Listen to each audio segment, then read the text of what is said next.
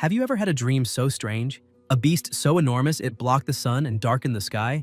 Yet it seemed like a cheerful spirit, as if they were the same being. The beast was him and he was the beast. From that moment on, the world would honor him as if he were a true god, because between heaven and earth, he was the most revered. The news on TV said that you are watching the nightly news on June 2nd, 2224, the Ning City Zoo was attacked by a snake over 100 meters long, and specialists couldn't determine the species. Several citizens managed to record the appearance of a giant beast resembling a whale in the sky north of the city, which caused quite a commotion. Recently, internationally wanted criminals have been on the loose in the city, and in front of the TV, a young man was lying unconscious, with his arm completely wounded on the table. In his subconscious, he began wondering if that body wasn't actually his, realizing something felt different, and when he looked in the mirror, he was shocked, questioning what was happening. Surprised to notice the body was completely different, he wondered if he had just turned into a marine iguana. His name is Chen Chu, a second-year student at Ning University, and he decided to rent a place outside the school because he didn't like living in the dorms.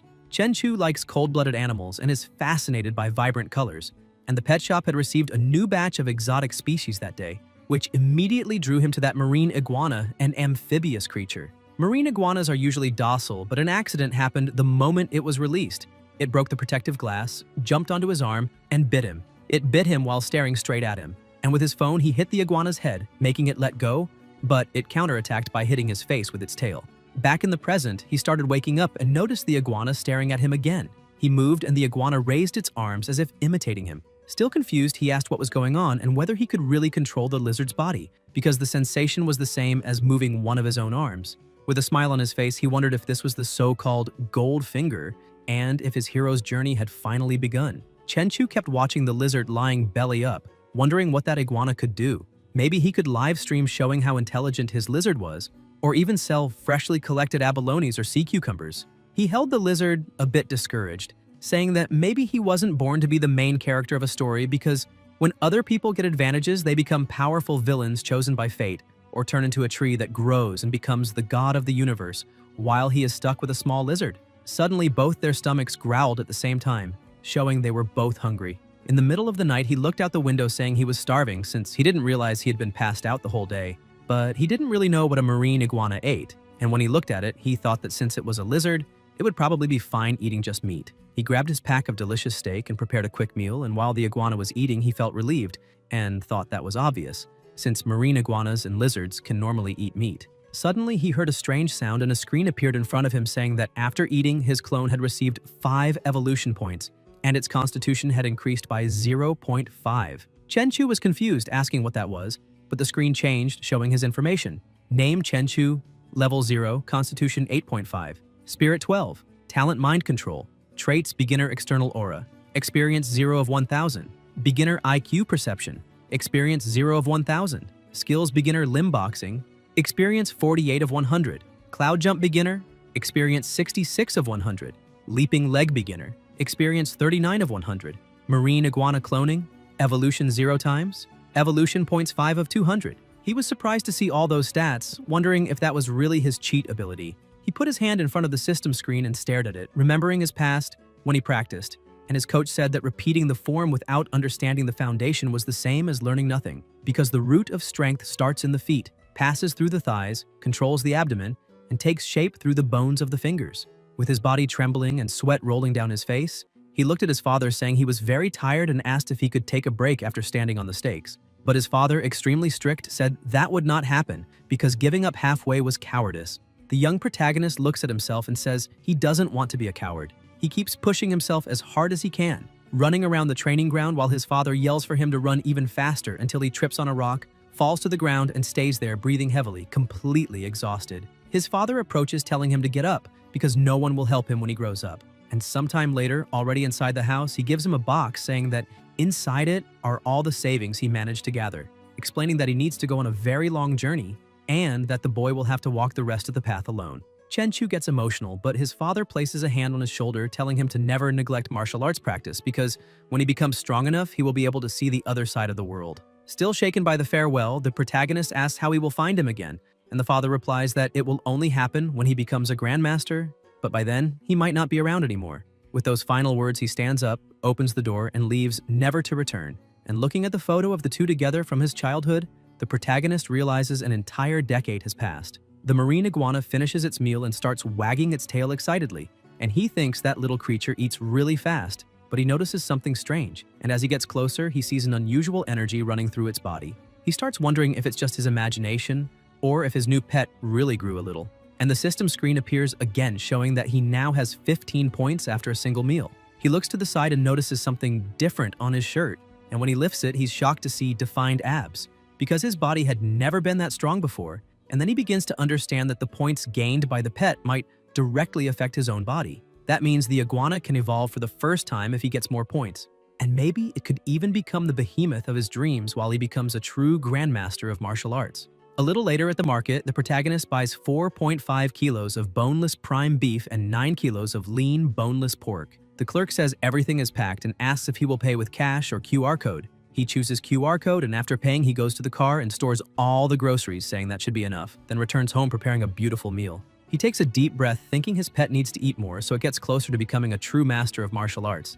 And the iguana is fascinated staring at all that food. Sometime later, the iguana had already finished eating everything, and the protagonist thinks that for the lizard's taste, pork isn't as good as beef. He looks at the table saying the beef could use a little more cumin, and that he'll make sure to add more next time. The iguana starts walking across the table and goes to the window to sunbathe. Meanwhile, Chenchu takes the opportunity to go to the training room to check his progress. He focuses as much as possible, and after throwing a punch that almost destroys the punching bag, the system screen appears saying that after hard training, his limb boxing experience increased by 5 points. He observes his stats thinking his constitution has improved, even his training progress is faster than before, and 2 days later, the bag was already completely worn out, but the protagonist kept training, amazed by the feeling of getting stronger just through hard work.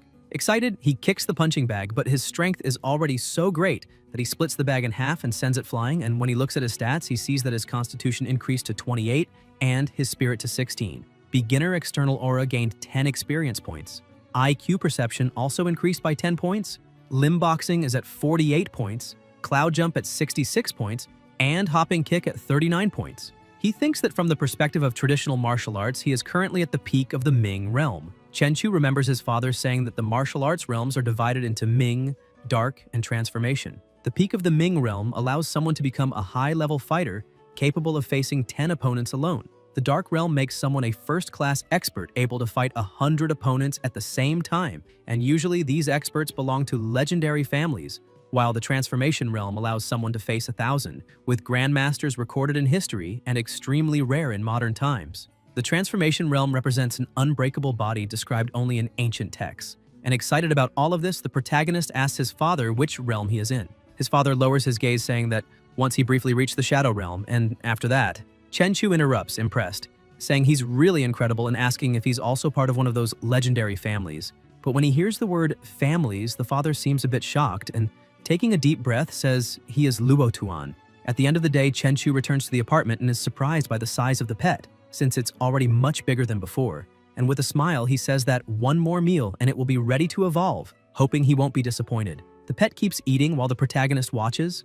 The experience points keep rising, and when they reach 100 and 99 out of 200, Chenchu thinks it's almost ready for evolution, and he can't wait to see how that little guy will change. Finally, the 200 points are reached.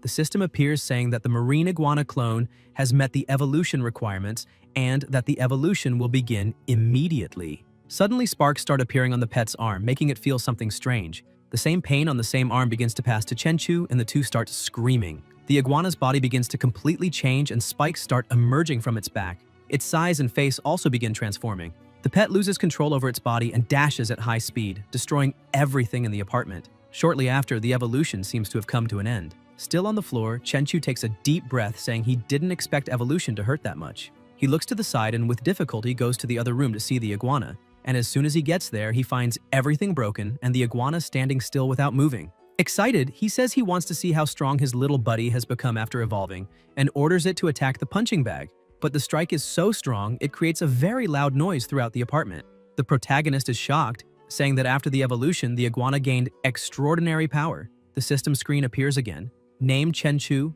level 0, Constitution 56, Spirit 18, Talent Mind Control, Traits Beginner External Aura with 20 points, Beginner IQ Perception with 20 points, Skills Intermediate Limb Boxing 48 points, Cloud Jump 66 points, Spring Kick 39 points, Marine Iguana Clone Evolution 1, evolution point 0 out of 1000. Chenchu is surprised because he didn't expect that with just one clone evolution, the physical strength and attributes of the main body would directly double in growth. However, he is still a bit confused because he doesn't know if it simply increased once or not, since his current strength is still very weak, or if each time the clone evolves, his constitution doubles. An hour slips by without him noticing, and he says that if it's the first case, then his strength will improve at a reasonable pace at the start, but if by chance it's the second option, then it's terrifying to even think about. Chenchu starts analyzing everything around him, saying that by traditional martial arts standards, he has just entered the Dark Realm, and activating the traits allows him to release external energy.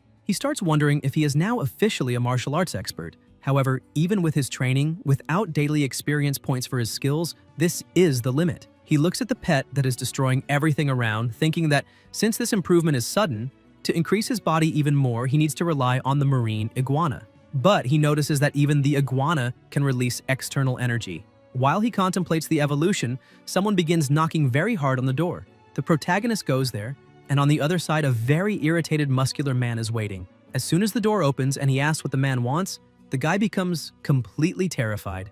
A demonic aura comes out of the protagonist's body. Trembling with fear, the man starts wondering what is wrong with that boy because he is emanating vibrations that could crush him in seconds. He completely changes his attitude, saying that lately there has been a lot of noise upstairs and that's why he came to check, asking if the protagonist's place is under renovation. Chenchu gets a bit embarrassed and apologizes, saying there are no renovations being done.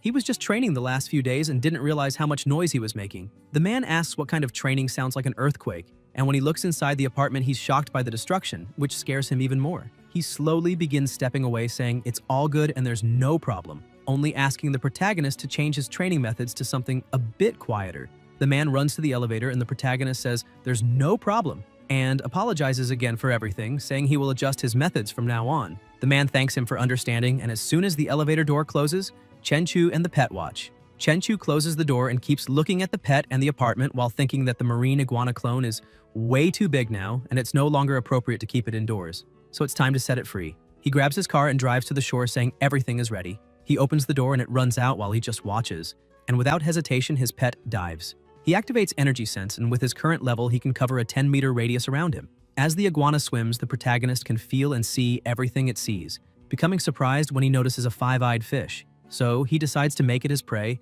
and orders the pet to attack. It increases speed and rushes into combat, causing a commotion in the water around it. The iguana kicks up some debris, blocking the fish's vision, and with that, it manages a stealth attack, finishing and consuming the creature. The system notifies that after the clone ate the mutant fish, it gained 10 evolution points and the protagonist's physique gained 1 more point. Chenchu is surprised, thinking that after evolution, eating normal food only gives 1 evolution point per meal, but eating mutant fish can give 10 points. He keeps swimming while thinking that with this kind of mutant creature appearing in the oceans and with recent news popping up everywhere, the world is far from peaceful. The protagonist takes advantage of the situation and continues devouring the mutant monsters appearing before him. Sometime later, the system notifies that the clone has reached the daily limit of 100 evolution points and cannot gain more. Even so, Chenchu keeps swimming because, to human eyes, the ocean at night is cold and completely dark. But through the eyes of the marine iguana clone, the underwater world is colorful and vibrant. As an amphibian, the marine iguana can stay submerged for a long time, but since it still has no gills, it depends on lungs to breathe, needing to surface from time to time. He keeps moving through the seafloor and observing everything around until he finds a small crack. Upon entering, he finds an underground cave and thinks that place seems very good, so he can let the marine iguana clone rest there.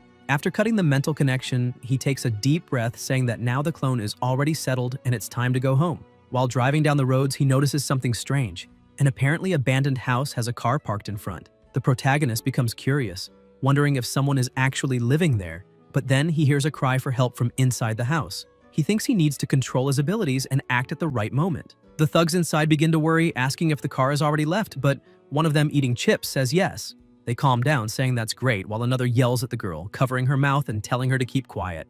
The bald man goes to the guy who was watching the girl and kicks him, asking how he could be so careless, because he told him to keep an eye on her and he didn't even notice the cloth gag fell from her mouth. The young man tries to explain to the boss that it was too dark outside and when they dragged her in, he couldn't see anything. The boss keeps looking at the girl, who is completely terrified, and approaches, touching her neck, telling her to shut up and behave. The girl begins crying, not knowing what to do or say. Outside, Chenchu begins his preparations. He uses his energy sensibility and easily sees all the places and people inside the house. He sees two thugs sitting at the table, the girl trembling and tied up, while the other one just eats leaning against the wall. Understanding their positions, he starts trying to figure out what is happening, if it could be a kidnapping or even human trafficking, since there are 3 men and 2 of them carry knives. Therefore, it's better to finish all of them in less than a minute to avoid putting the hostage in danger. He prepares for the fight, releases his external energy, and with a single punch blows the door apart, leaving everyone inside stunned. He uses the distraction from the smoke to move forward, and with a kick defeats one of the thugs, throwing him against the wall with great force. The boss becomes furious and tries to attack from behind with a knife, but the protagonist had already sensed it. His strike was so strong that when he hit the boss, the noise was enormous and the impact reached even his bones. The young man leaning against the wall holds the leader, telling him to rest a bit, and prepares for combat, saying it is time to use the Yue Wang Ning Fu fist. On the other hand, the protagonist uses Luo Tuan, the 8 extremities boxing. The two begin to fight. The boy tries to make the first strike, but the protagonist defends and tries to counterattack, being blocked and receiving a punch to the head. Immediately, he realizes that Guy is also an expert. Before completely losing his balance, he makes a distracting move and lands a direct hit, throwing the opponent far away. Lying on the ground, the boy smiles, finding everything more and more interesting, and begins to stand up, saying he really didn't expect to meet a true Luo Tuan 8 extremities disciple after coming down the mountain. The Iron Mountain Slam, the supreme move of the 8 extremities, truly deserves its reputation. Chenchu says it's all a shame, and the young man asks what he means by that. The protagonist gets closer, saying he didn't expect to see a bandit being a descendant of the Yue Wang fist, and that it's shameful for a martial arts disciple to follow a path like that. The boy smiles and asks why Chenchu is so arrogant, when he's nothing more than a simple student who knows nothing, because he only understood reality after leaving the mountain. Shouting that to survive in that world you must do whatever it takes, he charges forward. The protagonist watches, and when the opponent is just a few centimeters away from striking him, he simply kicks him and sends him flying, making him fall face first into the floor. While the boy is on the ground, Chenchu observes carefully and thinks that battles between martial artists are truly dangerous because the pressure he feels from his opponent is greater than that of dozens of muscular men. Bothered, he starts recalling the strikes he threw and, looking at his own hand, thinks it's a shame he still doesn't have full control over his strength, because things don't look good for those 3 people, and from now on he needs to learn to control his power better before seriously hurting someone. The girl tied in the corner tries to scream, calling his attention. He quickly goes to her and frees her, telling her she doesn't need to be afraid anymore because everything is okay now. Still overwhelmed by terror, she grabs him without thinking twice, crying and thanking him for what he did. With a sincere look, he tells her to wipe her tears and says she can call the police as soon as he leaves. He hands her his phone and says he needs a small favor. If the police ask about him, she should say she didn't see him clearly and doesn't know who he is. The girl agrees, promising she won't say anything. 10 minutes later, the police arrive. When they break into the house, they shout for the girl not to move and raise her hands. But once they light the place with their flashlights, they're surprised to see everyone lying on the ground and only she still standing. At the station, security agent Guan Qing enters the room, telling the deputy chief that all the requested information is there. She explains they found clear footprints on the broken door and, based on the depth and the way the hinge snapped, someone kicked it from the front. The door flew about 3 meters and the force applied was at least 1,000 kilos. The deputy chief places the images on the table, saying that among the kidnappers, 2 died instantly, and the rest entered a vegetative state after suffering severe concussions. According to the girl Lin Rongya, the one who did that was wearing a mask, and since it was night, she couldn't see his face. The agency chief remains confused, saying this makes no sense, because the greatest impact ever recorded by the Boxing King was 800 kilos on a machine, and achieving something that absurd in real life is unheard of. Guan agrees, saying that Guy's strength is truly inhuman, although even stranger things have happened lately. Suddenly, strong lightning cuts through the sky and the deputy chief comments that a major storm is coming. Meanwhile, in a remote area near the river, the protagonist observes a boat with some people. 3 men get off the vessel and one complains to the boss, saying he just earned money and already wasted $1 million on the bald tiger's woman, asking if that isn't a waste. The shirtless man agrees, reminding him they took a long time to find the sunken ship and only profited a little over $2 million. But the boss says they're exaggerating and asks if they even know who that woman is. If they manage to put her in his hands, money won't be a problem. The 2 get excited and ask if that's true, but the boss changes the subject and asks Four Eyes if he has already dealt with the business with the company. The boy replies yes. He already hired a transport company, rented a high-end commercial building for the offices, and even activated a recruiting agency to find the prettiest girls for the secretary and receptionist positions, just as the boss requested. The leader emphasizes that with his newly awakened ability to breathe underwater, all they need to do is locate any sunken ship to bring treasures to the surface. If they can do that, they'll have all the money they want and no one will go hungry again. While they talk, something moves in the nearby bushes. The boss immediately turns around asking who is there. The protagonist appears saying he has seen many perverts, but that guy really stands out. Irritated, the boss charges forward saying Chenchu is too bold and people like him don't live long. But the protagonist simply stomps the ground with force, causing an explosion that throws the boss upward. Taking advantage of the opening, he disarms him and finishes with a kick that sends him crashing into a tree. The two underlings scream that it's impossible, saying the boss became much faster and stronger after awakening his superpower and can easily defeat 5 men. Four Eyes, panicking, says that's really bad and they need to run away immediately. But before they can take a single step, both are knocked out by the protagonist. The boss, badly injured, screams asking what Chenchu is doing, and the protagonist tells him to look straight at him, thinking he can now test his mental control power. He asks the man's name and what he is doing. Mental control activates instantly, and the man starts moving strangely, saying his name is Zhang Chang Shou and that he owns a boat and smuggles to survive. A month ago, he gained the superpower to breathe underwater. Chenchu thinks his mental control is extremely effective because that man is now practically a puppet under his command. Chang Shou continues explaining that he scavenges sunken ships in the depths and trades whatever treasures he finds for money with wealthy people. After getting all the information, the protagonist cancels the mental control, and Chang Shou collapses on the ground, crying out in pain and calling Chenchu boss, asking what happened to his hand. The protagonist replies that he broke it himself by accident. Chang Shou keeps treating Chenchu as his boss and says he is right. The protagonist is surprised to realize his mental control also affects people's judgment. He tells Chang Shou to rest a bit on the boat because he will go there after waking the other two. The man agrees immediately. Chenchu thinks that to raise his lizard, he will need a huge amount of food. And since Chang Shou has a boat and deals with rich people, maybe he can get money through his company to feed his pet. Without wasting time, the protagonist uses mental control on the other two and concludes that his power truly is amazing. However, there was some resistance when controlling Chang Shou, but with those two it was very easy, and apparently his mental control works better on weak-minded people. Shortly after, already inside the ship, they walk down the corridor when a crew member asks Chang Shou who the man with him is. Chang Shou, a bit irritated, says that is his boss and demands respect.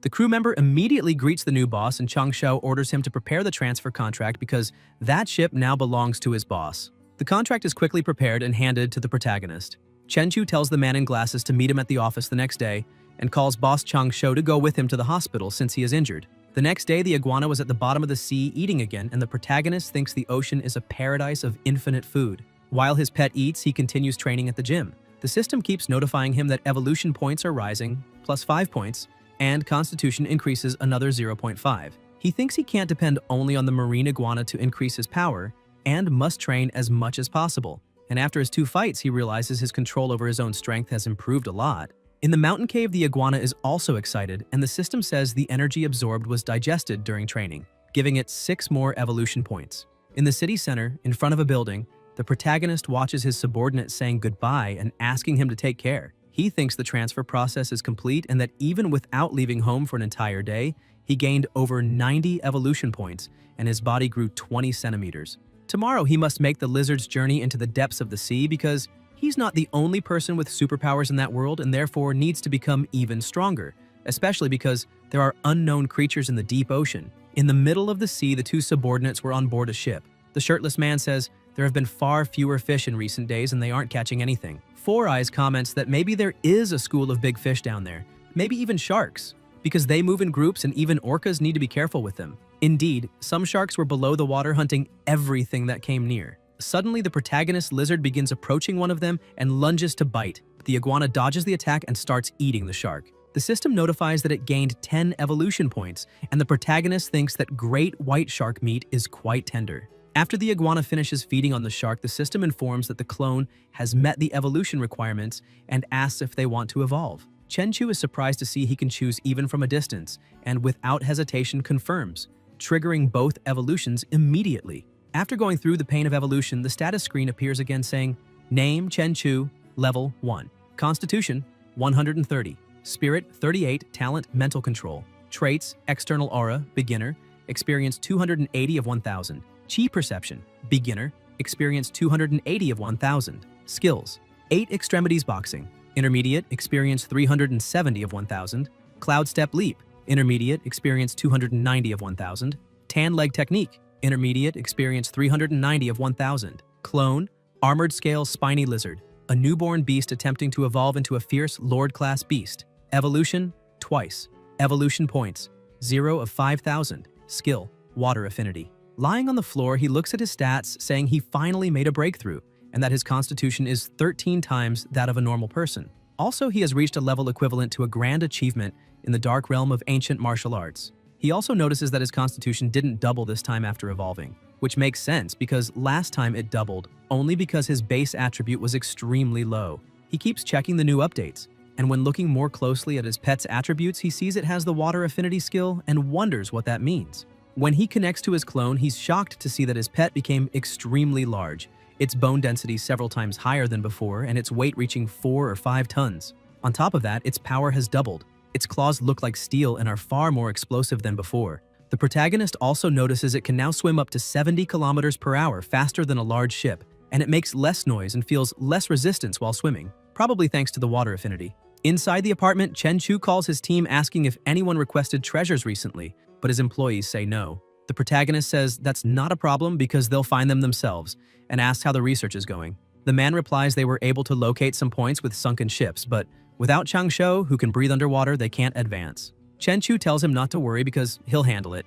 After hanging up the phone, the protagonist thinks that the shallow water areas of the routes used by Country Z in the past and the major trade routes used by Country H and Country R have already been mostly explored. Even so, there are still many priceless ships in the deep sea area. He connects again with the pet, which is in the Yellow Sea area, southeast, around 25 kilometers from the coast, and thinks that now it can breathe deeply in the water after that evolution. Its perception also increased greatly, allowing it to sense an area of up to 20 kilometers around, and he will be ready to depart as soon as he organizes everything. He stretches on the couch saying that this is the point of having a clone, being able to enjoy life. And when he checks his phone, he sees it's almost 11 o'clock. So he decides to get something to eat and treat himself. Somewhere on the pedestrian street, a girl was unconscious leaning against a pole. Sometime later, the protagonist goes to the street and, seeing the food stands, is impressed because they look delicious. But one meal costs more than 3,000, and his savings are only 20,000 for now. Still, soon he will take over Changsho's company, so he will at least get to experience being rich. While walking, he comes across a somewhat infuriating scene. 2 young men approaching the unconscious girl leaning against the pole. He yells, asking what they are looking at, and tells them to leave immediately, thinking that with his growing strength, his passion for martial arts is awakening too. And as long as there is no real danger, he doesn't mind stepping in. The 2 get annoyed and ask what the protagonist just said. And with a knife in hand, one of them says that if Chen-Chu leaves right now, he will pretend he saw nothing. The protagonist begins releasing his aura, which takes the form of a beast, and the 2 become terrified. The boy in the hoodie asks why it feels like a beast is staring at him. The other, frightened, says they should leave. But the unconscious girl wakes up and starts laughing, asking what they are doing and if they aren't real men since they're so scared, continuing to mock them. Chen-Chu gets confused and wonders if that woman is crazy. The guy in the hoodie thinks a woman like that isn't something you find every day. The guy with the knife, with his masculinity wounded, says he can't let a woman think he's weak. The 2 start running, saying there's no reason to fear that guy because he's just an ordinary person. The one with the knife charges faster, saying that's right, that the young man is too confident and will be defeated right there and now. Chen-Chu simply watches them, and as soon as they get close enough, the protagonist attacks and defeats both with a single kick. He thinks he didn't even use 10% of his strength, because otherwise that kick could have reduced the 2 of them. And right after that, the guys start running away, saying the protagonist is terrifying, a demon straight from hell. Chen-Chu simply watches them leave, thinking that this time he'll let them run, because they messed up, but not enough to deserve death. The woman stands up acting strangely and laughing, saying that was amazing, praising the protagonist and saying he is very strong and that it was impressive. Chen-Chu notices she isn't normal and wonders if she was drugged. The woman begins rubbing herself on him, and the protagonist calls the police, saying there's a slightly drunk and out-of-control woman outside the Shengtang bar. The girl asks why he called the police, questioning if she isn't pretty and if he wouldn't want to take her home. A few minutes later, the police arrive, and a policewoman says the woman isn't being funny doing this kind of thing, while the protagonist talks to another officer, saying he was the one who called because he went out for a late-night snack and saw the woman there. After settling everything with the police, he thinks that now he can control the giant lizard and search for the sunken ship.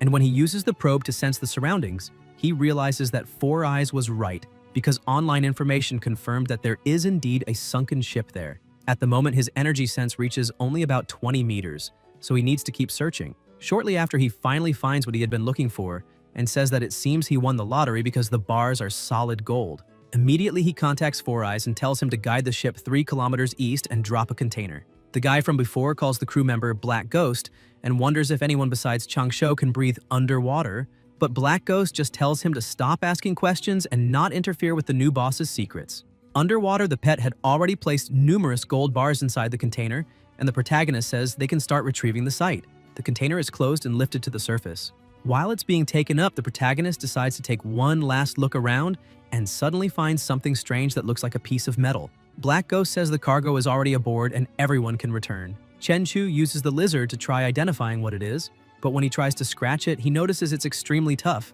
because the claws of his pet can easily tear through common metal, but barely leave a mark on that thing, so it must be some kind of special alloy. He decides to take it because it might be valuable and he'll study it later.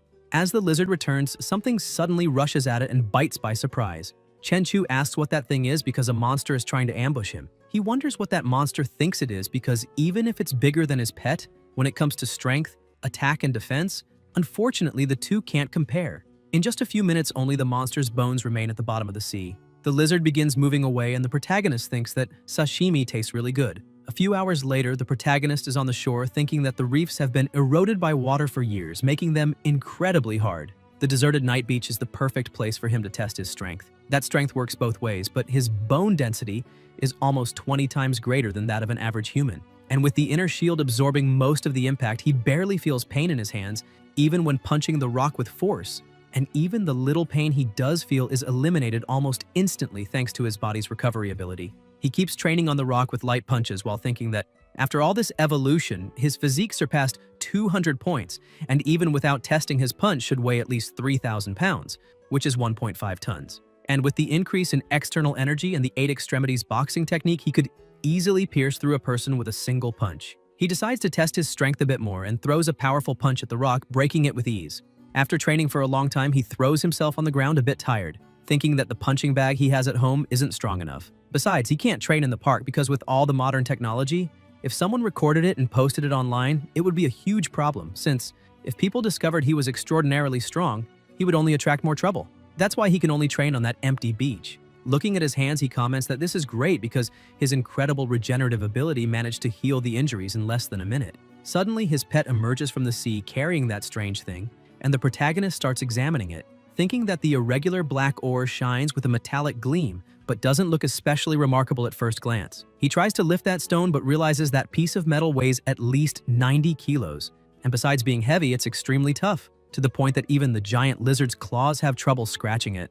This would be perfect for forging a weapon, however. With his current skills, making something suitable would be extremely difficult, but what he really needs to focus on now is how to deal with those gold bars. The next day, the protagonist goes to the ship and asks where the goods are. Black Ghost says everything is inside the ship and has already been cleaned and stored in the captain's cabin. The protagonist is evaluating the gold bars when Black Ghost asks how much all that is worth because he has never seen so many gold bars together in his life. The protagonist explains that the bars don't have any kind of markings, so they must have been privately minted and cannot be sold as antiques. He goes to the city center, and upon reaching the 8th floor, the receptionist greets him warmly. Chenchu asks if they buy gold there. The receptionist says yes and asks if he wants to sell rings or necklaces, but he opens the bag full of gold bars and says he wants to sell that. The receptionist is shocked, saying that is a lot of gold, and asks him to come with her because she will take him to the manager upstairs. The manager greets him, asks for his name and how much gold he wants to sell. The protagonist introduces himself, opens the bag again, and says he would like to sell everything. The manager is also surprised, but says he needs the team to check the gold quality, so he will have to wait a bit. While they analyze, the protagonist just sits and waits. After assessing and weighing everything, the manager returns saying the bars total 11 kilos and 250 grams, and since they aren't very pure and were privately minted, they can pay 400 yuan per gram, asking if he accepts. Chenchu smiles and says it's a good price. Shortly after, 4.5 million are deposited into his account, and as he drives through the streets, he watches the people around, thinking that normally people his age are still struggling to pay for college while he can earn millions with just one adventure. Something that feels surreal. Now that he is a millionaire, he thinks he should buy a car first because the one he currently has is too low and terrible on the hole-filled coastal roads. He goes to the luxury car showroom and starts looking at a Land Rover. 2 other people enter the store and another receptionist greets them, while the protagonist watches the scene and realizes that's his ex. Since back then, he spent a fortune trying to win her over, but she preferred chasing wealth and status, enjoying life with rich guys. She notices him too and tells her boyfriend that he's the loser who used to chase her. The boyfriend asks what a broke college student is doing in a luxury car dealership. Black Ghost gets irritated asking who they're calling poor, but Chenchu steps in and tells him not to bother. The ex's boyfriend shouts back asking why they can't just tell the truth, saying the protagonist is nothing but a poor college student and questioning what he's doing in a place like that. The girl tells her boyfriend not to waste time with that loser and to go pick a car. She walks over to a convertible saying she likes that model, and the boyfriend answers he'll take a look, but inside he feels embarrassed thinking that money exists to impress women. But he only receives a few tens of thousands per month to spend, so how could he ever buy her a luxury car? Meanwhile, another saleswoman is showing the Land Rover to the protagonist. He thinks that the car is tall, comfortable, and can carry a lot, so it should meet all his needs. He tells the saleswoman that he likes the car and will pay with his card. She smiles and says he made an excellent choice, explaining that the car costs $2,380,000 and asking whether he wants to pay in full or in installments. He replies that he will pay in full, surprising the saleswoman. His ex-girlfriend hears that and is stunned, asking how he plans to pay for a car worth more than $2 million with a card. Her boyfriend walks over saying he's just pretending because there's no way he has more than $2 million in his account. She agrees and mocks him, saying that back when they were together, he didn't have money to buy anything besides instant noodles for weeks just to try to impress her. The two get closer and the man starts laughing at him, saying a broke student wants to buy a luxury car and telling him he doesn't need to put on a show because it would be embarrassing if the card gets declined. Black Ghost steps in saying it's none of their business, whether the protagonist can pay or not, and asks what the guy will do if he actually buys the car. The young man replies that if by any chance he really manages to pay, then he will call him dad right there on the spot. But if he can't, then the protagonist will have to call him dad instead. The ex continues feeling superior, convinced he's just bluffing to impress her. Suddenly, the saleswoman returns with the keys and the card, saying the car now belongs to him. The protagonist thanks her, leaving everyone shocked. The man asks if he really bought a car worth more than $2 million in cash, and his ex is completely dumbfounded, demanding to know how he became so rich. Black Ghost grabs the man by the shirt, demanding that he keep his promise, and asking if he isn't going to call the boss dad. Chenchu tells Four Eyes to stop wasting time with people like them. The saleswoman remains mesmerized, and Black Ghost says they're lucky the boss is so gentle because if it were up to him, neither of them would leave before doing what they said. Chenchu gets into his new car and his ex starts running after him, shouting and begging him to listen to what she has to say. The two saleswomen watch the pathetic scene, commenting that the girl thought she had found a rich man but ended up losing someone with real potential. The other agrees, saying people only realize the value of things after they've truly lost them. A short time later at Claude's Edge restaurant, the best place in the city for dinner with sophisticated service, the protagonist walks in together with his subordinate. A woman sits beside him asking what he would like to order, and Chenchu asks her for a Boston lobster costing 5,888 yuans, and 2 king crabs costing 7,888 yuans. Shortly after, the food arrives and 2 girls start feeding him. All of that is very expensive, but it is definitely worth it because it tastes great. The girls keep smiling and asking where he wants his next bite from. Chenchu keeps enjoying that moment, thinking that he has cooked many meals for his lizard, and now it is time to enjoy a bit of a luxurious life. He looks at his tablet and sees that the advisor had sent a message in the group saying that classes would start in 1 week, so they need to remember to arrive at school on time. Some students say they understood, and the protagonist sends a message saying it is true because he had forgotten he was already in the 2nd year. He opens his status panel and keeps looking, while thinking that as soon as classes start, he will have less time, so he needs to make more money as quickly as possible to help his little lizard reach the Shadow Realm. The protagonist connects with his lizard, thinking that the swordfish in front of him is the fastest swimmer among the fish and can reach speeds of up to 60 miles per hour, which is about 90 kilometers per hour. However, he is already faster than that. He manages to hunt a fish, and while eating, he thinks that sailfish is really delicious, and that as soon as he is satisfied, it will be time to resume treasure hunting. While he eats, his evolution points keep rising. As soon as he finishes eating, he starts searching because by expanding his senses, he can detect things dozens of kilometers away, but unfortunately, even after combing the entire seabed, he couldn't find any shipwreck, and some days have already passed without any results. He keeps swimming searching for things, but the world is beginning to change in strange ways, making him question whether there is some type of secret supernatural organization commanded by the government, because either way now he has these abilities and needs to be even more cautious with his actions. He goes to the high-end commercial building in City N, thinking that after Changsho transferred the company to his name, he never returned there even once, because that is the busiest area of the city, and that alone shows that Changsho really did everything to leave the company with a good appearance. As soon as they enter Tianlan Marine Industries, the receptionist Ning is happy to see assistant Zhang Shu, and he asks her to call everyone to the boss's office right now. Shortly after, in the boss's office, the assistant introduces the protagonist, saying that he is the real head of the company, and his name is Chen Chu, Mr. Chen. Everyone there greets the boss, and the girls become completely enchanted, thinking if he is really the boss because he is very young, handsome, and rich. An assistant calls the protagonist saying that girl is Ning Nixon, the receptionist. A bit happy, with a reddish face, she smiles greeting the new boss. Another beautiful woman starts approaching saying she brought his coffee, and the assistant introduces her saying that woman is the boss's secretary and her name is Su Lengyu. While looking at some documents, the protagonist asks her to leave the coffee on the table. While his secretary serves the coffee, he keeps observing, thinking that even though it is just a front company, it is surprisingly well equipped, and it costs hundreds of thousands to maintain that company every month, and apparently he needs to find more shipwreck treasures. Chen Chu calls Zhang Shu saying he would like to end the introduction meeting there, and that he can ask everyone to return to work. Besides that, he asks his assistant to return immediately to the ship and keep an eye on things, at least for now. As he leaves the room, the protagonist remains seated, thinking that apparently the effect of the mind control is stable, but subconscious hypnosis is not foolproof, and that is why he needs to ensure they don't interact too much with the outside world. While holding his cup of coffee, he goes to the office window and the system keeps notifying that he is gaining constitution points. He thinks that using clones to hunt while he just lies down and still gets stronger is truly incredible. Deep in the sea, the lizard keeps hunting, growing stronger and stronger. While hunting, the protagonist connects once again with his pet and asks if that is a barracuda, because barracudas are only about 2 meters long, but that one is 4 to 5 meters.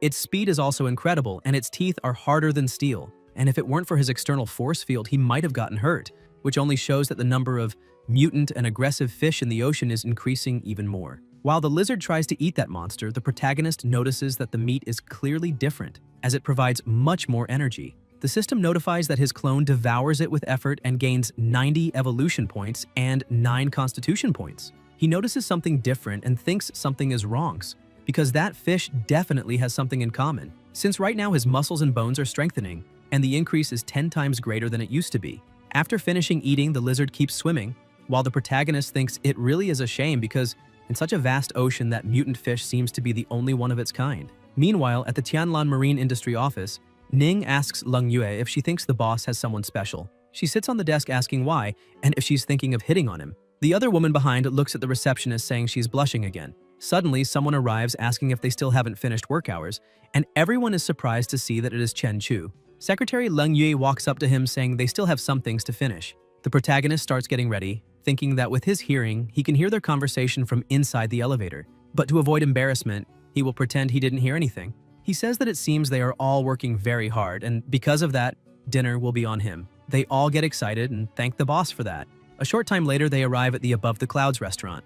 A waitress approaches asking if he would like to place the order immediately.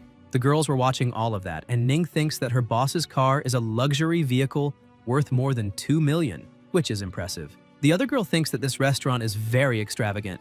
After making all the orders, the receptionist says the total was 48,888, and he just hands over the card asking her to charge everything there. A few minutes later, the food is served at the table, and the three are completely impressed. Ning starts wondering from which rich family her boss came. Leng Yue, also impressed, thinks that the boss is simply throwing money everywhere. The other girl is also amazed, thinking that following a boss like that surely means there is a bright future ahead. Before they start eating, the protagonist says he still needs to take care of some things that night, and because of that, after dinner, he will take them all back. The three smile, excited, and thank him. After dinner, he goes back to the seaside and starts training, thinking that the sea breeze is so relaxing that it really lifts his mood. During the night, on a rocky, deserted beach, he didn't stop training the whole time, and now his physique is more than 20 times that of a normal person, and the strength of his punch exceeds 2 tons. However, the stronger he becomes, the harder it is to control. He punches the rock using too much force and complains because his stance was not fully correct, and that is why he ended up losing control and needs to keep training to get used to his true strength. But he notices something strange when he realizes that even so late at night, there are still some people in such an isolated place. A buyer shows up saying that they have done so many deals already and still they don't trust him. The seller says the pressure is too great right now and the rules are still the same. First the money, then the goods. Chen Chu hides behind a rock thinking this is a D-level deal, but those guys are armed, and so he needs to be cautious. One of the subordinates goes to the boss saying the goods are top quality. The buyer says that is not bad at all and that it is a pleasure doing business with them. The seller also thanks him, saying the pleasure is all his. The man warns that things have been tight lately and so they need to be careful. But another guy tells his boss not to worry because they only work through exclusive channels.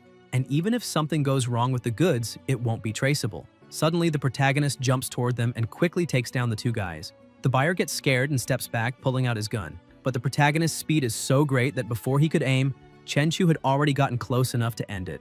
With the 3 people on the ground, he thinks those people have already lost all humanity, and eliminating them is practically a public service. His pet starts approaching and with a single attack manages to split the boat in half, and people start falling into the sea asking if they hit something big or what might be happening. As soon as they fall into the water, they notice something is close to them and begin to panic, shouting that there is a monster there and that they need to swim as fast as possible. Some start calling the boss for help. One of the thugs pulls out his gun, saying it is impossible to escape through the sea, so they need to go all out because he wants to see that monster dodge a bullet. As soon as he fires and hits the monster, he cannot believe what he just saw. With his body trembling in fear, the shot didn't cause a single scratch on that beast. The pet keeps attacking until it wipes out all those thugs. After finishing the job, it carries the briefcase to the beach. Sometime later in Chenchu's room, he sees the briefcase was full of money, and a stack of bills is worth 10,000, and 3 million are 300 stacks.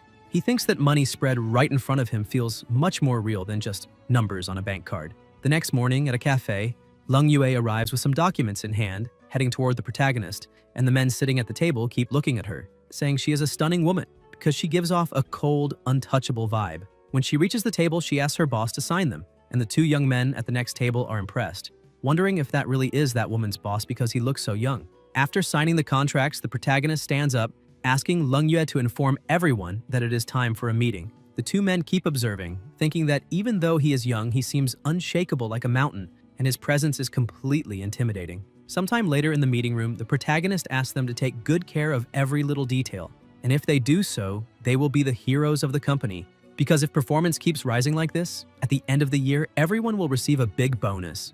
In the middle of the meeting, his phone rings and someone says that today is the last day for him to register at school because he is the only person still missing from the class.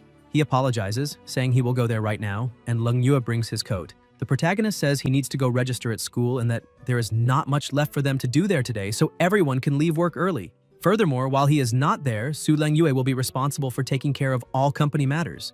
Ning is surprised to find out that her boss is still a student, and the girl next to her comments that he seems so focused she thought he was some rich heir raised with perfect etiquette. Shortly after, at the university campus, the protagonist arrives with a new car, and everyone around is impressed, asking if he is Chenchu and if he is really a rich guy because that car is worth more than 2 million. Some people cannot believe he owns a car of that value. Later on the campus forum, a back-to-school post was pinned, saying that on the last day of enrollment for new students, a tall, handsome, and elegant guy showed up driving a car worth more than 2 million. Shares 748, comments 2,822. In the comments, people were asking if he was Chenchu because he looked very handsome in the summer. However, others said they didn't care about looks since he was driving a car worth more than 2 million, and his family surely must be billionaire. The girl reading the post feels that man is very familiar, especially those black and white eyes like stars radiating a sharp glow. She keeps reading and sees someone saying that Guy is not a freshman because he is in the 2nd year of the finance department and is now entering the 3rd, and his name is Chenchu. The girl is surprised to discover he is from the finance department because that cannot be true since he is in the same year as her. While walking, the protagonist thinks that his body and strength are improving at a very good speed, but he only knows light extremities cloud step and tan leg technique, and needs to learn new skills to better control and use his current power. He passes by a fight club but thinks those moves are too graceful, and if he fought someone like that, he would end up crushing the person with a single slap. So if he really wants to learn how to control everything, he needs to keep training alone. He arrives at Longtang Steel and upon meeting the receptionist, says he would like to make a custom steel order around 100 tons or more.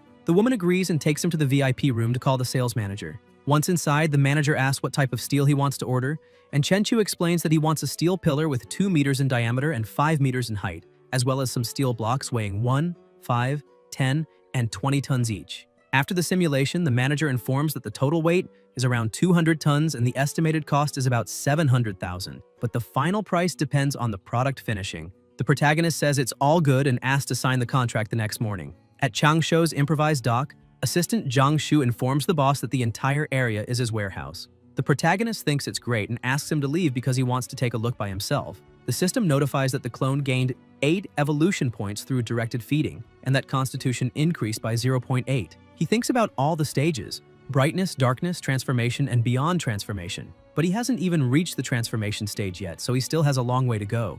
Looking at the space, he imagines that when the steel pillar is installed in the warehouse, that will be his training field. However, he thinks the maximum daily evolution points is 100, and because of that, he will need many days. And compared to the progress of that giant lizard, his body is still far too slow.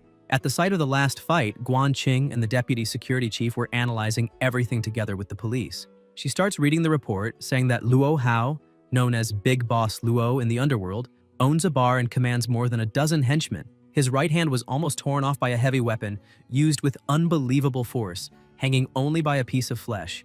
Iron Chi Lao had his chest hit with immense force, crushing his organs and dying on the spot. All three were killed in less than a minute by the same person, whose strength and speed were insane. She wonders who could do such a thing when the captain's radio rings saying they found another body coming from the sea. Meanwhile, at Tianlan Maritime Company, Leng Yue comments to the boss that the company has no services. Everyone just slacks off, and she asks if they shouldn't hand out flyers or something like that. The protagonist replies that it's not necessary because business is like fishing. You just need to wait for the fish to bite the bait. The secretary gets worried, thinking that even if the boss is very rich, they might end up going bankrupt. After all, how will the fish bite if no one knows about the bait and no one reaches them? Suddenly, Ning knocks on the door saying someone came to see the boss with a business deal. Leng Yu can't believe someone actually came to bring money in the end. The man enters the office looking around and asking where Zhang Laoda is, and the protagonist says he and his men are all under his command now.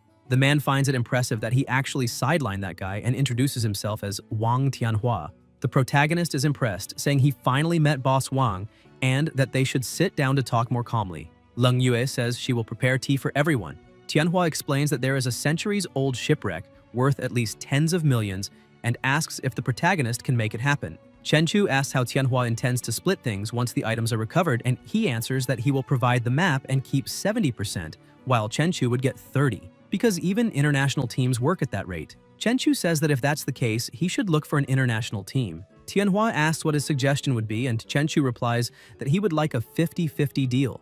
Otherwise, it's better to forget it. Tianhua is surprised, imagining that with such strict laws, a private salvage is impossible, and the protagonist is his only chance. He stands up asking if Chen Chu is sure he can take everything from there. Chen Chu states that just like Chang Shou, he has many others under his command, and if Tianhua is not convinced, he can go along and see with his own eyes. Tianhua ends up agreeing to the 50% deal and they shake hands, saying it's a pleasure doing business together. Meanwhile, at the police station, the deputy chief was impressed with the exaggerated claw marks, wondering what kind of creature could leave marks that large. He begins to consider whether it could be some abnormal creature and analyzes the records indicating multiple deaths. 4 died at sea, suspected of beast attacks, and professionals would investigate. At the end of the day, Chen Chu goes to the warehouse to receive the order, and Leng Yue asks what that huge iron pillar is for. He says it is a calming pillar of the sea, buried at the dock to stabilize the waters and restrain the sea dragon kings. She thinks the boss really knows a lot of things. After making the payment, he looks at the bank account balance, which was at 321,800, and thinks money really flies.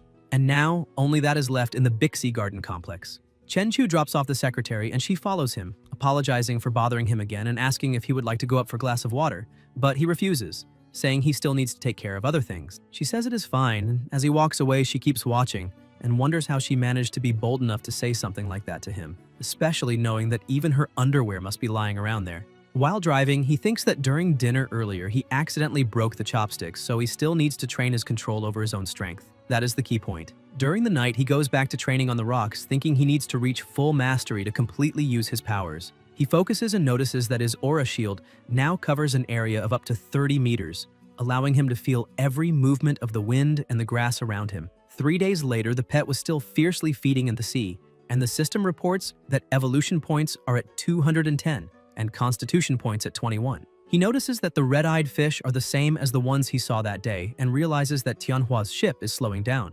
so they must already be close to the spot. He calls Tianhua, saying that the other team has already arrived and asks when they will start. Tianhua says the work is quick, and he will prepare things to begin still that night. The protagonist thinks that after hard work, he gained 15 experience points in control, and with aura enhancement, his strength multiplied. Tianhua calls again, saying he still hasn't seen the other team, and Chen Chu replies that they are already underwater and asks for the location. Tianhua questions if he is serious because that is truly impressive, then gives the coordinates, explaining that it is 200 meters to the left and about 700 to 800 meters deep. Connected to the pet, he starts descending but notices that even with his constitution, the water pressure is making everything uncomfortable. Upon reaching the point, he realizes there is nothing there and reports that at 800 meters deep, within a radius of 200 meters, there is nothing. Tianhua asks if he really scanned all of that so fast, thinking it is impossible for someone to sweep 700 to 800 meters deep in just 20 minutes. One of the subordinates comments that after hundreds of years the location has probably changed and asked to try moving about 1 kilometer east. The boss apologizes and asks if the protagonist can check this new direction. He continues scanning with the pet, and after searching for a short while, they finally find what they were looking for. They bring everything to the surface, and when opening it, one of the men tells the boss there is a total of 8 broken pieces and 3 intact ones, valued at around 30 million. And if sold privately, they could get about 20 million more. Tianhua asks the protagonist if he heard, because that is the situation. And Chenchu states that now the rest is up to Tianhua because he will only come back to collect the money. A few days later, the two meet, and Tianhua says the total exceeded 23 million. Each one receives 11.5 million, and that he can check if he wants. Chenchu says there is no need because he trusts his work partner. Tianhua laughs, saying the protagonist is quite straightforward and that he will look for him whenever he has new information about sunken ships. Chenchu looks at the pile of money, thinking that the financial problem is already solved, but his strength is still too weak. He needs to train until he reaches the point where sniper bullets and grenades do not affect him before trying riskier moves. The next day, inside the industry, one of the employees approaches him, saying someone sent a resume the day before claiming they could bring 200 fishing enthusiasts every month for a salary of 50,000. He asks to take a look, and Ning comes over excited that he's back. Upon picking up the resume summary, he reads, "Member of the Fishing Association, knows many insiders in the area." Without a second thought, he crushes the paper and tells the employee to reject that candidate, saying he is nothing but a scammer. Ning, excited, asks why he hasn't been at the office in the last few days, and he replies that he had a big project and ended up earning a few million. She brightens her eyes, saying he is truly amazing, and with a smile on his face, he asks if he hadn't already said he would take everyone to celebrate after that project, and emphasizes that tonight he will take everyone to Yunshang Tianwan. The HR girl thinks that working there is truly wonderful. The job is easy, the salary is excellent, and the boss always treats everyone very well. Ning even jumps with joy, saying how nice he is. The girl keeps thinking that unlike her friend's company where the manager tried to hit on her, everything there seems perfect. But then she gets a doubt. If the boss himself tried something with her, would she accept it or not? At the restaurant, Ning comments that she didn't know maritime fishing was so profitable. The HR girl asks if just a few days of traveling can really bring millions, and the protagonist says it was just luck because he caught a bluefin tuna, a fish worth hundreds of thousands. Suddenly, a man appears asking if he is Mr. Chen, owner of Tianlan Marine Industries. He introduces himself as Li Tianrui, deputy general manager of the Tianhong Group and a friend of Tianhui, saying that he wants to fish in the sea and asks if Chenchu is interested in cooperating. The protagonist replies that as long as it is profitable, he is always interested, and asks the man to go to his company the next day so they can discuss things better. Leng Yue hands over the boss's business card and Li thanks them, saying they will see each other the next day. Xiao Hui observes, saying he didn't expect him to be so young. Ning asks if the Tianhong Group is really big, and Xiao Hui explains that the chairman is worth tens of billions. He is richer than the richest man in the city, and even has the same surname as young Master Li, so maybe they are relatives. Ning is impressed by the idea of tens of billions, and Leng Yue also cannot imagine that she just ran into the son of the richest man during a meal. The protagonist gets excited, thinking that even the heir of the richest man is interested in shipwrecks. Meanwhile, at sea, he thinks it's a coincidence because just when he was telling Xiao Hui about a fish worth more than 10 million, he finds not one but 2 of them. At night in the warehouse, he looks at the preserved fish, saying that it is worth more than 10 million and its meat isn't even that special. That is not just a fish, it is literally money swimming. And now the next step is to find a buyer and sell it. The next day, while he is still training, the protagonist gets a call saying that young Master Li has been waiting for him in the office for some time. He replies that it's fine and that he is on his way immediately. Shortly after at the industry, the two meet and Tianrui says he has the exact location of a shipwreck. Chenchu asks why, with all the wealth of the Tianhong Group, young Master Li is still interested in shipwrecks. Tianrui replies that no one thinks they have too much money. The protagonist agrees, saying they will split 50% each after the items arrive, and Tianrui says it's fine by him. Chenchu keeps staring and thinks that from the young master's look, it's obvious he's not only after the treasure on board, which is interesting. He takes advantage of the meeting and asks Tianrui if he knows anyone who runs high-end seafood restaurants, because he has a 4-meter bluefin tuna. Tianrui says that is very impressive because even a bluefin tuna is within his reach, and adds that he knows someone who owns a seafood restaurant and invites the protagonist to have lunch together so he can introduce them. Sometime later in the warehouse, the protagonist takes manager Lin to see the fish. The manager runs off, and Chenchu asks him not to run so much because the fish is right there and it won't escape. After examining it, one of the manager's subordinates says the quality of the fish is perfect and all aspects meet A-level standards. Manager Lin says that the fish really is top quality, but since they are all friends, he offers a price of 7 million. The protagonist says it's a good price and accepts the offer. Leng Ye, who is with them, keeps watching her boss, thinking that a single fish was sold for an unbelievable 7 million. Downtown, Chenchu tells his secretary that they had a great harvest that day, and now it is time to spend a little. She is impressed when she sees that the place is Marriott International, a meeting point for the world's biggest luxury brands. Chenchu starts buying a lot of things, and Leng Yue is amazed, thinking that this is the peak of luxury and that her boss's money comes way too easily. The saleswoman is impressed, believing a big spender has just arrived. At the dock warehouse, the two are together, and Leng Yue is shocked when she sees that just her boss's watch is already worth 2 million. And he also bought so many luxury items for her, which probably also cost more than 2 million. Chenchu tells her that he wants to buy a mansion, so she needs to keep an eye out for him. The mansion has to be big and spacious. It can be in a quieter place because he prefers peace and silence, and the price has to be around 30 million. She says she understood all the requirements. Meanwhile, at the bottom of the sea, the protagonist is connected with his pet and sees 2 submarines passing by. He thinks it is truly a shame that he is not strong enough, otherwise he would tear those 2 submarines in half. He keeps swimming and feels something strange. Apparently, there is something dangerous down below and he needs to leave immediately because there is no need to take unnecessary risks. But a giant crab appears behind him, trying to attack. He manages to dodge, questioning whether the crab really thinks it would be easy to mess with him. But when trying to strike, he realizes that the crab is much stronger than that mutant ribbonfish. The monster keeps trying to attack, but he dodges every blow. And after gaining some distance, he thinks that the strength shown by that creature exceeds 10 tons, which is interesting. However, he can defeat it easily, but realizes that this big guy cannot be consumed all at once, so he will have to absorb it little by little. Inside his house, he grabs his laptop and checks the reports on unusual marine phenomena in recent years. Giant ribbonfish, giant pigfish, and now a giant spider. He begins to wonder if the world may indeed be changing. He keeps reading the news. SSN 689, a nuclear submarine from country M, disappeared at 600 meters deep in the Pacific. The latest report states it was attacked by a giant unknown sea creature. Another nuclear submarine in the Arctic collided with a submerged iceberg, killing all 127 crew members. The protagonist says all of this happened within the last 2 years and that apparently, the deeper one goes, the stronger these unknown creatures become. Meanwhile, inside a submerged cave, the pet was feeding on the monster, and the system kept notifying evolution points that wouldn't stop increasing. The protagonist thinks that its body size has now reached 18 meters. On the surface, he continues training, thinking that his physical attributes have increased by more than 100 points. His bone structure, muscle strength, everything has reached a completely new level. Not even punching a metal pole hurts anymore.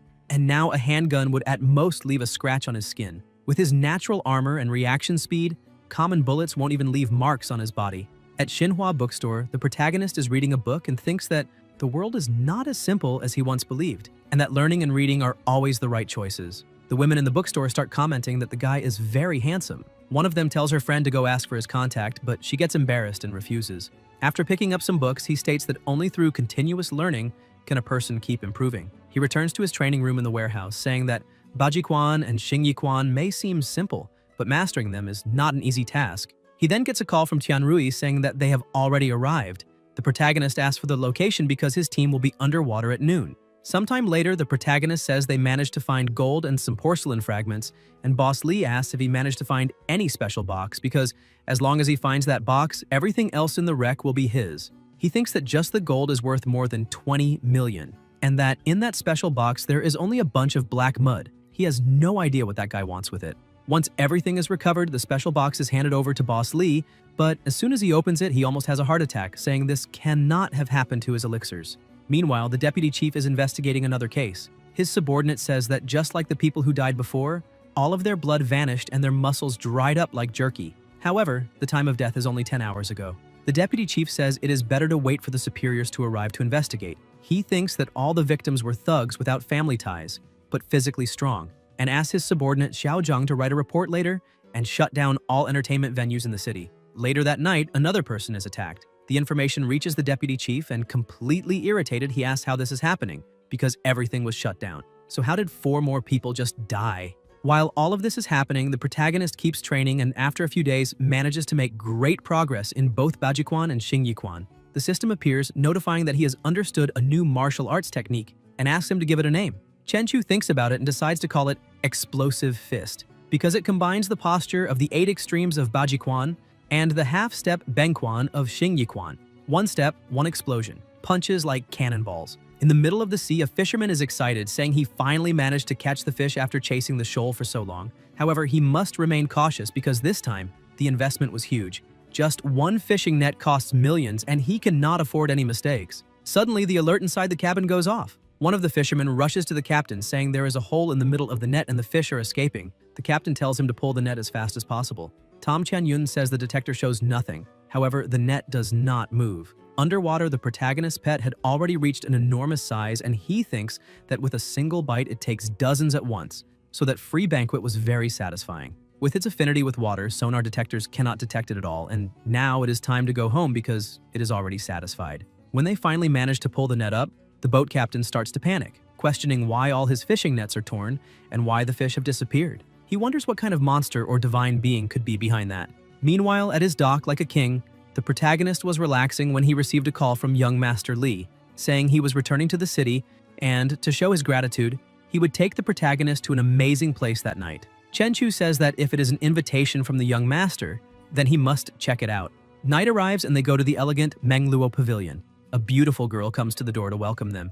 Tianrui arrives all happy, asking if someone reserved the Yungxiao Hall, but the receptionist says that hall is always reserved for him. She takes them to the hall and the protagonist observes the environment, thinking that it is no wonder the king neglects his duties because places like that are perfect for enjoying the atmosphere. After indulging, they go to a forest, but he notices that something is following him because the aura is making him a bit uncomfortable, similar to the night he was chased by that giant lizard. Excited by the situation, he wonders if it could be a monster or even a ghost. However, he is pleased because it has been a while since he has stretched his legs. Suddenly, a guy wanting to show off to his girlfriend calls the protagonist to bet on a race. Chenchu begins to disdain him and accelerates like a madman. The couple is impressed, saying that the turn he just took was completely insane, questioning if he is trying to kill himself and if he is really human. The protagonist thinks that at that speed, not even the fastest car could keep up with him. However, that car is still close, and it seems they are not weak. As soon as he reaches the beach, he gets out of the car and asks the person to get out quickly because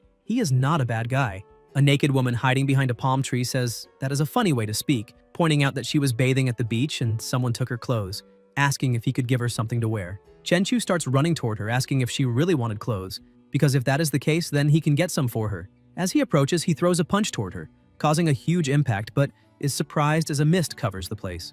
As that mist begins to dissipate, the girl transforms into a monster, saying that the protagonist's vital energy is truly impressive, strong, and rich, and now she really wants to eat him. Startled, he retreats quickly, dodging her attack, and asks who she is. She says she is also human, but a more perfect version, and her name is Yingxiao, the Orochimaru of the black market. She keeps attacking while shouting that eating the protagonist is like eating hundreds of healthy and energetic people, enough to help her complete the first stage of evolution. Chenchu keeps dodging all attacks, but with astonishing speed, he appears behind her, asking if she really wants to eat him, because first, they must see if she has what it takes. She is shocked by his speed and his completely terrifying strength. He throws just one strike, causing a massive explosion. Yingxiao, already defeated, asks how this is possible because the protagonist clearly does not have the aura of an awakened one. She tries to escape, hiding behind the palm trees. However, the protagonist is like a predator, attacking her at all costs and destroying everything in front of him. He realizes that this being can merge with trunks and stones, but every time he attacks the attached object, her aura weakens. After destroying everything around them, Yingxiao has nowhere left to run, and the protagonist stares at her on the ground, saying that merging with trunks and trees really is a good survival ability. However, it is a pity that she met him. He emphasizes that if she answers a few questions, she will receive a quick and painless death. Yingxiao asks if she looks like someone who fears death and begins to laugh, saying that this place is very beautiful, but it is a pity she will not see it again. Still, it is fine because she has already taken her revenge. She says that if she had just one more month, she could have completed her shadow transformation, and by then not even a god of war would be able to scare her. But instead, she met a true monster in an ordinary city. Her body begins to dissolve until it completely disappears. The system notifies that he managed to eliminate a corruptor and gained 10 attribute points. He becomes a bit confused and asks what a corruptor is and what those attribute points are.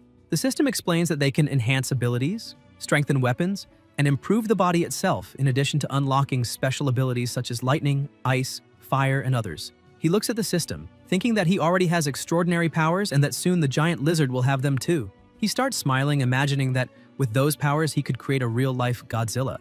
He goes to the warehouse and begins searching about corruptors and awakeners, but his search on the internet finds no relevant information, and he concludes that apparently the authorities have blocked those details. Still, he thinks it is fine because he is still too weak, and when he becomes stronger, he will explore this world again, maybe after his physique surpasses 10,000 points. Suddenly, the system appears asking him to choose an element to enhance: wind, fire, water, earth, lightning, light, or darkness. His current physique is insufficient, allowing him to strengthen only one basic element, so he quickly chooses lightning. The system notifies that attribute points were used to enhance his extraordinary abilities, granting lightning mastery and +1 to his mental attribute. He begins to control lightning with his fingers and asks if that is just a cheap version of lightning powers, but accepts it, because even lightning mastery has experience points and seems it can be improved with training, which is not bad at all. Currently, his status is Level 1, Physique 465, Mental 57, Mental Control External QI Techniques, Beginner Experience 571 thousandths,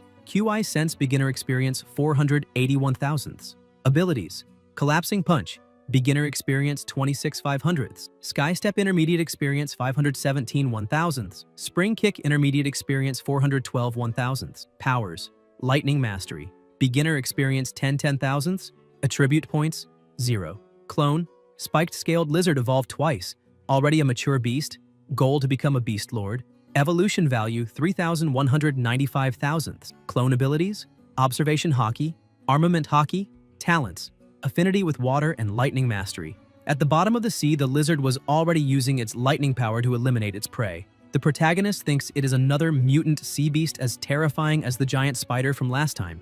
With that prey, the lizard gains 980 evolution points, and the protagonist concludes that so far, the giant lizard has lightning mastery and is already stronger than him. Meanwhile, at the city airport, the deputy chief was waiting for someone. He approaches and asks if those two are agents from the Department of Special Affairs. He introduces himself as Guan and says he was assigned to receive them. The man shakes his hand and introduces himself as Huang Junfeng, thanking in advance for their cooperation. The man in white says his name is Nangong Jian, chief investigator of case 907, and asks to see the body. They proceed to the morgue where Guan presents the corpse, explaining that this person died the night before and was the only body found, and that in the past 4 days, 4 people mysteriously died each night. Junfeng begins using his powers to analyze and senses Yin Xiao's aura. However, Jian notices that the aura is fading, which means she is dead. His partner gets confused, asking how the person who did that also died. Meanwhile, in the warehouse, the protagonist kept training, thinking that his power had grown too fast and he was not managing to control it, so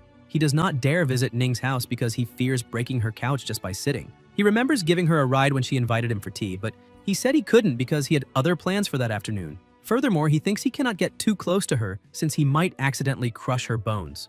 The next day, a seller was showing house number 88. He says the main building has 560 square meters, with a front garden of 70 square meters, plus a backyard of 200 square meters and a billiard room of 80 square meters. He emphasizes that the last buyer, the current owner, paid in full including furniture worth over 1 million, and that the total price is 34 million. Chen Chu says that for 25 million he will buy it now. However, he suddenly receives a call for help on the phone, saying there is a monster somewhere else on top of a building Junfeng and Jian were observing.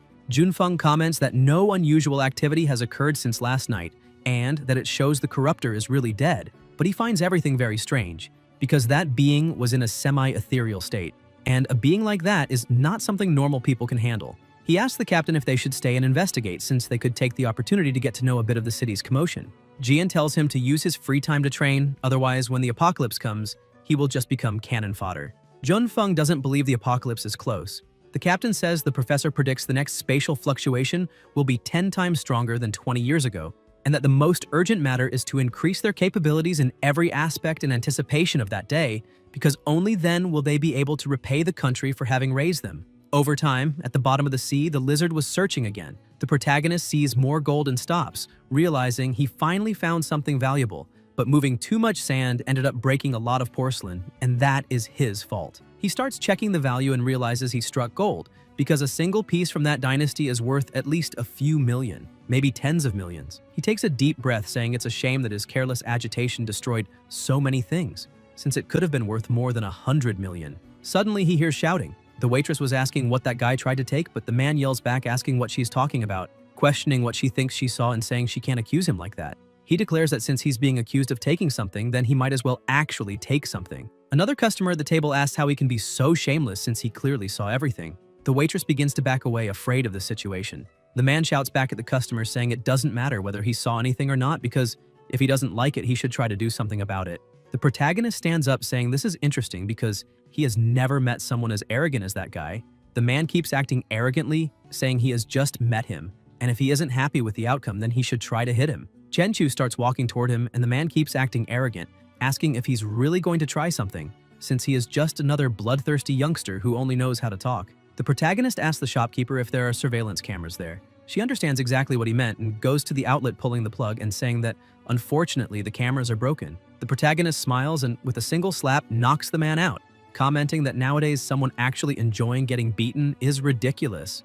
Back at his warehouse, the system reports that his thunder control experience increased by another 10 points, and his mental strength rose by 1 point. Lying on the sofa playing with electricity, he thinks that human life barely reaches a century and is just the blink of an eye in a star's life, and that one day he will break the boundary between life and death. The next day, Chenchu meets Leng Yue and asks her to find some time to study accounting books because she will take care of the company's finances when the time comes, and for that she will receive double. She is surprised but happy at the same time and agrees. He turns to get into the car and she asks where he is going. He smiles, saying he needs to sell some things. Shortly after they arrive at a shop and a man introduces himself saying his surname is Gao, and he is the owner of that antique shop. Chenchu asks if he can help estimate the value of that plate. The shop owner invites them to discuss it in a more private place. As soon as they go upstairs, the protagonist shows the plate inside the briefcase. The shopkeeper analyzes the item coldly, saying it has a salty sea smell and was apparently recovered from the ocean floor. After examining it, he confirms it is truly genuine. But it is part of a set, and apparently Chenchu only has one piece, which significantly reduces its value. The protagonist is a bit upset, saying that it really looked like a set because when he found the piece, there were many others around, but unfortunately, that was the only intact one. Gao comments that this is indeed a pity, and if it's only that piece, he can offer 4.5 million. Chenchu says it's a good price, but he'll think about it. Sometime later, in the middle of the street, Leng Yue tells the boss that after visiting so many shops, Gao does seem to be the most genuine. The protagonist asks what she meant by genuine since he did offer the highest price, and maybe they should sell to him. However, he still has doubts because he felt something strange in that man's eyes, and he is definitely hiding something. In the luxurious villa's living room, a man was asking Gao if he was really saying that he had managed to find a clue about that sunken ship.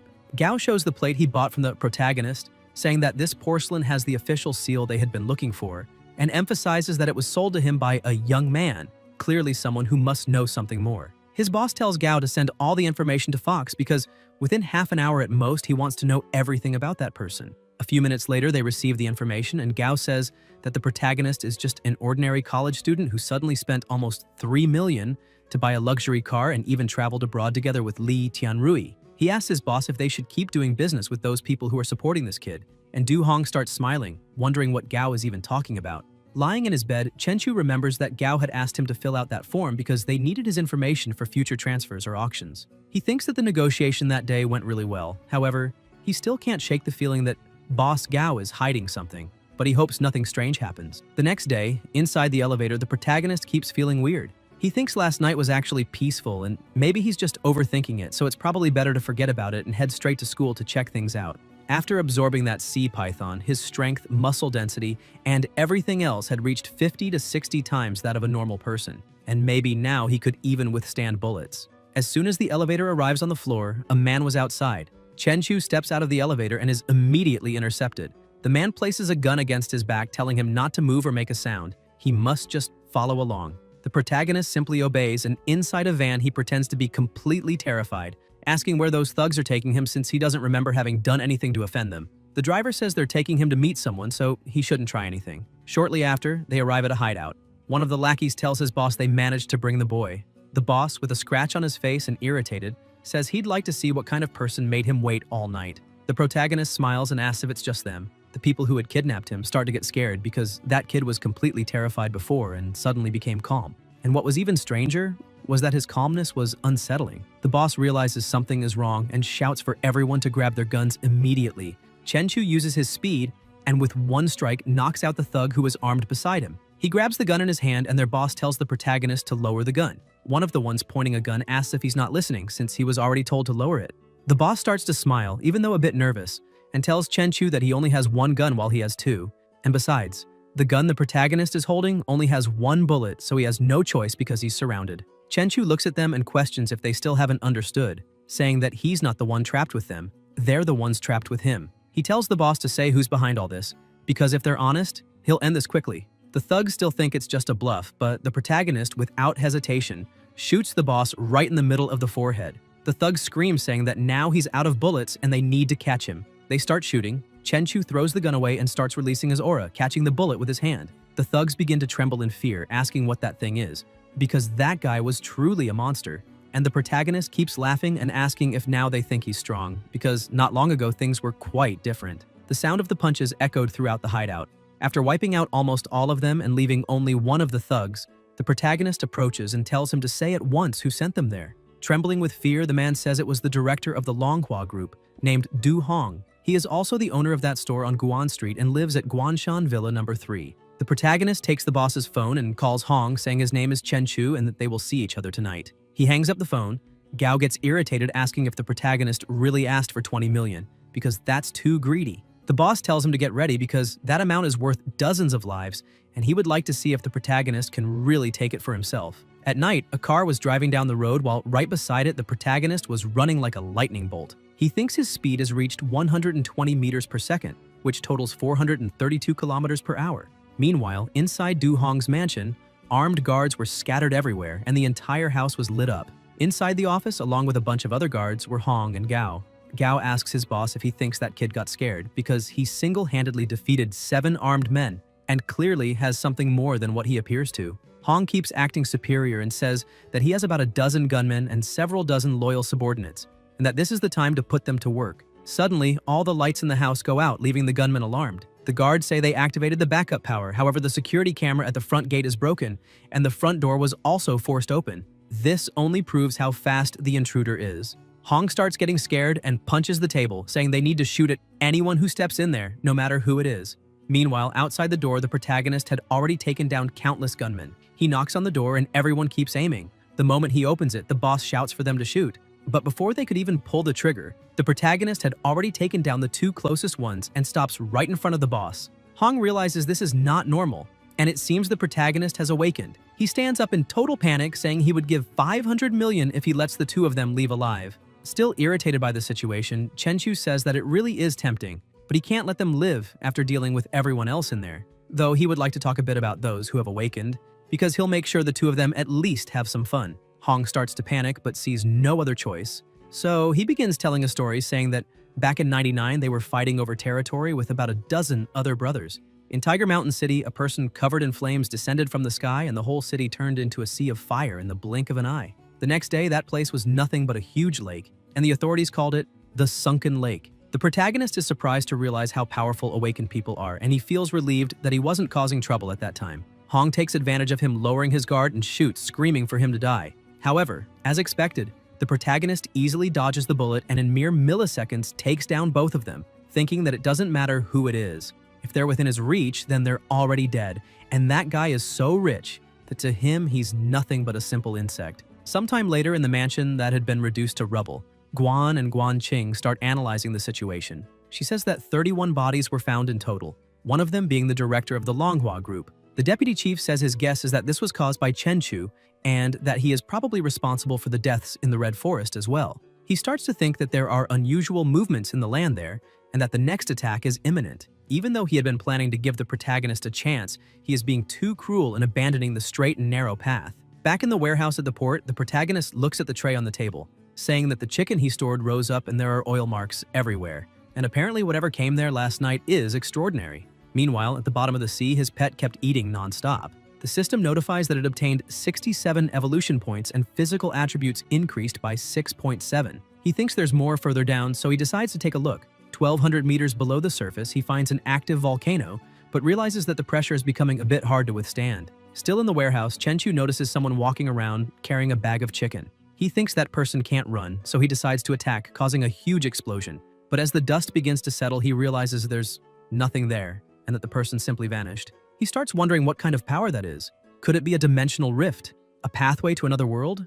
Or something of that sort? Suddenly, something strange starts happening, and the system warns him that his body is being corrupted by polluted energy. A few seconds later, another warning appears saying that his body is strong enough to be immune, but that this resistance will be surpassed after 5 hours. That strange energy begins to spread through the place, and the protagonist asks if that is another world. Suddenly, at the door, a strange being appears, and as it starts to approach, the protagonist realizes it is a monster. Even without knowing exactly what it was, he didn't hesitate to attack, and with a single punch, blew the monster's head apart. The system notified that he had eliminated a defective demonic corpse and earned attribute points. The door through which that monster came was still glowing with the name, Tiger Mountain City welcomes you. Chenchu walks through the door and appears somewhere else, saying that Tiger Mountain City is the same city Hong mentioned, the one that was turned into a lake overnight. He takes a quick look around and understands that the city wasn't destroyed, but rather pulled into another world, though he thinks it's better to go back because it's dangerous there. While he was returning, a girl up in a tree holding what looked like a human organ keeps staring and then starts eating it.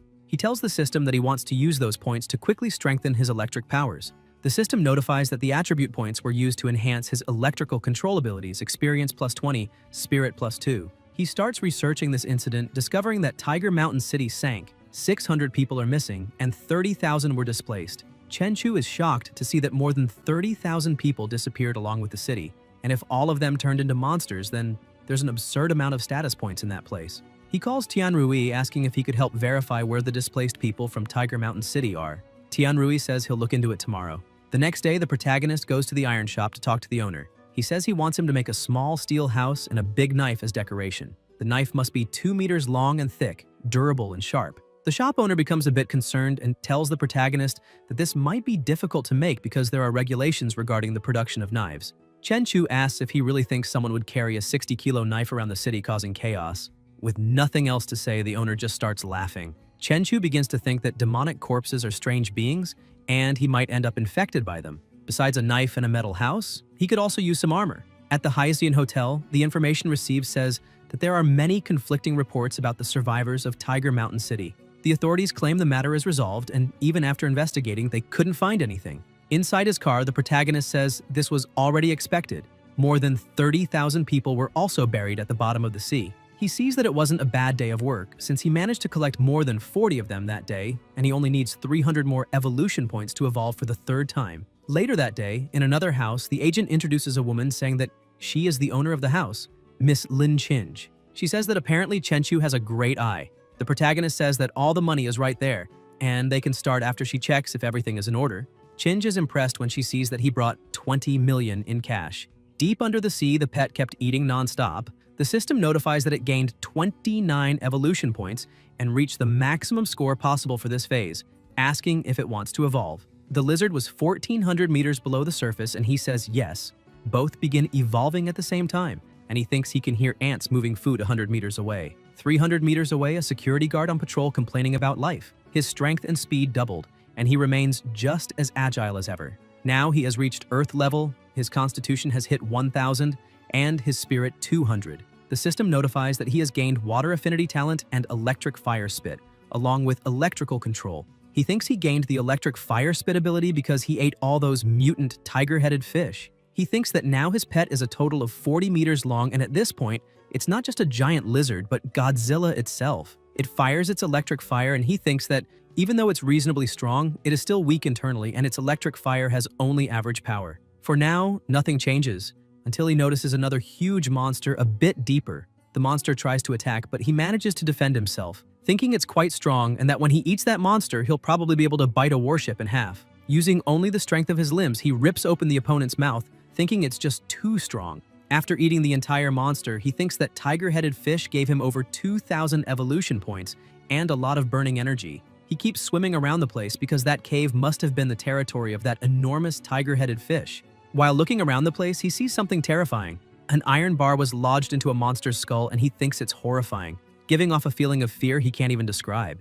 And it also seems like there's something inside the head because the energy in his body is boiling. The system warns that he has discovered an ancestral factor and asks if he wants to absorb it immediately. The protagonist says yes, and the pet's body becomes surrounded by dense energy. The system says he has absorbed an ancestral factor and is now undergoing an extraordinary evolution, having obtained the power of an ancestral beast, Kitch's Crimson Flame. currently absorbing Crimson Flame energy. Crimson Flame plus 10 points. He decides to test his new ability, and upon using it causes a massive explosion meters away. He becomes impressed with his own power because that demonstration of strength was terrifying, a simple burst of energy, and that island vanished completely. A little later in the warehouse, the protagonist is fully equipped. The sword he is holding weighs a total of 120 kilos, and it's the perfect weight for him. So he names it the Celestial Sword. The armor he is wearing is made of titanium alloy, and it's not bad either since it's quite useful, and once he evolves further, he will be able to detect other beings. When he opens the door, he is surprised because he didn't expect his first opponent to be just a little girl.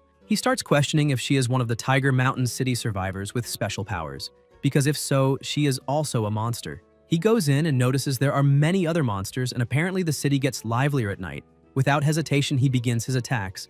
The system says he eliminated a demon corpse and gained 5 attribute points, and he asked to strengthen his weapon, the Celestial Sword. The system asks which aspect he would like to enhance: durability, sharpness, armor-piercing capability, damage against monsters, elemental enhancement wind, fire, lightning, electricity, or light. And Chenchu asked to put 3 points into durability and 2 into sharpness. He keeps attacking the monsters, destroying all those coming his way, and begins releasing energy saying that they're fast but not fast enough. The system notifies again saying that he defeated a second-level demon and earned 10 attribute points. His armor was enhanced by 15 points, and he acquired a first-level shock deflection ability. He tells it to put 5 points to increase the armor's resistance and 5 points to improve the sword's cutting power. He notices something moving near him, and when he looks to the side, he sees a strange slime moving quickly. He attacks and destroys everything with ease. The system keeps notifying him that he killed a violent second-level demon and gained 12 attribute points,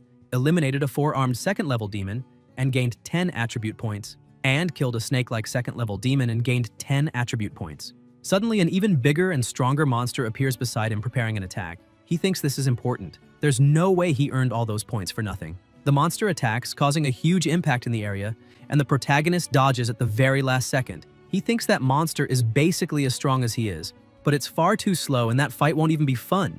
He begins attacking and with just a few blows manages to eliminate the monster. The system says he killed a 5th-level armored demon and gained 100 attribute points and also discovered the demonic armor element. Now he can use 10 attribute points to absorb it. Chenchu thinks it makes sense that the monster was truly strong since it was 5th level, and now he understands why he needed to hit it more than 10 times to take it down. But this also shows he still lacks a fatal strike strong enough to eliminate monsters with a single move. Suddenly, he hears a voice telling him to run, and as he approaches, he realizes it's the girl who stole his chicken, the same girl who told him to run before, and she doesn't seem to intend to attack him. He gets closer and gently touches her head, asking if she is Shixi, and introduces himself saying his name is Chenchu, and emphasizes that from now on she'll be his little sister and he'll take care of her. The protagonist calls her over saying he'll take her back to the city and buy her new, beautiful clothes. Sometime later in the city, the two are inside the car and Chenchu asks if she knows what that dark lake is in the flooded area. She says it's the Black Tide, but she doesn't know what's in there, only that it's dangerous. He buys a pretty dress for her, and after taking a bath and putting it on, he gives her food. Shixi begins running around the house completely happy, as if she were a child again. He looks at his status panel, now level 1, with physical strength above 1,000, mental strength above 200, mental control and external chi techniques at beginner level with 780 out of 1,000 experience, chi sense at beginner level with 640 out of 1,000 experience, skills collapsing punch, beginner with 105 out of 500 experience, celestial steps intermediate with 580 out of 1,000 experience, spring kick, intermediate with 460 out of 1,000 experience, proficiencies lightning mastery beginner with 400 out of 10,000 experience, Crimson Flame with 930 out of 1,000 experience, attribute points 80, inventory demonic armor element 1 unit, weapons celestial sword resilience plus 13, cutting power plus 7, armor break no data, armor demon emperor armor resilience plus 35, shock deflection specialty at first level, lizard clone with scaled spines evolved 3 times, a beastly home with ancient origins, evolution value 2,420 out of 10,000. Chenchu thinks that when he was fighting, he was fully covered, which suppressed his Crimson Flame and allowed him to unleash an explosive force capable of guaranteeing certain death. And since he still has 80 attribute points, it might be better to use them to strengthen his armor. He believes he has just surpassed the intermediate level and is at least 3 times stronger now, and Shixi watches impressed by the protagonist's aura.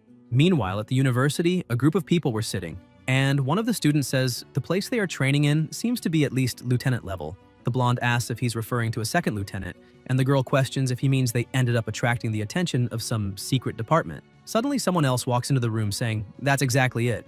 A special department has been created in the city, and as soon as training ends, the successful participants will become lieutenants. However, there will be many dangers." He asks whether the group wants to quit or join, and everyone chooses to join. Back at the warehouse, the protagonist was still training. He says that his external covering makes the power of the crimson flame concentrate inside him and then explode outward with everything. That will be his strongest attack, capable of eliminating anything in a single move, since his punch has at least 150 tons of force. So he will call this technique Exterminating Flame. After training, he sits on the floor exhausted, thinking that 100 punches should be enough, and that now, if he finds that demonic corpse again, 3 punches should solve the problem. On the university campus, the protagonist walks past the students, and one of the girls says that he truly is very handsome. The blonde guy beside her says that car is very expensive, and that guy must have been born with a silver spoon in his mouth. Another girl scolds him, telling him to be nicer. The guy with glasses asks why she cares so much about that guy. The driver says it's because he saved Lin Rongya from 4 kidnappers a month ago. The blonde keeps acting superior, asking if that kid really saved someone from 4 kidnappers. But the guy with glasses tries to downplay it, saying they weren't kidnappers, just some desperate men. The girl in the orange overalls asks if the protagonist is really that strong. Meanwhile, sitting in a plaza, he remains still while the pet does the work. He spots a submarine, thinking it must be a vessel full of thugs from the land of the kangaroos, and that's why it's so small, and apparently it's a good place for him to test his new strength. Inside the submarine, the alarms begin to blare. The crew screams that sonar detected a large life form 100 meters below, approaching fast. Another says it's indeed heading straight toward them at an impressive speed. Just brushing its claws along the side of the submarine was enough to tear a huge gash. The crew screams that the 2 rear cabins have been damaged and are leaking, and the sonar has also been damaged. The captain shouts to close the valves immediately to stop water from entering, and they need to activate multi-beam bathymetry, define a destination, and get an image of the surroundings. One of the crew members manages to get the image and tells the captain it's a massive creature about 40 meters long, even larger than a blue whale. The captain cannot believe it, asking how something can be that big when blue whales normally reach only 30 meters, and he orders the rear hatches closed and to return to the surface immediately, but the crewman says the water intake is severe and still causing damage. With no other options, the captain orders them to fire the torpedoes, push the turbines to maximum power, and head to the surface as fast as possible. The pet looks at the torpedoes coming toward him and starts smiling, because now he has reached a speed of 200 kilometers per hour and those torpedoes will never catch him. The show has only just begun. The submarine tries to escape, but the pet quickly catches up. The torpedoes that were following him head straight for the vessel and cause a massive explosion. The protagonist analyzes the situation, thinking that even so, the submarine's explosions are not very strong, and if he's hit directly, he would definitely get hurt, which means he needs to get even stronger. During the night, Chenchu and Shixi were watching a performance, and a man beside him says that the new girl is one of the 4 most beautiful of all the new students, because she dances with the agility of a bird.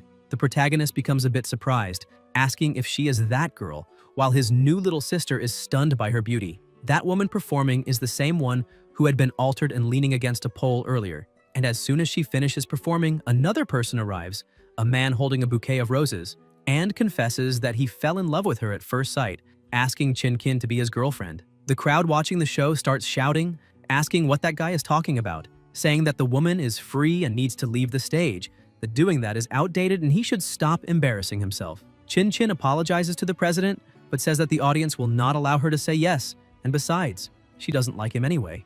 After the event, she goes to the protagonist and asks if he still remembers her. People start looking around, wondering why the school beauty is waiting for that guy. The protagonist is a bit confused, and she says that about a month ago, he had called the police and saved a girl who had been drugged. Chenchu says he remembers that and asks if there is any problem. Embarrassed, she keeps staring at him, trying to speak, but her shyness won't let her. The protagonist turns away and says that if there's nothing to be said, then he will leave. Shixi looks at that woman and doesn't like her very much. She looks at the protagonist's car and says that it costs at least $2 million, and on top of that, he's wearing Gucci shoes worth at least $30,000, which only shows he looks like someone born into wealth, unlike that guy Wei Xian. Sometime later, back in Tiger Mountain City, Chenchu says that according to what his little sister said, the dark tide is coming, and he needs to find a cave, because everything in that land will vanish, and that cave has 30 meters of depth and 4 or 5 meters in height, so it will serve. He defeats 2 more opponents, and the system says he eliminated a second-level mutant Bone Lance demon corpse, and gained 20 attribute points, and also eliminated a third-level mutant flaming demon corpse and gained 20 attribute points. He is surprised to see that a demon corpse managed to evolve fire control power and even got a little hot. He asks the system if he can increase the resistance of his clothes against demonic attacks. The system notifies that he used 10 attribute points, and his armor merged with demonic materials and ignited, becoming extraordinary. Chenchu says that with extraordinary demon armor, he has basically become immune to normal flames. Meanwhile, his pet was searching for food. The protagonist thinks the Pacific doesn't have many deep-sea fish, and mutant fish are hard to find. And if that's the case, maybe he could hunt them at a fish farm. Somewhere underwater, he finds a school of fish and thinks that more than 20 of them should be enough for a good day of food. Still in that strange space, the protagonist encounters a slightly different opponent. He manages to defend himself but is impressed by the speed of the monster, because it broke the sound barrier. The monster looks at him saying it has found fresh meat. The protagonist studies his opponent's movements, thinking that the sword technique of that demon corpse is surprisingly agile, and when it grips a blade, its arm trembles twice, and the sword's trajectory changes. Now that he understands it, it's time to end this. So he charges forward with everything he has. But suddenly, a face appears on the demon's chest, spitting an impressive amount of fire. The protagonist defends and uses his exterminating flame ability. The demon's face is shocked and is finished off with a single strike. The system notifies that he eliminated a 5th-level blazing demon corpse and earned 100 attribute points. Fusion core element discovered. And now, he can spend 10 attribute points to extract it. Even without knowing exactly what the fusion core element is, he decides to extract it anyway. Suddenly, a heart appears on his sword, and the system says that his weapon, the celestial sword, has been fused with demonic materials and ignited, becoming extraordinary. He tests the weapon and is surprised to see that now it can launch attacks, as he can combine the power of flames and lightning to create an energy explosion with the sword. On the other side of the city, Chenchu finds a completely different demon corpse and is shocked to see that it underwent so many mutations that it turned into something similar to a spider. He looks around and realizes the forest is so quiet it's getting eerie, so he will head back. Back at the warehouse, Shixi runs to the door after the protagonist leaves, saying she will close it for him. Chenchu is surprised and wonders if she can really close a shapeless door, which means she has spatial power and is more mysterious than he thought. But closing the door works very well anyway. At least this way, the remaining demons won't leave while he's not there. The system says it has detected that the protagonist can increase his storage space and that with 10 attribute points, he gains 1 square meter. The system asks if he wants to do it, and he says yes. He says that's exactly what he needed, because he was about to start complaining that carrying that sword was getting inconvenient, and having a storage space is everything he wanted. In the deep sea, the pet had already appeared about 5 to 6 meters in just 3 hours and gained 500 evolution points, and farm-raised fish taste very good as expected. On the surface, aboard a boat, a man calls his companion Shan Tianjun and uses a torch to shine a light on the water, asking what happened to that tuna. Tianjun says it's very strange because there is enough oxygen in the water. Suddenly, they notice a bit of blood in the water and start shouting that something is happening to the tuna. But a second later, the boat is completely destroyed with just 1 strike from the pet, throwing both men far away. Inside his house, Chenchu says he still has more than 100 attribute points left, so he should level everything up. The system says it used 40 attribute points and strengthened his chi sense, experience plus 400, reaching intermediate level, and then used 60 attribute points and strengthened the spring kick, experience plus 600, reaching moonstep. He jumps, testing his 2 abilities, and realizes his chi perception increased from 100 meters to 500 meters, and that moonstep allows him to stay in the air for a moment. Sometime later, while brushing his sister's hair, he is watching the news. The reporter says that a surprising black mist appeared in the city, covering 100 kilometers of area and causing more than 500 people to disappear. Chenchu is surprised because it seems similar to the black tide and only proves that world peace won't last long. In the deep sea off Aoding Island, a submarine was navigating the area, and a beast man approaches researcher Shan Benjun asking how Professor Kant's research is going. Benjun says he recovered a special substance from the body of the giant beast and even discovered the method by which the beast heals. The beast man asks if it is an extraordinary substance because if that is true, then they can now create extraordinary humans. The researcher says that besides that, they will also be able to control even the greatest beasts. The submarine finally reaches its destination, they disembark, and 2 people carry a box saying they have brought the mini nuclear power plant to that place. He says that is very good because it is almost reaching its target. In the middle of the ice, a gigantic dragon with a blade stuck in its chest was trapped. A man says the facility is complete and the nuclear power source has been connected. An old man says that the nuclear energy managed to enter the beast's body and it recovered. And also, it is intelligent enough to know that the metal collar will kill it, and now it must follow instructions. Benjamin tells Professor Kant that he is even smarter than Einstein. The beast begins to move, and the professor shouts that it finally worked and that the monster will awaken soon. The protagonist's pet was watching all of this and thinks those people are trying to resurrect a giant beast and therefore must die. So he stomps the ground hard, causing a collapse. Everyone panics, saying another giant monster is there and they must block it immediately or they will all die. The professor gives the order to fire and calls Benjamin to run to the submarine. The guards start using everything they have, shooting and even throwing grenades. While the professor ran as fast as he could, none of it had any effect. The monster kept moving to attack them. The guards say it can't be real because even armor-piercing 24mm rounds and an explosive bullet didn't work. Another guard says those weapons are used in civil wars. The pet wonders if this is really all humans are capable of, then uses its ultrasonic roar ability, unleashing its crimson flame and wiping out all the soldiers around. The professor and Benjamin try to escape in the submarine, but the pet spots them and launches another attack, destroying the submarine. Suddenly, the giant beast that was imprisoned awakens. The pet observes this and thinks that they really did manage to resurrect that creature, and its aura is terrifying. The protagonist thinks his pet only needs to keep its distance and kill it using electrical attacks. He strikes the giant beast, which begins screaming that it has just woken up and isn't strong enough yet, begging him to stop. As soon as he finishes eliminating that giant beast, the system notifies that he just discovered a damaged ancient reason and asks if he wants to absorb it. He says yes. The system continues notifying, telling the protagonist that his clone rested and gained evolution points +5 and physical strength +0.5. He is surprised to see that he can get stronger just by resting. After absorbing the damaged reason, Shixi is eating cake eagerly, saying it's delicious. His phone rings and shows a message. Situ Chanqian asks if he's free tomorrow because she would like to have lunch together. He says yes and tells her he'll pick her up at 11.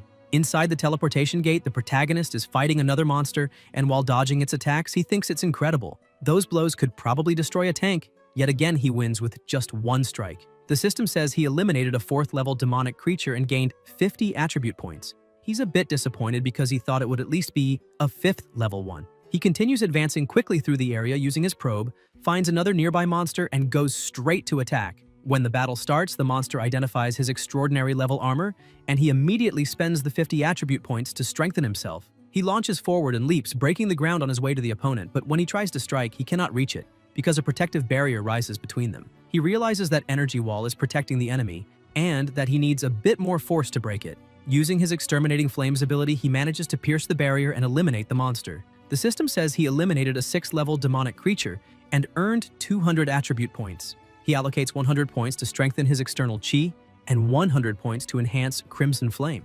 As he does so, the flames imbued in his sword become even stronger. He says the temperature of his flames rose from 3,000 to 10,000 degrees, and the range of his attacks increased to 30 meters. He strikes a monster that was flying and notices he managed to bring down a dragonfly with a single blow. Now his status has reached Earth level, and his power has surpassed that of extremely strong individuals. Physical above 1,652, mental above 254, external chi techniques intermediate with 6,200 out of 10,000 experience. Chi sense intermediate with 50 out of 10,000 experience. Spring kick advanced with 60 out of 10,000 experience. Proficiencies and powers lightning mastery, 400 out of 10,000. Crimson flame 1,930 out of 10,000. Attribute points 280. Inventory 2 cubic meters. Weapons: Celestial Sword Resilience 13, Cutting 7, Armor Break 10, Special Ability Core Conversion, Armor Demon Emperor, Armor Resilience 45, Energy 50, Specialty Shock Deflection Ability 1st level, Clone Lizard of Scaled Spines evolved 3 times, a Beast Lord with Ancient Origins. Evolution value 7,620 out of 10,000. After returning to the warehouse, he says that external chi increases his power, plus he has Exterminating Flame as his fatal strike, Crimson Flames for long-range attacks, Chi Sense for awareness, and several armors and weapons repelling demons. He begins releasing his aura into his hand, saying that now he must train Collapsing Punch, Air Step, and his control over electricity and lightning. The next day in front of the school, some students were on top of the building, asking if that girl beside the car wasn't Situ Chanqian, because apparently even she couldn't resist the charm of a fancy car. Another student asked when the university environment became this bad. Chanqian asks the protagonist what they are going to eat since she will pay, and he says he would like seafood. Shortly after, already inside the restaurant, the protagonist starts ordering food and the girl becomes alarmed, saying that the total has already gone beyond 70,000, as she had only planned for 10,000, and that amount is equal to 3 months of her housing and allowance expenses. With no other choice, she says she only brought 10,000 and asks if he could lend some money, as she will pay later. The protagonist tells her not to worry about it because he already paid the entire bill and all she has to do is enjoy. Looking at him with admiration, she asks if he really opened a seafood company, because that is amazing. She also heard that he hasn't been going to school often and now understands why. Thinking it must be because he is busy working and that entrepreneurs have a special aura, Chen-Chu looks at her and says it's not exactly that. The truth is that he hasn't been going to school because he has been busy killing monsters and leveling up, so he hasn't even had time to manage his company. She starts shifting around a bit, confused, asking what killing monsters and leveling up means, and if it's some kind of game. But the food arrives at the table, and she becomes distracted by the size of the crab, losing track of the conversation for a moment. Chen-Chu stares at the crab while thinking that if the apocalypse really happens, he doesn't know if he will still be able to enjoy such luxury. They go to a luxury store. Qianqian waits in line behind him, thinking the protagonist said he wanted to go shopping after eating, but she didn't expect him to buy at LV, especially after spending 80,000 on a meal. Spending another 20 or 30,000 on clothes after that leaves her in disbelief, since she couldn't afford even one of the buttons on his outfit with her 2,000 per month allowance. Chen-Chu holds her hand and says they will buy her some clothes now. She becomes shy when he grabs her hand, wondering if he thinks she is easy. After choosing everything they wanted, he says he will take it all and hands the card to the attendant, who is also surprised, thinking he is the same guy from before. The first girl who came with him was already beautiful, but in just 1 month, he managed to find someone even prettier. After paying, Qianqian holds the clothes she received as gifts and thinks the protagonist just bought $30,000 worth of clothes for her the first time they met and wonders if this is what it means to spend money like water. But she also becomes a bit nervous, wondering if he will want to take her to a hotel next time, and starts thinking about what she should do. Meanwhile, in a nearby gym, a demon suddenly appears and the protagonist senses it. He turns to her and says he has urgent matters to deal with and that he will send her straight to school. That attitude surprises her, making her think he has no ulterior motives or is taking things slowly. In the end, she thinks she may just be overthinking it. Chen-Chu believes a spatial rift occurred nearby and that something is wrong. Sometime later, he reaches the gym, still outside, and observes through the window, thinking that this is the real world. Yet a polluted aura showed up there. He follows the aura into an alley. The demon says that since it has been found, then the one who discovered it must die and begins to attack. But as expected, the protagonist finishes it with just 1 kick. The system notifies that he eliminated a low-level polluted monster and gained 5 attribute points. Chen-Chu feels relieved knowing it was only a polluted being and not a demon like the fungus from last time. Shortly after, Guan arrives at the scene with his students, saying he was planning to use that polluted individual to test his team's hard work. But someone managed to eliminate it first. The girl says that apparently the one who defeated the polluted being is someone extremely powerful who can control fire, and the deputy chief is surprised, asking since when someone who controls flames appeared in the city. Meanwhile, inside his house, the protagonist is watching the news. The reporter says that an immense number of rifts appeared across the world and unfortunately it seems the apocalypse is approaching. He is shocked, realizing that the apocalypse of 99 years has arrived, because in the last 20 years more than 500,000 citizens died on that battlefield. All those people paid for 20 years of peace with their own blood, and because of that they entered an era that belongs to ordinary individuals. Anyone can become extraordinary. He sent all of that to his grandfather, but he feels it's not enough. If he wants more information about the apocalypse, he will have to turn himself in to the city's special department. Meanwhile, deep in the ocean, a fierce battle was taking place. The pet thinks its opponent can turn seawater into heavy water, but even so, it's useless against him. He quickly moves behind his opponent and pierces through its head with his crimson attack, thinking that once he finishes eating that giant whale, he will certainly gain at least 10,000 evolution points. Meanwhile, at the city department, the group of young people was gathered. The boy with glasses says that the person who eliminated that polluted monster yesterday did very well, definitely stronger than anyone there. The blonde says it must be a flame-controlling power and probably just a normal citizen who awakened, and the girl begins to wonder if it was him, because she couldn't do what he did even if she tried. Guan approaches the group of youth saying that an evolved individual was registered that afternoon and asks if they would like to take a look. The girl immediately shouts yes. The protagonist was already prepared, and as soon as everyone arrives, one of the girls points and says, "That's the guy who drives the luxury car at the school." The girl is shocked seeing it's him, and the deputy chief becomes uneasy realizing it truly is. Guan approaches a machine saying that when someone registers their evolution, it means they must go through a test. It will measure their strength and speed, and the protagonist says he has no problem with that. Lee explains that this is what they use to measure power, and it can display up to 15,000 tons of force, so he can strike with all his power when instructed. The red-haired guy asks Lee how strong he thinks that guy is and how many stars he would be, and Lee emphasizes that the protagonist eliminated a polluted monster last night, so he's stronger than any of them. He would definitely be at least 3 stars. The black-haired girl says she'd rate him 4 stars, but the redhead says that's impossible because that would mean he'd need to land a punch of over 5,000 kilos.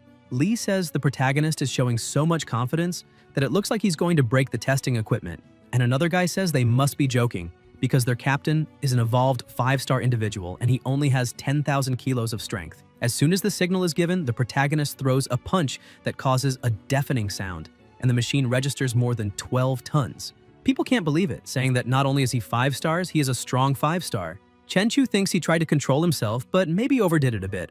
Guan is also impressed, saying the protagonist reached the 5-star standard, and now he can receive 50,000 yuan from the city's special department every month. And if he is also willing to join their team, he will be paid even more and promoted to vice chief, and he would also receive a title. However, the protagonist refuses, saying he is used to walking alone. The chief says he expected that and asks if he was the one who eliminated that polluted monster yesterday night.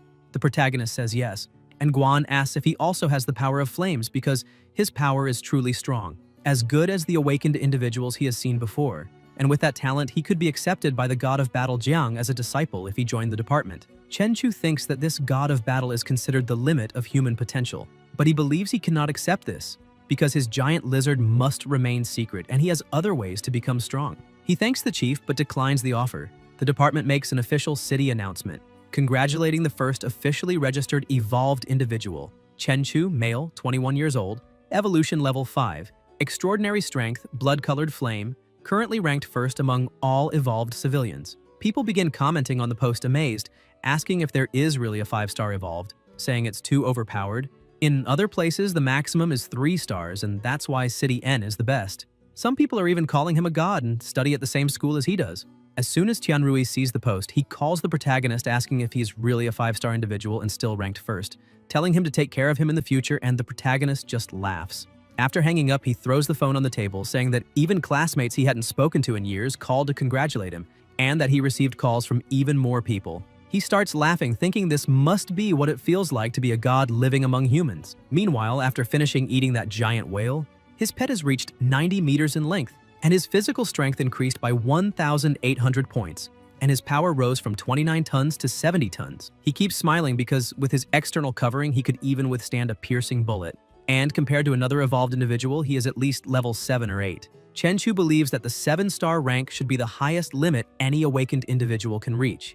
But there is still an enormous gap between that level and the 10 Star War gods. In a peaceful world, even if someone grows stronger day after day, if there is no worthy opponent, an uncomfortable emptiness eventually settles in one's heart. But at that moment, everything was different, because the apocalypse had just arrived and horrifying creatures were tearing through space-time to invade that reality, causing countless powerful individuals, awakened, evolved, and even war gods to begin appearing. The protagonist gets up thinking that at the pace he is evolving, he will soon be able to face those gods on equal footing, although his real goal is to surpass even the existence of a god and become the most powerful being of all.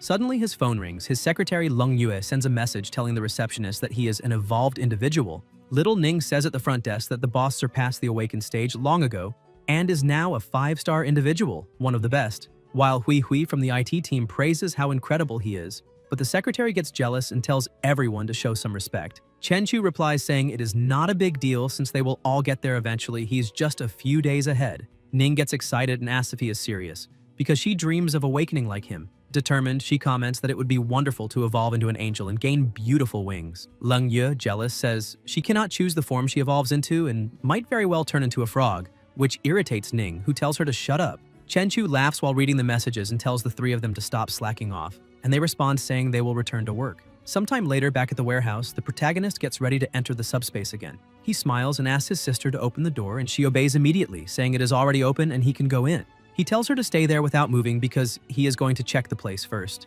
As soon as he crosses the portal, he smells something strong and notices something strange, wondering if that door leads to a new location every time it is opened. He looks back at his sister, thinking that if they want to confirm what lies beyond that passage, Shixi needs to keep it open. But that worries him because if they keep repeating this process, an even more terrifying monster might eventually discover the portal's existence. He remembers the blue-eyed monster that chased him and thinks the creature may have deduced the location of the door where he vanished, and might even have sent another monster to follow him. Besides that, every time the portal closes, a new destination appears when it reopens, which means he will have to explore everything from scratch each time. He smiles at the thought that it could be a world completely generated at random, and if that is the case, it is actually not bad. Suddenly, waves of heat begin blowing against Chenchu, and the system warns that the extreme temperatures there would kill most living beings within seconds. But it also informs him that his crimson flames can neutralize the burning effect. The protagonist smiles, saying he got lucky because the hot wind even feels refreshing to him. Moments later, the system warns again that his body is being affected by pollutant substances in that environment, but his immunity can temporarily block these effects for a total of 15 hours. The protagonist is surprised to see he still has 15 hours left, even though he believed that no matter how resistant he was, he would not be able to withstand that pollution entirely. On the other hand, he imagines that awakened individuals and war gods would be completely immune to all of it since they are unimaginably powerful. He then starts walking, thinking that none of this matters now because there is no time to waste. He needs to discover everything that world might offer.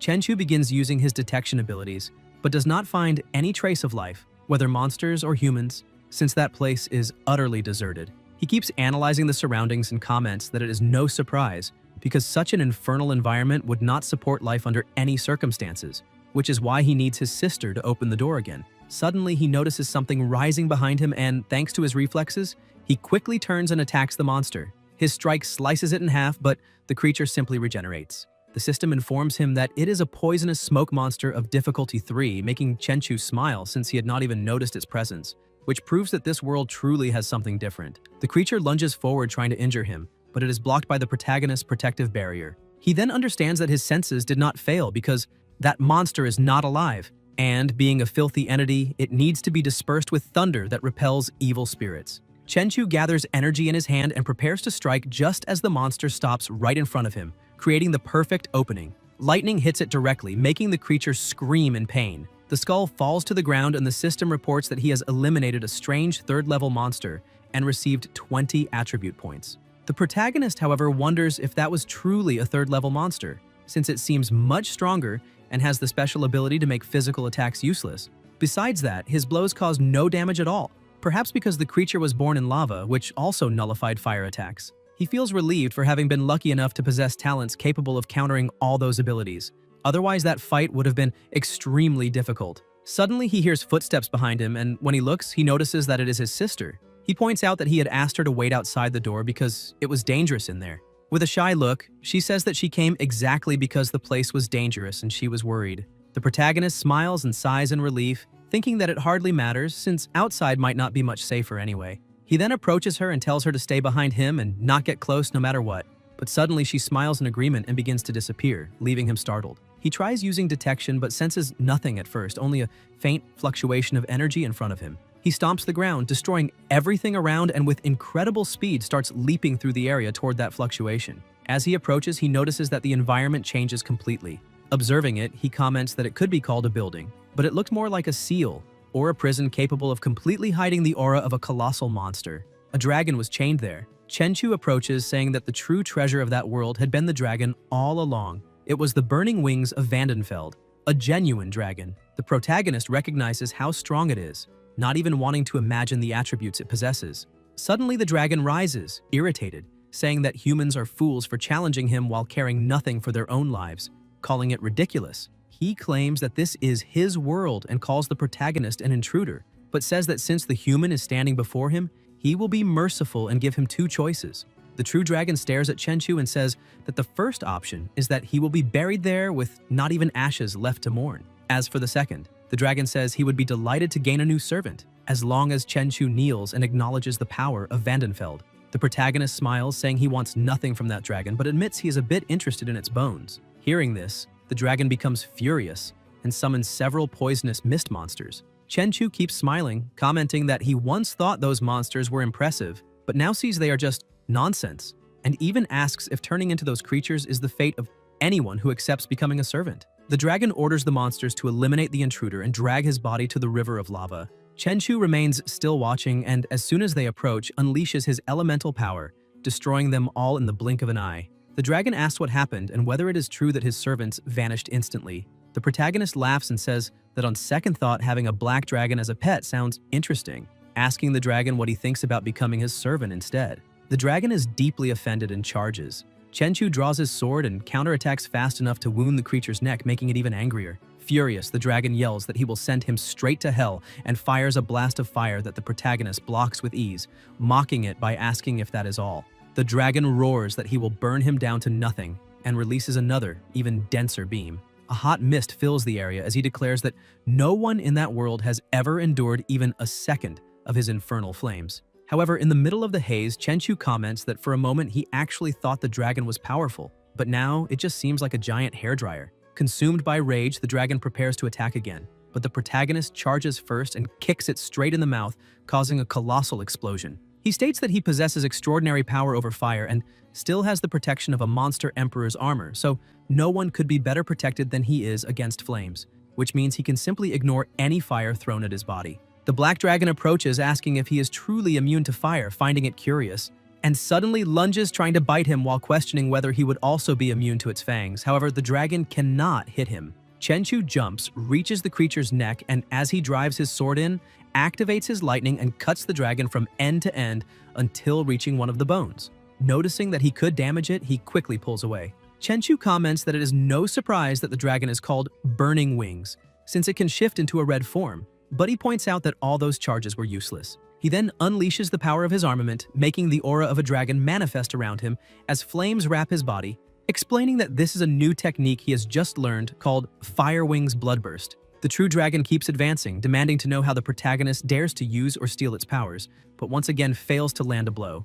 Chenchu takes advantage of the opening and tears the creature's head off. The system reports that he has eliminated a 5th-level dragon-type demon and received 1,000 attribute points. With flames still burning around his body, he declares that this trash has reached the end of the game. Shixi reappears and, upon seeing the dragon's head, says that her brother is truly powerful because the dragon is dead. Chenchu returns to normal form, saying that this is the effect of the 4,000 attribute points he placed into his physical body. It is absurdly strong, and he used only 10% of his chi, and his natural recovery should cancel the consumption. He then decides to name that form Bloodburst Type 1. He approaches the dragon, saying that now he has scales, fangs, and even the meat, in addition to blood that resembles lava, which is also an extraordinary material.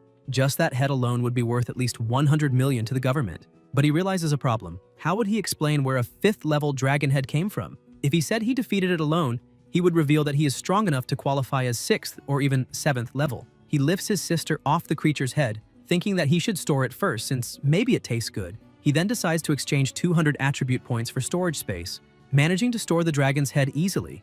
After that, he uses 400 points to strengthen his intuition because he wants to perceive even what lies between the lines. The system confirms that intuition has been enhanced and that he has obtained high-level intuition capable of detecting even the aura of monsters and inanimate objects.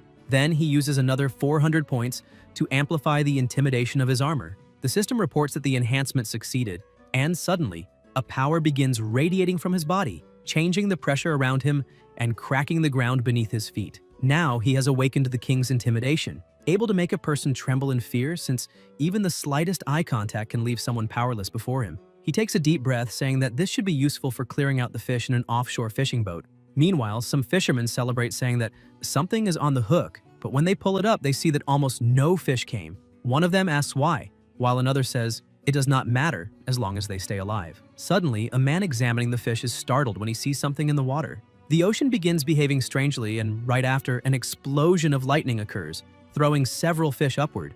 The fish crash onto the fishing boat as the man shouts that there are already more than 50 and he has never seen anything like it. And deep in the sea, the protagonist's pet swims toward a fisher while Chenchu simply watches because it was just a test. And he concludes that the king's intimidation made the lizard's oppression even stronger, to the point that nothing could move inside the area of effect. He then combines flames and electricity at the same time and realizes that he can fly, since humans have always dreamed of reaching the skies.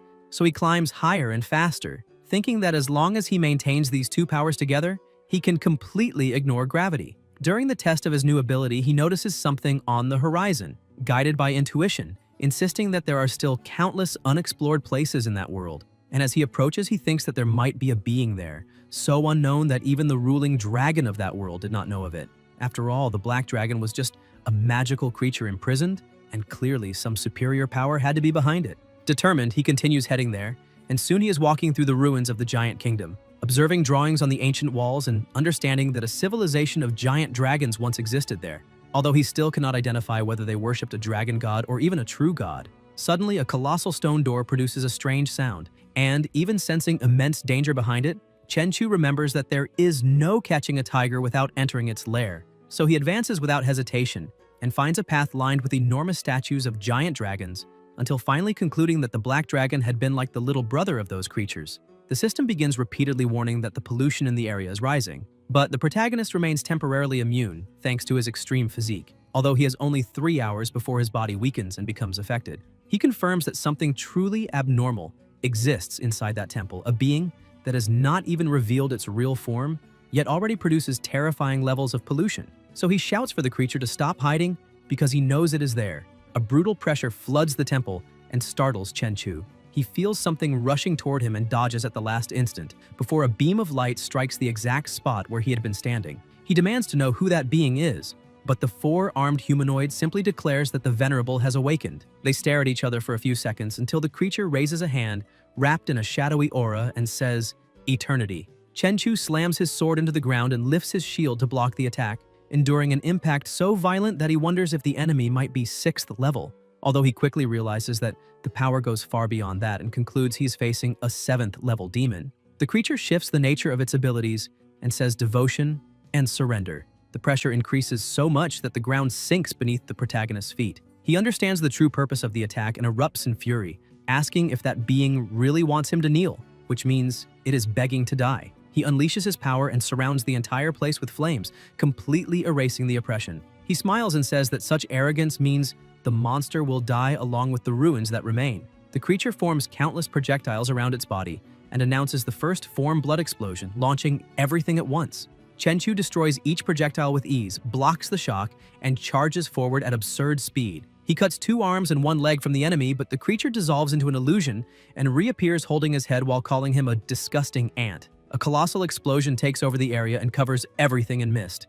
When it clears, the monster notices that Chenchu is still alive, releasing even more power and declaring that he will end this. The creature retreats while compressing energy around itself and drags 2 stone mountains toward him in an attempt to crush him. Chenchu withstands the pressure, charges again, and cuts the enemy in half, although another illusion is all that remains. This time he moves even faster, appears behind the creature, and strikes while declaring that this is the 2nd form blood explosion. The monster's body trembles as if twisting its head backward while holding Chenchu with both hands and growling that he is far too arrogant. Another explosion erupts and sends the protagonist's sword flying. Chenchu says the blade would only slow him down and that he will handle everything with his bare hands, calling the enemy to fight the old way. The 7th level demon creates a barrier around its body, but the protagonist's strength is so overwhelming that the impact produces a deafening boom and throws the creature far away, making it bounce, slide, and crash into everything, until it realizes Chenchu is already in front of it again in the blink of an eye, grabbing its head and smashing it against the ground with a colossal force. A strange mist spreads across the area and the creature's body vanishes, reappearing in the air as it aims at the protagonist and activates its trap. Chenchu tries to react upon hearing its voice, but a new wave of monstrous pressure hits him, and chains erupt from the ground to bind him. The system warns that the dragon sealing formation can absorb the energy of the item it sealed and use it to strengthen itself. The monster says that the more he resists, the harder it will be to escape.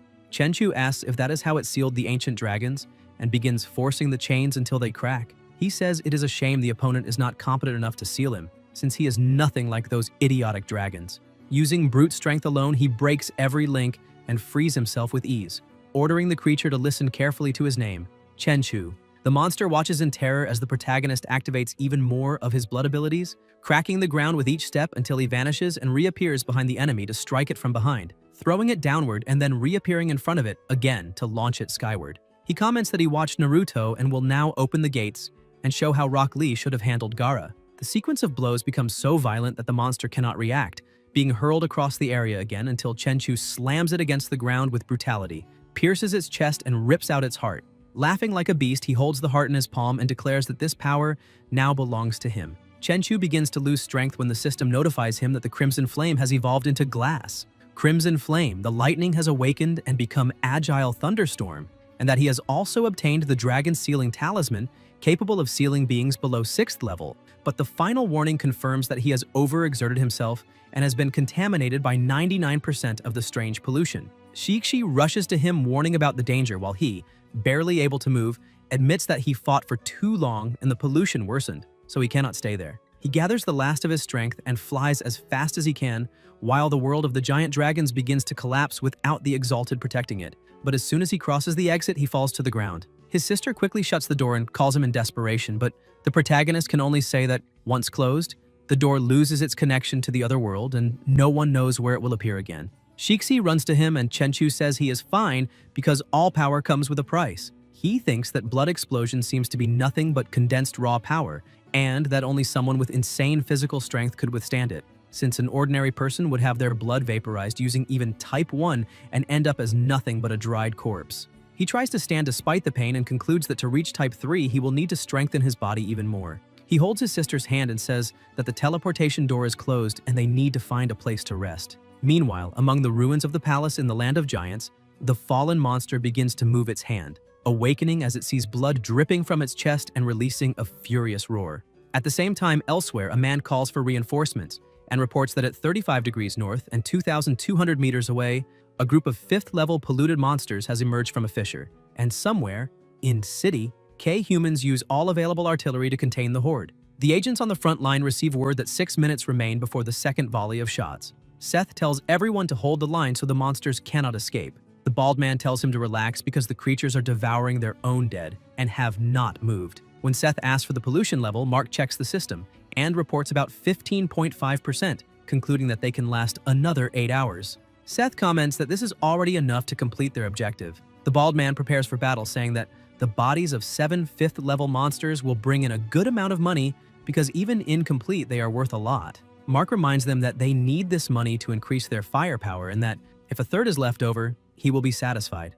Seth adds that, as the people from Country Z like to say, they should count their blessings, because without support from the base, any of those monsters at full health would mean certain death. Another barrage begins and destroys several enemies. Seth says it is time to work because he really wants those monsters and tells his 2 partners to clear the bodies, since that should yield 5 bottles of purifying energy, and they plan on keeping 3 and selling the rest. A mist suddenly fills the area and a gigantic monster appears, making Seth tremble as he asks what that thing is, while his own body begins reacting in a strange way. The Colossus advances, sending Mark into despair as he realizes the pollution level is rising absurdly and has already surpassed 531. But before he can react, his head is destroyed in a single blow. The leader orders everyone to flee immediately, but Tyler is also killed and the monster watches Seth try to run, even though the pollution is so intense that his body collapses and explodes. Somewhere inside the apocalyptic base of Country M, a maximum alert is triggered as an apocalyptic event is detected, causing the highest level defenses to activate in order to eliminate any threat for the sake of humanity. A nuclear missile is launched, travels around the globe, and hits the giant and the smaller monsters around it.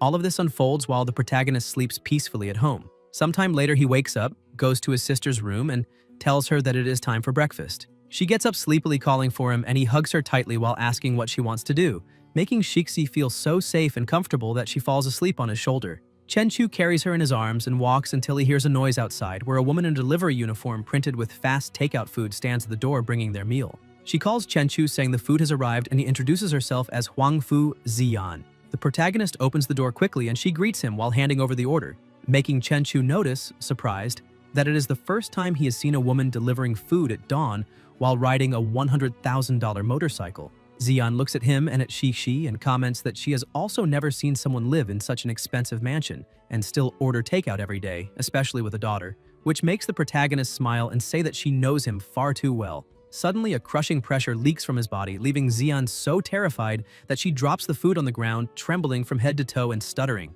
as she says he is the first evolved individual of the new generation, the legendary Chenchu. Tears fall from her eyes as she says she has finally met him in person. Chenchu recognizes her and comments that the whole situation is very strange, asking what she is doing there. Ziyan, her body heating up, breath unsteady and face flushed, says she is there to chase after him and begins unzipping her jacket, surprising the protagonist who asks what she means. Ziyan answers that it is exactly what he is thinking because she wants to win him over at any cost and asks him to remember her name, stating that she lives nearby and will see him on the next delivery. As soon as the girl leaves, Tianrui appears, and after hearing the explanation, the protagonist smiles and says he is exaggerating because City N has a special investigation department and if the pollution spreads, they will act immediately. Tianrui counters by asking how they could possibly compare to the protagonist since he is not part of the government and does not owe anyone anything, which is why it is so important to know whose side he is on. Chenchu asks what he means by that, and Tianrui explains that after the news about the protagonist spread, most of the houses near the forested area by the mountain changed owners, and that he has become so famous that the value of the region has tripled, making all the wealthy people of City N compete to live beside him. They want Chenchu's help and do not hesitate to offer resources, connections, or money, anything he asks, as long as he protects them when the monsters come. The protagonist reflects on all of it. Tianrui adds that all those men are businessmen, so there is no blaming them for trying to gain an advantage, and besides, they all want to invite Chenchu for a meal, which is why he came there in the first place. Chenchu says it is fine and agrees to go to the dinner. Tianrui thinks that is amazing, but tells him it is better not to break his word and says they will meet that afternoon at Lin Shu's Supreme Hotel. He then changes the subject and says he saw Xian leaving and asks if the protagonist knows her. Chenchu says no, but she suddenly appeared saying she would win him over. Tianrui becomes thoughtful and comments that she is a bit pushy since she has always been determined to get everything she wants, and he warns the protagonist to be careful now that she is interested in him because Wang Futai, the richest man in City N, is after her. Meanwhile, news begins to spread about global pollution, saying that Country Z used its most powerful equipment and managed to reduce contamination so far, restoring social order. However, Village Y was invaded by polluted monsters and hundreds died. A temple in Country R was corrupted by a female corpse buried alive by monks, creating a vengeful creature that has already killed 20 people.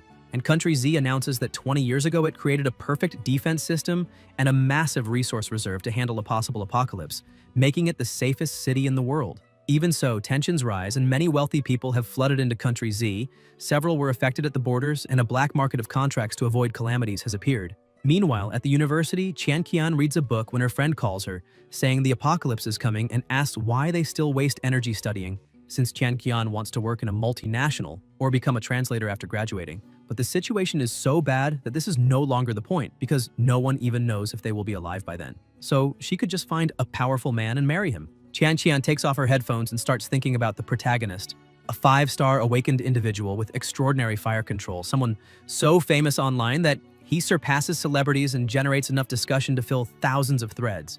But with the fans also come voices that question him. Her blue-haired friend asks what is going on between her and her extraordinary boyfriend and whether they have slept together. Qian nearly dies of embarrassment and blushing deeply asks what she is talking about. She thinks he is strong, talented, and handsome, so perfect that no one finds anything to complain about. Chenchu, her boyfriend from the university, although she does not clearly understand what she feels for him. Suddenly her phone rings and she sees it is the protagonist. Still embarrassed, she says she needs to answer and her friend tells her to go ahead. When she picks up, she asks if he was looking for her. Chenchu asks if she has time to go to his house that afternoon because he has a reservation for lunch, and excited by the invitation, she accepts immediately. Meanwhile, at the Huang residence, Xian arrives and Huang Futai asks if she managed to find him. She says yes, and he wants to know how the protagonist is. Xian fixes her hair and says that Chenchu already knows he is being investigated by her, and that he seems very intimidating when focused, because the aura he releases makes him look like a true king. Futai laughs and says, it seems the investment her father made was correct because that boy is very powerful. Xian points out that even if her father tries to buy him with millions, or even tens of millions, it will not work. Futai says that no matter how much she tries to defend Chenchu, he is still just a pampered boy in his early 20s, and asks if she really thinks an experienced veteran like him would be surpassed by someone who barely left his diapers. Xian replies that the world has changed and his money cannot solve everything, while power can. Futai begins to suspect something and asks if, after a single visit, she is really beginning to like the protagonist and what exactly she told him. Xian says she is chasing after him not out of interest or because of his family, but because she truly has feelings for him. Futai becomes uncomfortable and asks if she is serious. She blushes and confirms, saying he is the first man in many years to make her feel something different. That irritates Futai to the point that he slams the table and says that all the powerful families of City N and even cities H and S have their eyes on her, and he knows exactly how they manipulate others using money, women, and power. As long as the protagonist has human desires and emotions, they can use them to bring him down, make him kneel, and force him to join them. He says his daughter is being naive, wanting to fight all those families. Xian answers firmly, saying that her aunt taught her that the path to a man's heart begins through his stomach. The father agrees but is shocked when he asks if she really plans to learn how to cook, thinking his daughter has lost her mind, and that now, touched by a man, she has even decided to change because of him. After that, he even becomes excited since she is so beautiful and thinks she might really be able to win him over. But Xian reminds him that she swore never to cook again after almost burning the house down several times. So that definitely will not happen. The father asks what she plans to do, and Xian turns around showing the words "fast takeout delivery" on the back of her jacket, explaining that she is delivering food to the protagonist and to him only because she used her father's name to open a delivery company. Futai nearly loses his breath and asks why the Huang's money is being used on a food delivery business. But Xian explains that ever since the small place the protagonist used to rent, through the warehouse by the docks and now the new house, he has always relied on food delivery, even for breakfast. And she managed to get someone to grab his phone and install a delivery app so that every time he orders, she will be the first to know and can deliver it in person. Her father reaches the verge of a heart attack while she says she will soon touch Chenchu's heart with her sincerity. That afternoon at the west gate of the university, the protagonist waits for Qian inside the car and everyone whispers in amazement saying that is director Chenchu's car. Qian appears and several women sigh with envy, saying they would be more than satisfied if it were them. Chenchu calls Qian to get in, saying it is time to go. Two boys watch them. The leader says they are trash compared to the protagonist, and his friend says he is letting someone else's ambition get to him, reminding him that everyone evolves and their group will also succeed. The boy grumbles that the protagonist only surpassed 5 stars ahead of them because of luck, and because, according to Chief Guan, their group was chosen among millions in the city while a newcomer like Chenchu just got lucky, and he asks Lunzi if he agrees. Lunzi says yes, that they are as talented as the protagonist, and in the middle of this, he notices a very beautiful girl, making his friend smack him on the head and tell him to stop getting distracted. He says that as long as Chenchu remains arrogant, he will be the only one girls look at, and the most important thing now is for them to become stronger. Lunzi asks if they should tell Rongya what they just saw, because it seems the protagonist is with someone else now. But his friend taps his shoulder saying he knows Lunzi likes Rongya, yet she likes the protagonist, and if Lunzi really wants her, he can challenge Chenchu fairly. Even if he does not win, at least he will be a real man. However, talking behind someone's back is not something a hero would do. Meanwhile, the protagonist keeps driving, and Qian, a little worried, says that in 2 weeks it will be the second apocalypse, and asks if, when many monsters appear and the Special Tasks Department cannot handle them, Chenchu will do something. The protagonist asks why she suddenly brings up a question like that. Qian says many people online are criticizing him and calling him a coward. Chenchu asks if it could be because he chose not to join the Special Tasks Department. Qian says probably yes, because people said he refused to join the department because he does not dare to face the monsters that will appear in 2 weeks. Chenchu says he is the first student in that country to evolve, so of course there will be people who dislike him because the crown of glory is heavy. Qian brings the subject up again, saying that if a monster strong enough to turn the world upside down appears and the Special Tasks Department is short on manpower, then Chenchu cuts her off, saying he will stand on the front lines without hesitating for even a second. He explains that he did not join the Bureau because he did not want to be restricted by bureaucracy, filling out reports before doing anything, which does not fit his lifestyle. Qian is happy thinking that someone she likes would never be a coward. Shortly after, inside the hotel, the two had just arrived. The protagonist enters the room, greets the receptionist, and gives his name. Qian is surprised to see that everyone inside is a billionaire from major companies. As soon as they enter, a man says it is a pleasure to finally meet the protagonist, and that apparently his useless son kept Chenchu informed about the situation. The protagonist says he knows the essentials. The man says they can get straight to the point and introduces himself as Li Chenghong. He continues saying that to ensure safety during the impending apocalypse, they have decided to form a security council and would like to invite the protagonist to be the president. Chenchu asks what this security council is, and Chenghong explains that it was created to protect them, the elders, and to ensure that the houses around the hill are not damaged by contaminated monsters. Since they are being protected, it is natural to pay the protagonist a compensation of 100 million per month. Qian is completely shocked to see they were offering such an absurd amount. Chenchu says that 100 million does not sound bad and that it should indeed be the price, but protecting all the billionaires who live in those houses as an entry fee to the Security Council makes him imagine that Chenghong can collect money from the more than 30 billionaires who live there. And if it is divided among them, each family only needs to pay 1 million. Not to mention that he does not know how much Chenghong will make them pay to join, possibly millions or even 100 million. Either way, it seems like an extremely profitable business. Futai, who is present, asks if Chenchu is saying that the money is not enough. The protagonist says that in times of peace, all those rich people unite, and even if something goes wrong, they fix it quickly with money and act with arrogance, believing they are powerful. But now the apocalypse has dragged everyone off their pedestal, and in an instant, all are equally threatened by polluted monsters. With no difference between a prince and a kid, and that makes those who earned millions their entire lives very unhappy. That is why he understands them very well. Chung Hong takes over the negotiation again and says they're only doing this because a space-time crack appeared a few nights ago and the department had to use nuclear weapons to repel the monsters. He asks what the protagonist thinks would be fair and offers 200 million per month, saying all they want is to sleep one night in peace and asking if Futai agrees. Futai tells Cheng Hong that his son, Li Zongwen, is in the Special Tasks Department, and therefore Cheng Hong knows better than anyone how efficient those lazy people are, because if they were reliable, they would not need to be there. He raises his hand and says he will give 300 million per month to the future department president, and hopes Chen Chu accepts because he is taking 100 million out of his own pocket.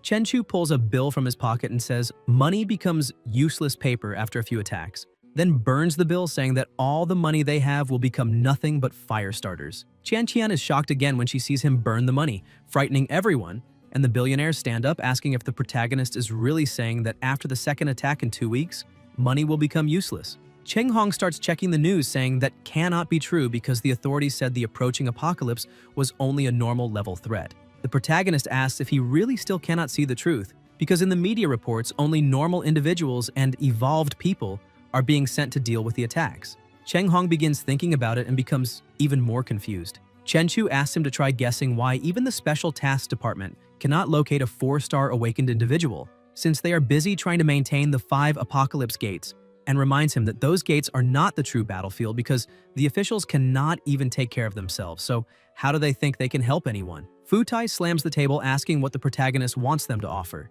Chen Chu says he does not want money. He wants a special type of soil produced in Julong, specialized medicine from Baitai, and a special export of Lantian gold. He also wants to see the mountain fortress blueprints in 3 days, and the defenses must be completed in 1 month. Cheng Hong asks what mountain fortress plan he's talking about and when the houses became part of a defensive structure, but suddenly he realizes the truth. The houses around the mountain will be the central point and will use the mountain's natural geography to be in an easily defendable area, and even if the entire world faces an apocalyptic event, people there will be able to live for years with air circulation, electricity, wide space, clean water, food, and medicine. Chen Chu says that once they meet his request, he will become the president of the security committee and promises to protect them all. Futai begins applauding and says it is no wonder the protagonist is the strongest person in the country because he is terrifying both in power and in planning and in foresight.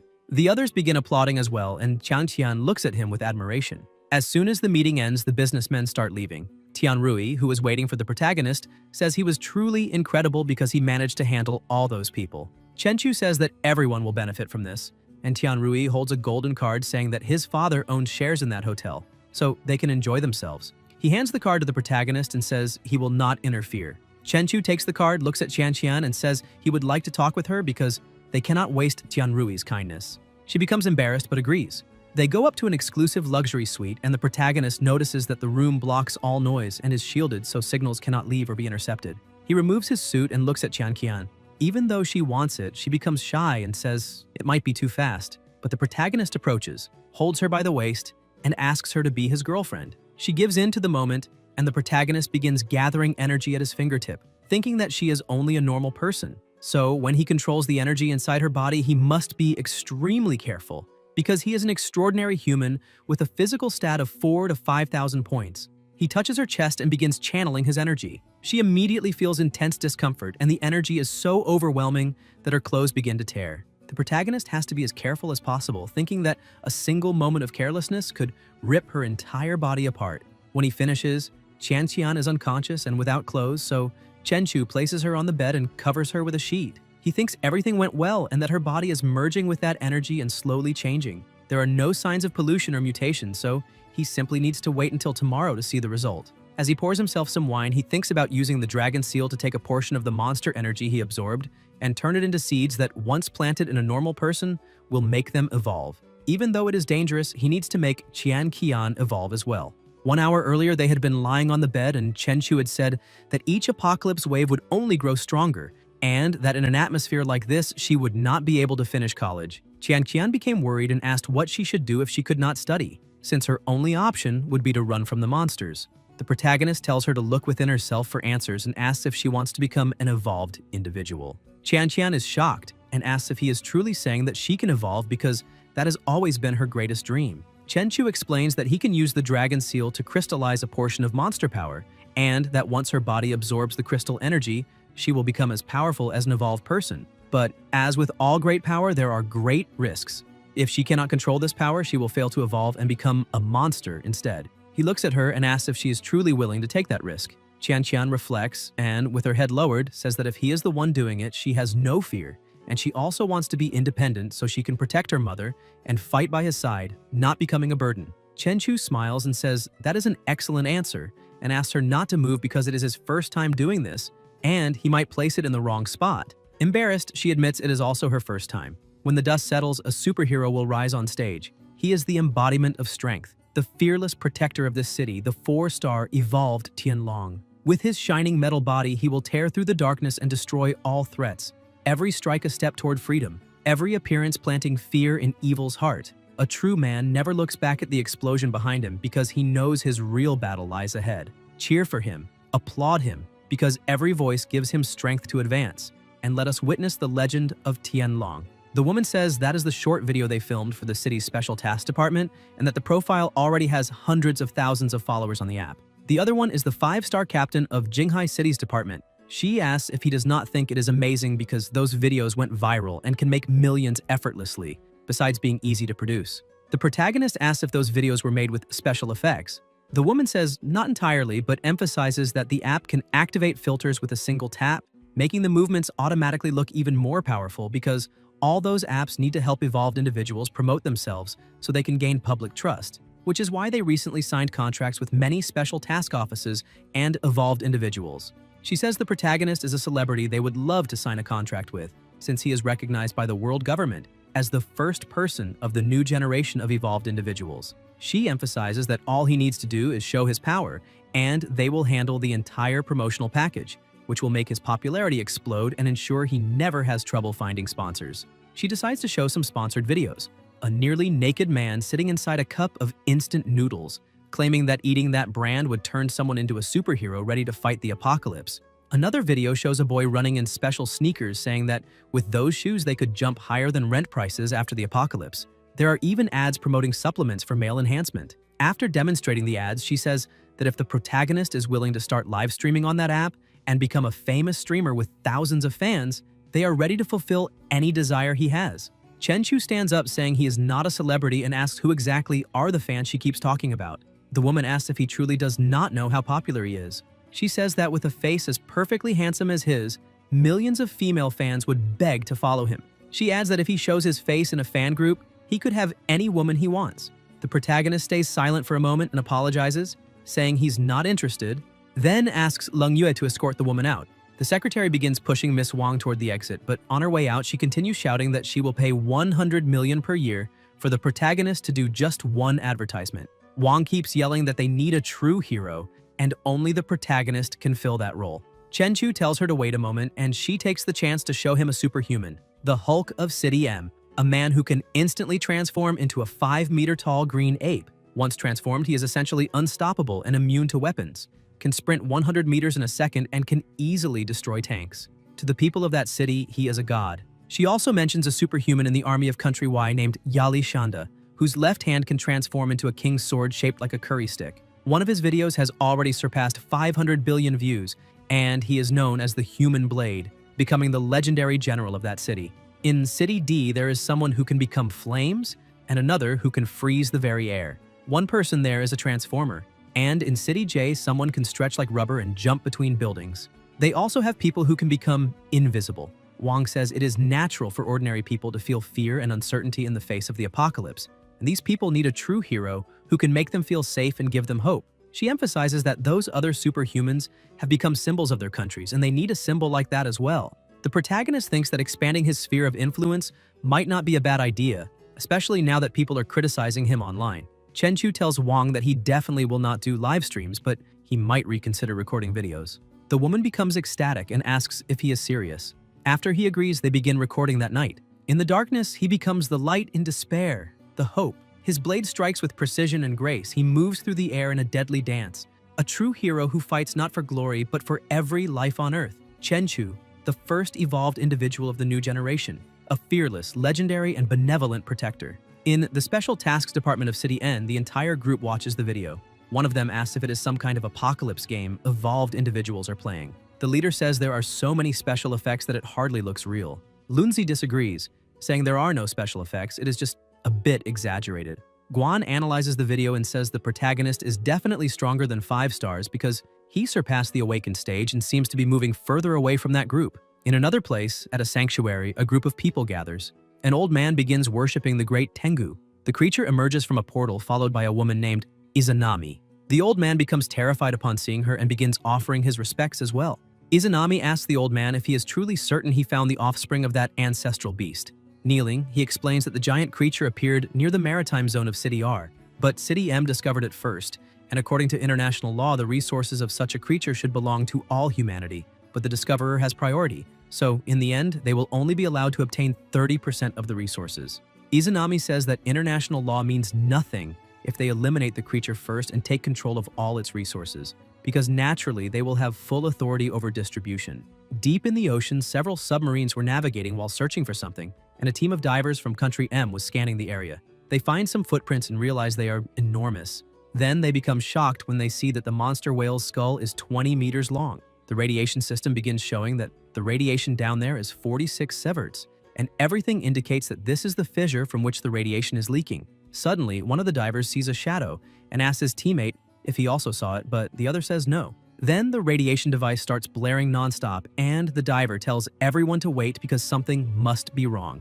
The radiation reading has already passed 459 and keeps rising. The number reaches 1,000, and they all start backing away, shouting that such a level is impossible unless they are near nuclear waste. The number jumps to 1,500, and the diver panics as he asks what that thing in front of him is. The protagonist's little pet had been discovered. Somewhere else inside the haunted house of Sea Fun City, Guan was interrogating someone, saying that a person had disappeared there the previous night, but no one filed a report immediately. The manager apologizes, saying he thought a tourist had simply gotten lost, and since 24 hours had not passed yet, he sent some people to look around the area, but he did not expect the person to actually disappear. The department chief closes the records and says it seems the manager was afraid it would affect his business and profits, asking if he is wrong. The man becomes frightened and does not know how to answer. Guan says that a total of 5 people have disappeared, and that the haunted house swallowed them. And this may be a sign of the approaching apocalypse, so the Special Task Department will take care of it.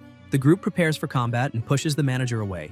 The blue-haired boy looks at the sensor and says something is strange because it detected pollution, but as soon as they entered, it vanished. The team leader says that is probably because they are dealing with a strange monster capable of absorbing the polluted energy inside its domain. As they walk, the boy notices something odd and asks if that themed room was on the map the director gave them. Suddenly, the papers begin peeling off the walls and a haunted puppet appears in front of him. He panics and immediately attacks, shredding the puppet. One of the girls asks if all that theatrics was really necessary, but the boy says that for a moment he thought he was actually going to die. Captain Lee checks his device and says that the source of the pollution is approaching. Suddenly, an explosion occurs near them. Lunzi shouts for everyone to be careful and steps in front of the attack with his shield. He manages to block it and knock the monster backward. The captain activates the Sharingan and is able to read the monster's statistics. He says that it is a strange 3-star monster whose attack and defense have been enhanced, that it also possesses extreme regeneration abilities, and that its weakness is... Before he can finish, one of his companions interrupts him and begins attacking, shouting that it really does not matter if it has eaten 5 people and become even tougher, because that monster will not be able to defeat his extraordinary weapon. The captain is surprised and says that the weakness is the head. The captain's friend looks a bit awkward and asks what he just said. The captain shouts that the weak point is the monster's head and asks whether his companion even hit it, calling him an idiot. Suddenly, the gunwoman fires a shot that hits the monster's head. She says that it is truly disappointing for a 3-star monster to be defeated with just 1 shot. The Lancer says that this only happened because his spear restricted the monster's movements.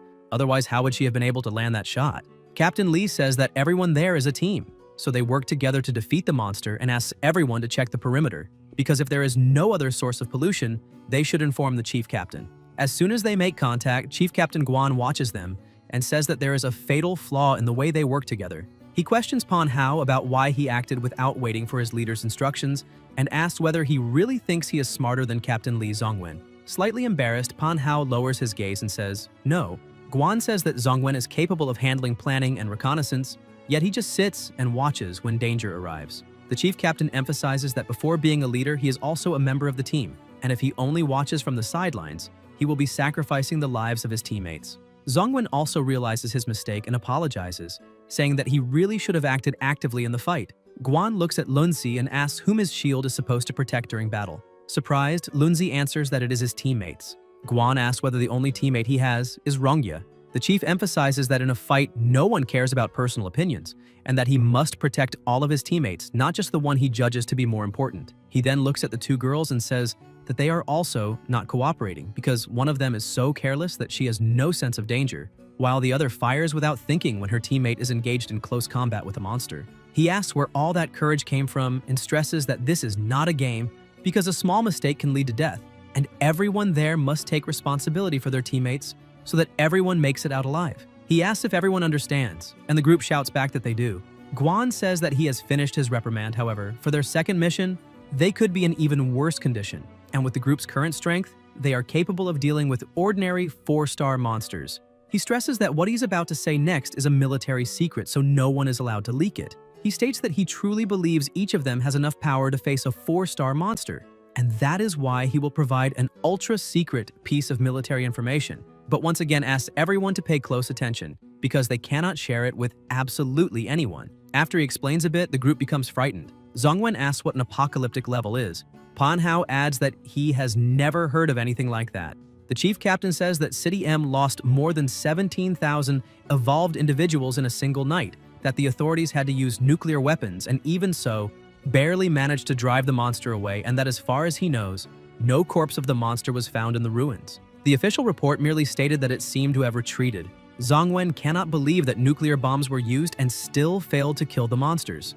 Guan emphasizes that 17 gates of the apocalypse were affected to varying degrees, along with changes in space-time waves, and that the apocalypse in 10 days or more will be far worse than they expected, which is why it will be difficult for them to face the strengthened monsters.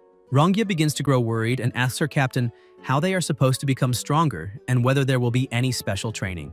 Guan opens a box on the ground and takes out a crystal, saying that time is extremely short and that the Department of Special Tasks has already disseminated spiritual creatures, so they should already know what that means. Panhao gets excited and shouts that those crystals can awaken a person's latent potential, allowing their abilities to grow much faster. The captain says that they were selected to use those crystals to become stronger, and that everyone on that team must ascend beyond 4 stars within the next 10 days, and that this is for the future of humanity. The entire team becomes excited, saying that they will not disappoint or let anyone down, because this is for the future of humanity. Meanwhile, by the seaside, the protagonist is looking at his pet statistics, thinking that at the pace the lizard is hunting for food in the fish farms of the North Sea, it will be able to evolve for a 4th time in a few days, and after that he will only need to worry about Qianqian's evolution progress. In Qianqian's dreamlike landscape, she has tears in her eyes, frightened, looking around and asking where she is. That dark energy begins to take the shape of a monster and prepares to attack her. Terrified by the monster's approach, she starts screaming for it to stay away and suddenly wakes up completely drenched in sweat in the protagonist's bed, not fully understanding what is happening and breathing heavily as she remains still for a moment. Chenchu asks how she's feeling. Qianqian questions what he means by that. The protagonist forcefully throws a bowl at her, but thanks to her reflexes, she manages to block it and shatter the bowl.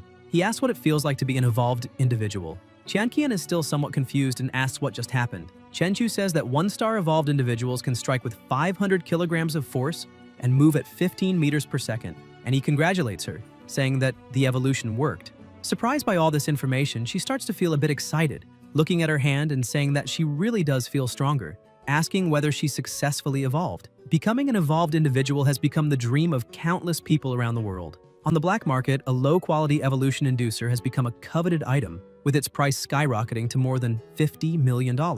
However, using such a low-quality inducer carries enormous risk, as the slightest mistake can turn the user into a terrifying mutant creature. Many ordinary people desperate to evolve are forced to be chained under extreme conditions, with family members standing by with weapons during artificial evolution procedures. Once the body destabilizes, the resulting death is horrific and indescribable. Even so, countless people willingly take the risk of suffering and follow the path of evolution without hesitation. As the end of the world draws closer, the era of universal evolution advances at a rapid pace. Meanwhile, in the open sea near Aocho Island, Izanami and her small army order Ebisu to open the path quickly. He creates a sphere of energy around himself and approaches the seawater, managing to open a passage for them. They quickly descend toward the seabed and find a cave. The lizard is inside, and with the force of its roar alone, it already terrifies everyone. Benton quickly steps to the front line, saying that the beast is releasing the aura of a king and that no one can look directly into that monster's eyes. Irina is astonished, saying that even in its juvenile form, the presence of that monster rivals that of a 9-star magical beast, which is terrifying, a monarch-class being. Susanoo asks her if she is sure about what she sensed. She analyzes it once more and says that the beast is slightly stronger than the monarch-class creature that attacked their base last month, and that her perception cannot be wrong. Izanami begins preparing to attack, saying that this is a magnificent primordial beast and will certainly produce an enormous amount of essence for their use. She orders Benton to use her illusion magic to stun the monster, while everyone else must extract every drop of the core essence and then destroy the corpse. They cannot leave behind any trace. The monster tries to contend with Benton's power, while their leader remains captivated by the beauty of that beast's power, emphasizing that they must devour and absorb it to become the beast themselves.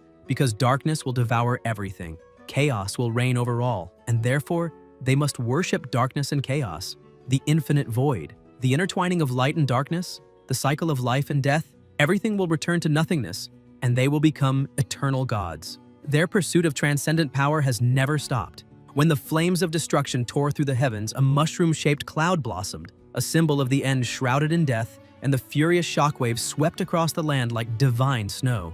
Civilization and order were shattered, and the world returned to the primordial chaos of creation. 30 days and nights passed before the dust finally settled. Mountains that were once towering were flattened and turned into deserts, and mighty rivers were reduced to dead pools.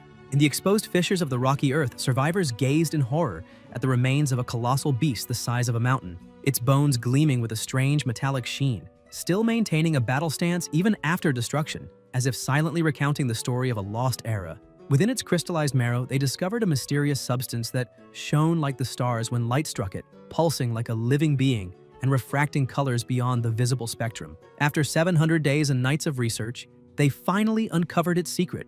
It could reconstruct the molecular structure of living beings, allowing carbon-based life to break free from the marks of evolution. A researcher said that this was the flame of Prometheus, the forbidden future of wisdom. The Prime Minister raised a culture dish containing the brilliant blue material during a press conference and declared that today they would crown themselves as gods, naming this substance of divine origin. But fate soon revealed its truly terrifying face.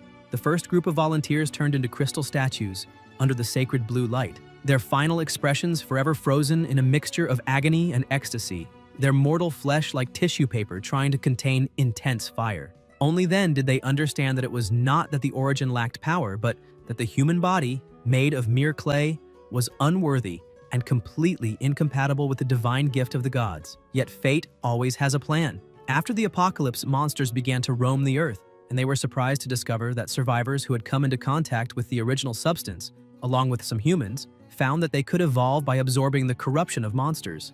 Only then did they realize that mythology had not abandoned them. It was accelerating toward them. In that era, they were the heirs of myth, continuing to evolve and grow ever stronger until one day they might reach the realm of the gods. Izanami continues greedily, saying that they will finally become gods, when suddenly she hears a different voice saying, "Praise be to the god." Startled, the leader asks who is there. The protagonist appears atop his beast's head and says that they should offer praise, and that his name is Chenchu. The leader orders Irina to analyze the protagonist's information immediately. She puts on her mask and uses her Koju ability, splitting her vision, but the protagonist leaps in front of her and says that this is a sensory ability, similar to observation hockey and not much inferior in power. When she tries to analyze the protagonist's statistics, the mask begins to crack and she is thrown backwards, shocking everyone. Izanami asks where the information is, and Irina says that the enemy has a mystical technique based on insight and that her divine vision was reflected back. The leader cannot believe what she hears.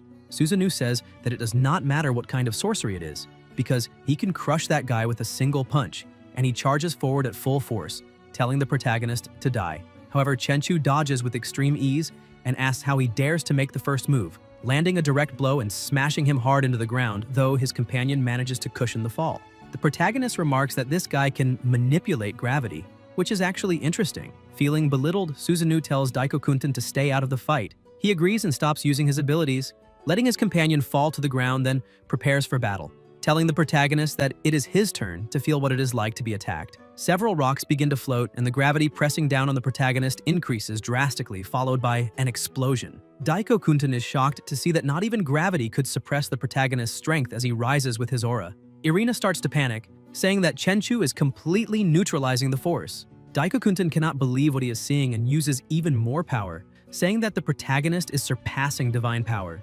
Susanoo grows increasingly furious, asking how that guy dares to insult him and saying that now he will have to pay in blood. He activates his abilities and charges again. Chenchu merely smiles, thinking that it is a technique that enhances the body and blocks it with just one hand as if it were absolutely nothing, while everything around him and behind him is destroyed by the pressure of the blow. Susanoo realizes that the protagonist is a true monster, and with a simple twist of his hand, shatters the bones in his opponent's arm and slams him to the ground, then, without wasting time, advances for another strike. Susanoo begins to panic, thinking that he is going to die because he cannot block that attack. Daikokunten quickly tries to help his companion by using gravity on him to push him away, pulling him out of the attack's trajectory. The protagonist uses his first transformation. Red flames, blood explosion, and the pressure around them begins to change. The leader orders the gods of Takamagahara to unite their powers to defeat the enemy.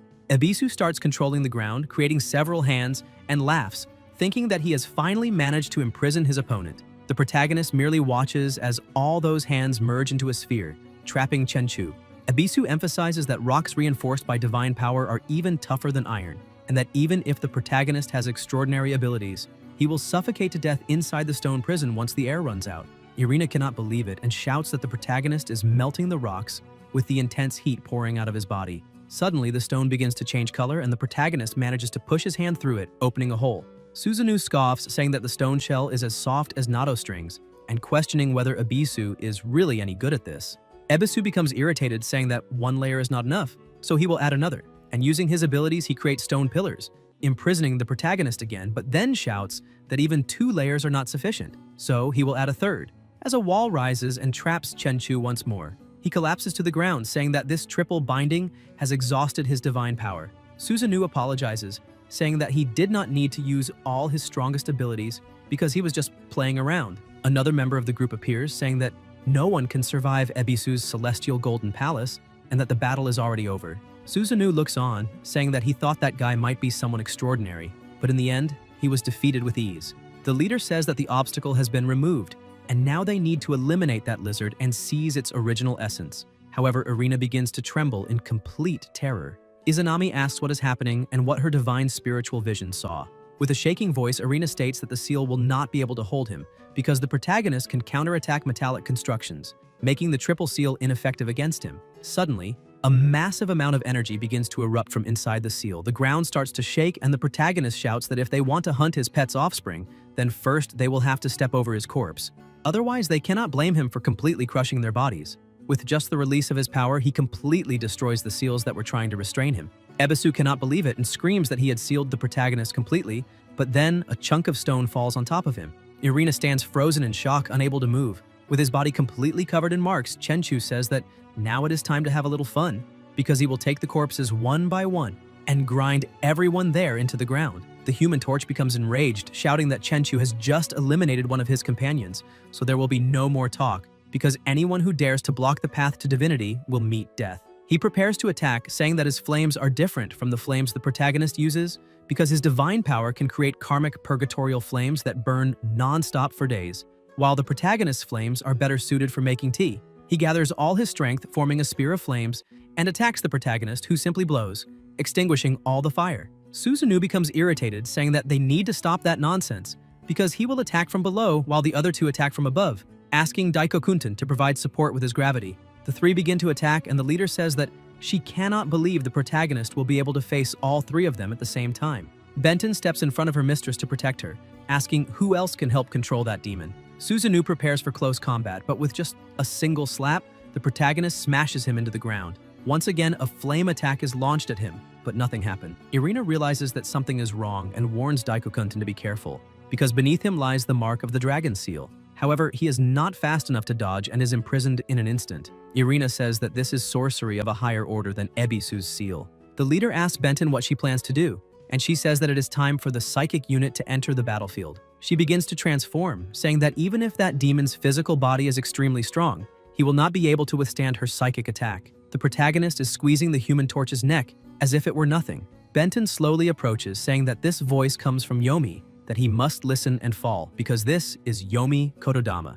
The protagonist stops attacking and looks at her without saying anything, then releases the man he was holding. Benton begins to use even more power, saying that with the profanation of Yomi within that body, she binds his soul, and that he must listen because she is the law of death, like a mother's embrace, like the strangling of a child. She tells him to fall and plunge into the path of Yomi, where even gods decay. The Human Torch, almost out of breath, says that Benton's Kododama is still effective, and that the demon can no longer move, and that it seems he must have entered the realm of nightmares. The protagonist feels as if he is in a dark place and suddenly begins to see Benton's image, who says that power in the real world has no meaning there, because that is her mental domain, and crushing him is as easy as reaching out her hand. She emphasizes that all the physical refinements the protagonist has made are useless, and that he also cannot use his sorcery. He feels his body being restrained by something. Benton continues, saying that this is an arena exclusive to mental power, and suddenly something pierces through him, severely injuring him. She starts to smile and asks if it hurts,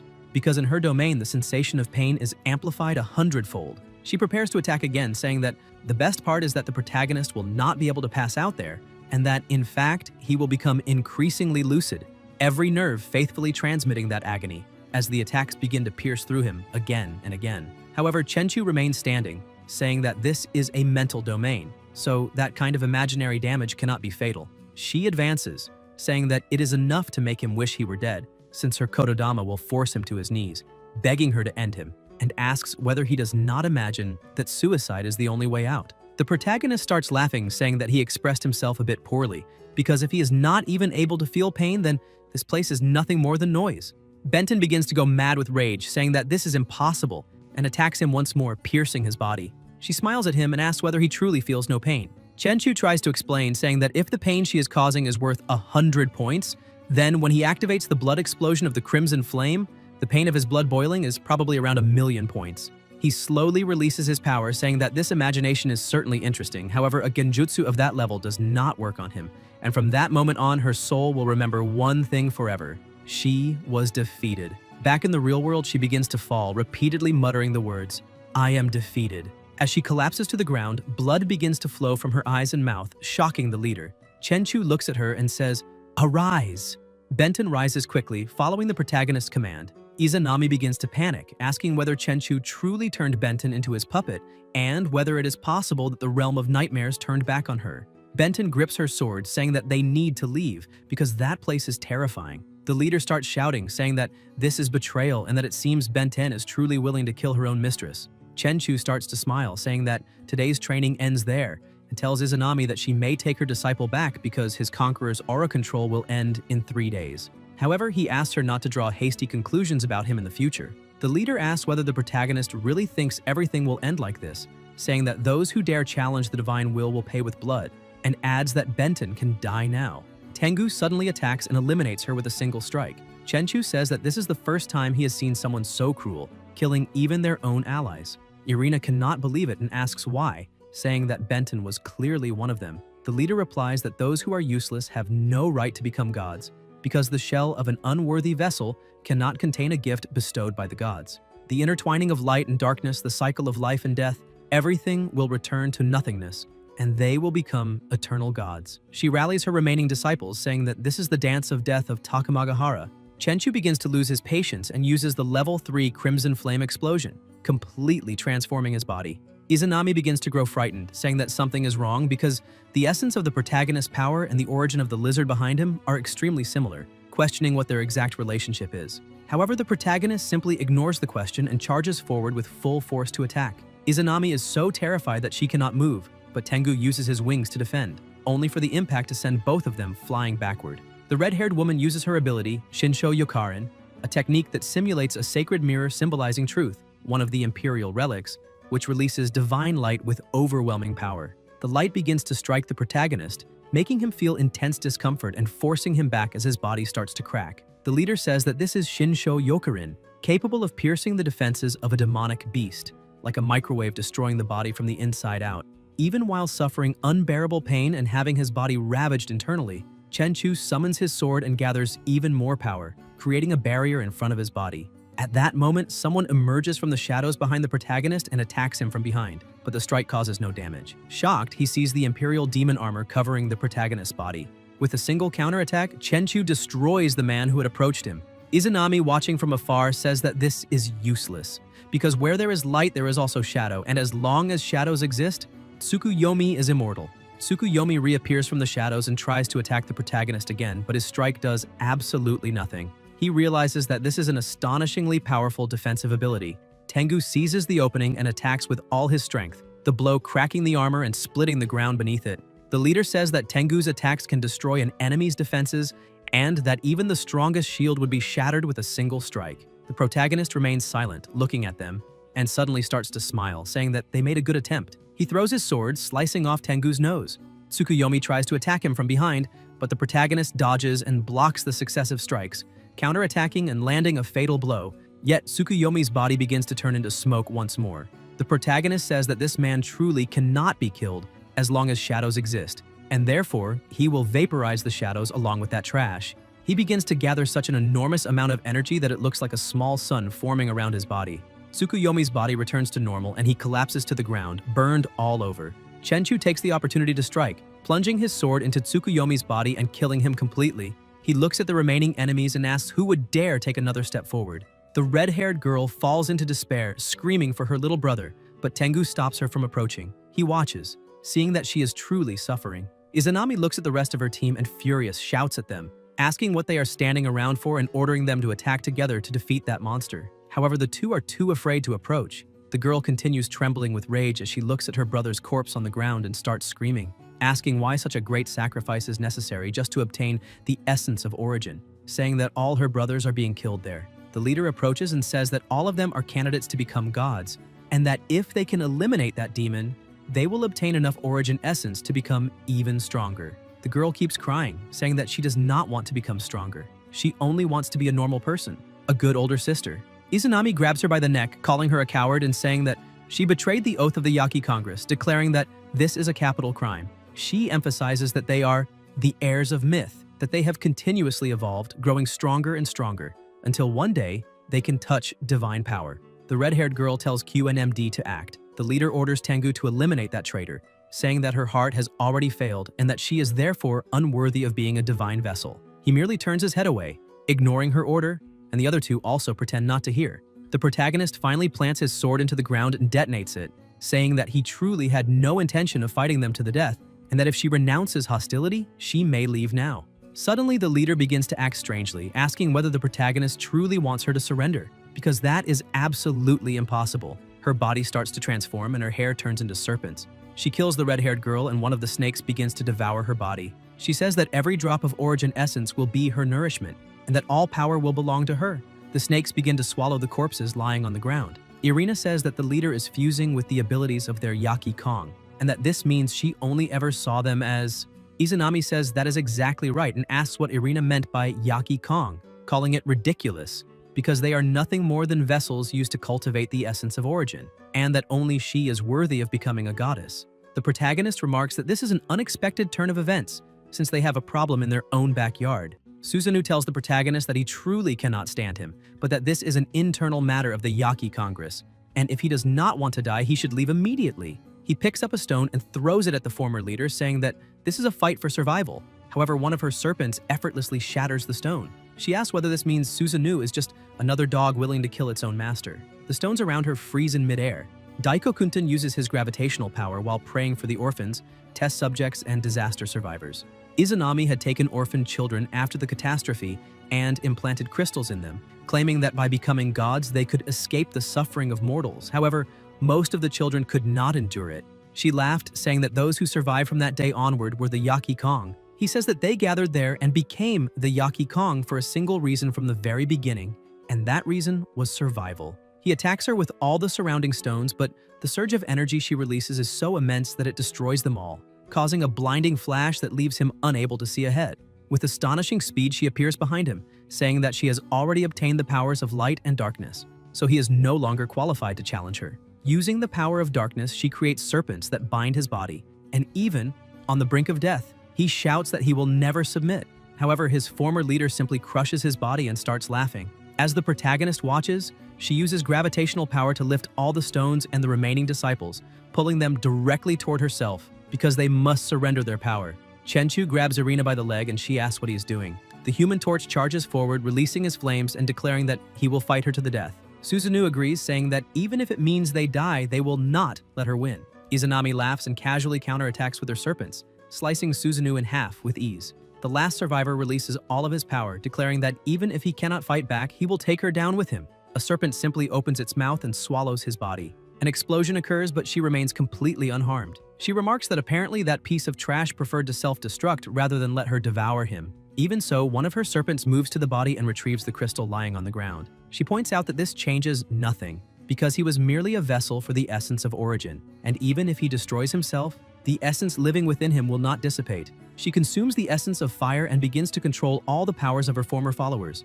With a smile, she says that she has already devoured 7. Looking at Irina, she grows terrified and says that if killing is useless, then there is no escape. Tengu, who has been watching everything, realizes there is no way out. The former leader says that now only 2 remain. He prepares himself and then vanishes. She asks whether that man really fled, saying that it was a smart choice. Cowardly but realistic. Irina does not know what to do and, overwhelmed by fear, looks at the protagonist, begging him to help her. She says that with the power he has, he can definitely destroy the crystal of origin essence inside her. She approaches him, saying that he can kill her and then destroy the crystal, because she truly does not want to become part of Izanami's power, and that only he can do this. Chenchu remains silent, merely observing, but Izanami begins to approach, saying that Irina wants to use the power of a demon to destroy the original essence and that she, too, is a traitor to the will of the gods of Takamagahara. Driven by despair, Irina starts screaming for the protagonist to act as quickly as possible and kill her along with the crystal, because if he delays, it will be too late. She hands her weapon to him. Izanami begins to laugh, asking whether she really wants to die, because she will devour the original essence of Irina, the demon, and the lizard all at once, and thus become a divinity. Chenchu takes the short sword from Irina's hands and says that she does not need to die. Izanami attacks, shouting that the 2 of them must become sacrifices for the new god. The protagonist ducks swiftly and drives the short sword into Izanami's forehead, beginning his assault as he says that he had decided not to get involved in all that chaos. But since she tried to drag his pet into it, he has decided to change his mind. Izanami pulls the short sword out of her forehead, saying that that level of power is not enough to kill her. However, the protagonist appears beside her and lands a punch so powerful that it slams her into the ground, causing a small explosion, saying that she will die anyway. The impact of the clash is so intense that Irina is thrown backward and she begins to cry, trembling in fear. Chenchu asks how it felt to take his punch, and Izanami starts cracking her body, saying that it did not even count as a tickle. Chenchu starts laughing and releases even more of his power, thunder tempering his body and fire forging his bones. He activates the level 4 Crimson Flame Blood Explosion. Izanami begins to panic as the protagonist's speed and strength become so overwhelming that she can no longer defend herself. At the last second, she manages to switch bodies, abandoning the old one behind. Chenchu smiles and says that he truly did not expect her to escape. He grabs the old body in his hands and turns it to ashes. He tells her to use every trick she has because he would like to see them. Izanami begins to use shadow abilities, but with a snap of his fingers, all the dark serpents are completely annihilated. Izanami grows terrified, realizing that Yaki is simply useless. The protagonist begins to approach slowly with a completely terrifying aura around him. With each step, lightning bursts from his body, destroying everything nearby. Izanami thinks that the way that demon walks carries a pressure more frightening than that of a god. She uses serpents to corrode the protagonist's body, silver to seal his soul, gold to corrupt his existence. And with the combination of these powers, she creates a new serpent that appears beside him. But once again, he destroys her attack with a simple wave of his hand. Another water serpent appears and he grabs it, but another rises from the ground and swallows his body. After the serpent manages to engulf him, it tries to extinguish his body to erase him completely. However, inside it, he thinks that this is utterly ridiculous. He simply slices the serpent in half, leaving Izanami stunned. He appears behind her and says that even after devouring all her teammates, this is all she has, a weak power. With a swift slash, he strikes her neck. Izanami feels the blood begin to flow and refuses to believe it, saying that she became a goddess and should not die, that she should have become a god above all others. Losing her strength, she begins to fall, saying that she should have looked upon all living beings as if she truly were a goddess. Chenchu says that all her sins end there. She struggles desperately not to surrender, but it is useless, and she falls lifeless to the ground. Irina, who was hiding behind a rock in complete terror, realizes that someone has stopped in front of her. The protagonist looks at her and calls her to go with him. He carries her up to the surface, emerging beside a boat. The fishermen are stunned, asking where those 2 people came from. Chenchu realizes they are foreigners and asks them to take Irina to that beach, saying that they understood. The two men do not really know what is happening, and the protagonist wonders whether they actually understood or not. Sometime later, already inside his apartment, he lays Irina on the bed thinking that humans are a species that goes too far in internal fights and selfishness. Throughout history, the number of their own kind who died at the hands of humans is tens of thousands of times greater than those who died in disasters or at the hands of monsters. After gaining power, most people do not think about protecting the weak and upholding justice, but instead draw their blades against those even weaker. He does not deny that there will always be good people in this world who will stand up. However, this is the perverse nature of humanity. For that reason, he does not hesitate to assume the worst of anyone who might threaten his survival, because he is not good and does not carry weeping souls. But he is also not evil, for he does not revel in bitter hatred. He is not chaos and does not raise the dust of mortals. Nor is he order, for he does not bind the roots of the world. He is not light, for he does not illuminate the city of the lost. But neither is he darkness, for he does not shelter the curious lamp. He is not substance, for he does not forge an eternal form. And he is not the void either, since he leaves no vanishing shadow. In truth, he is the blade suspended between good and evil, and only he will cut through the twilight and the dawn of chaos. Inside the Department of Special Affairs, Guan and his group are about to watch a video. He says that the footage is from the protagonist's battle and that, according to the latest data, Chenchu's power has been confirmed to have surpassed the 5-star level. The entire group is shocked, unable to believe that he managed to break through the 5-star threshold.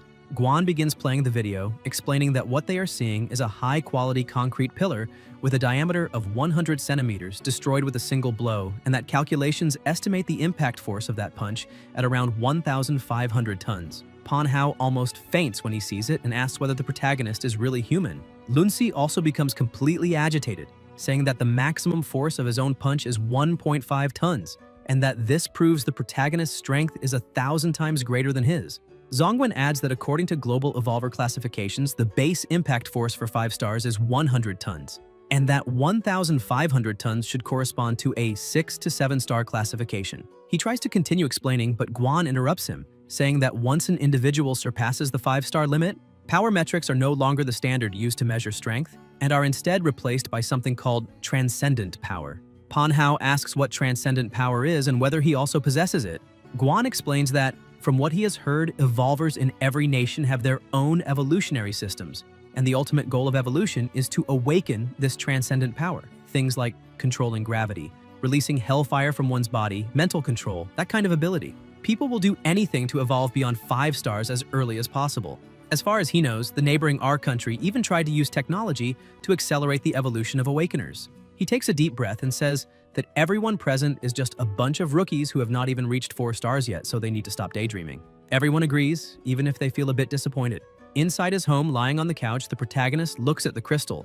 They call it Origin Essence, but in reality it is just a high-tier psychic energy crystal, and his Anami would never have imagined that it would end up benefiting him. He crushes the crystal in his hand. The system announces that his constitution has increased, but he is surprised to see that it has stopped at 9,999. He realizes that his constitution points have reached the maximum, which means the 4th evolution is about to begin. His sister appears, sitting on the couch and asking if he is okay. He smiles and says that he is fine, but she complains that she is very hungry. The protagonist opens his hand, showing that he has several energy crystals, and asks whether she wants some. She smiles and says yes, takes a bit of the crystal from her brother's finger, and eats it without hesitation. Chenchu tells her to eat as much as she wants because once she restores the portal, they will fight monsters together. She keeps eating happily, enjoying the sensation.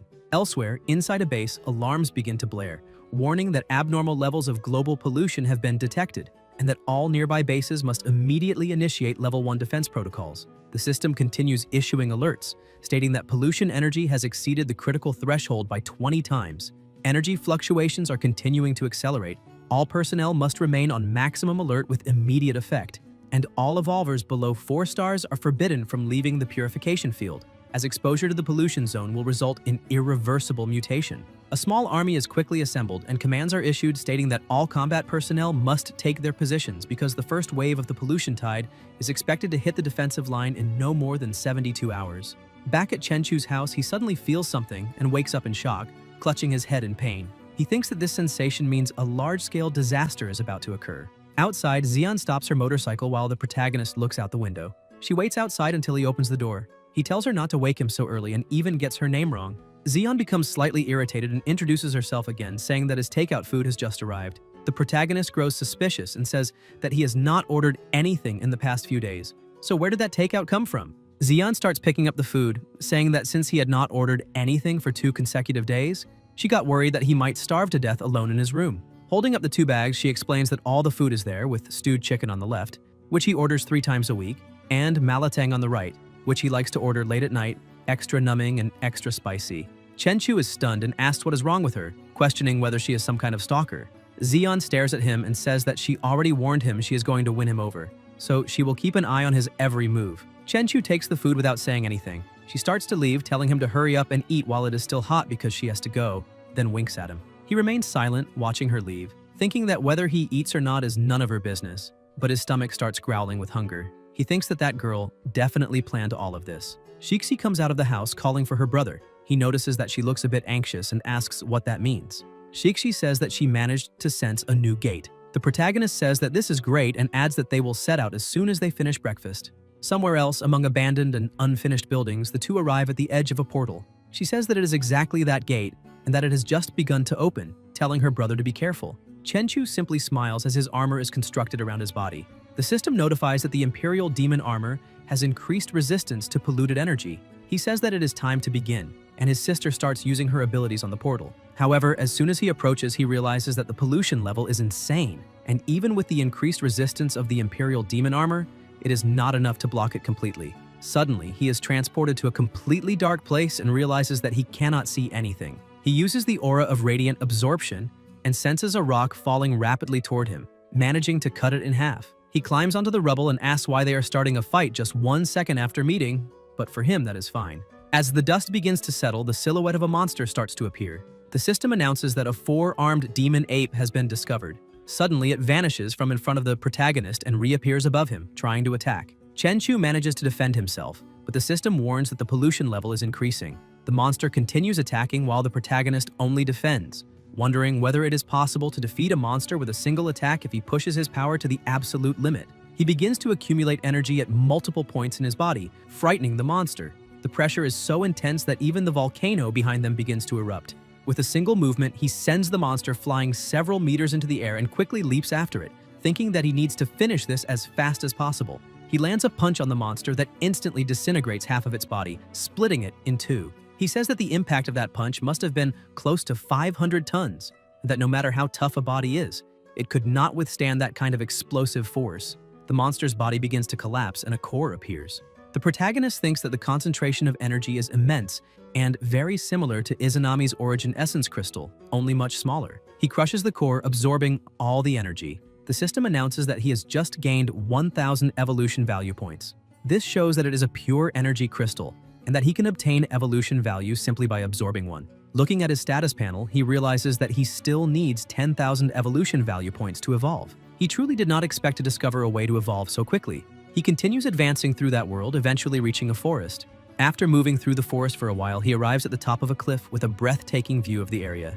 As he observes the scenery, he wonders how many evolution crystals are waiting for him to hunt in that underdeveloped tropical forest. He starts to smile excitedly as he cannot wait to do it. He walks to another part of the forest and expands his observation aura to the maximum. He sees some ants carrying objects. The system identifies them as demon ants, level 3 demonic beasts of the nature type. In addition, he notices that the demonic crystal energy inside those demon ants is much darker than that of the demon ape. Moreover, they feed on crude demonic matter, which he finds very interesting. Suddenly, he hears a sound and looks up to see several shapes flying overhead. The system alerts him again, identifying them as demon mosquitoes, level 4 demonic beasts of the nature type. The protagonist notices that they are behaving strangely, which shows that they have spotted prey, and apparently that prey is not him. Suddenly, the level 4 mosquitoes attack the level 3 ants, surprising the protagonist. He realizes that the mosquitoes are evolving there, and that a level 4 demon mosquito can evolve into a level 5 elite by hunting other demons. As he watches, he notices another movement. Something leaps over him and attacks the mosquito that had attacked the ant, causing a small explosion. The ape kills the mosquito and starts eating it. The system identifies it as a level 6 nature-type demon ape. Chenchu continues observing, thinking that every hunt and every evolution exists to refine that raw energy layer by layer. The ape also begins to evolve, growing 2 more arms on its body. Chenchu realizes that when high-level demonic beasts reach the end of their lives, they all return to the foot of the tree of life, collapsing within the sanctuary of its tangled roots. Their shells slowly decompose, and the essence of the demonic crystal they refined over a lifetime returns to the great tree's root system, becoming nutrients that sustain its eternal life. The tree of life remains silent, merely caressing the remnants of those minerals with its roots. He approaches the ape, thinking that the new demon ant eggs are already incubating inside the anthill, and that the next generation of demonic crystal minerals will soon hatch to continue this endless energy cycle, born as slaves, becoming food in death, a cycle that never ends. He begins to release his power, declaring that this perfect energy cycle ends at this moment, because the essence those monsters spent their lives refining will now be claimed by him. The atmosphere changes, and the protagonist rampages through the surroundings, annihilating all nearby monsters as if it were nothing at all. The system starts issuing repeated notifications. He uses his abilities to collect all the crystals at once. The system explains the fusion rules.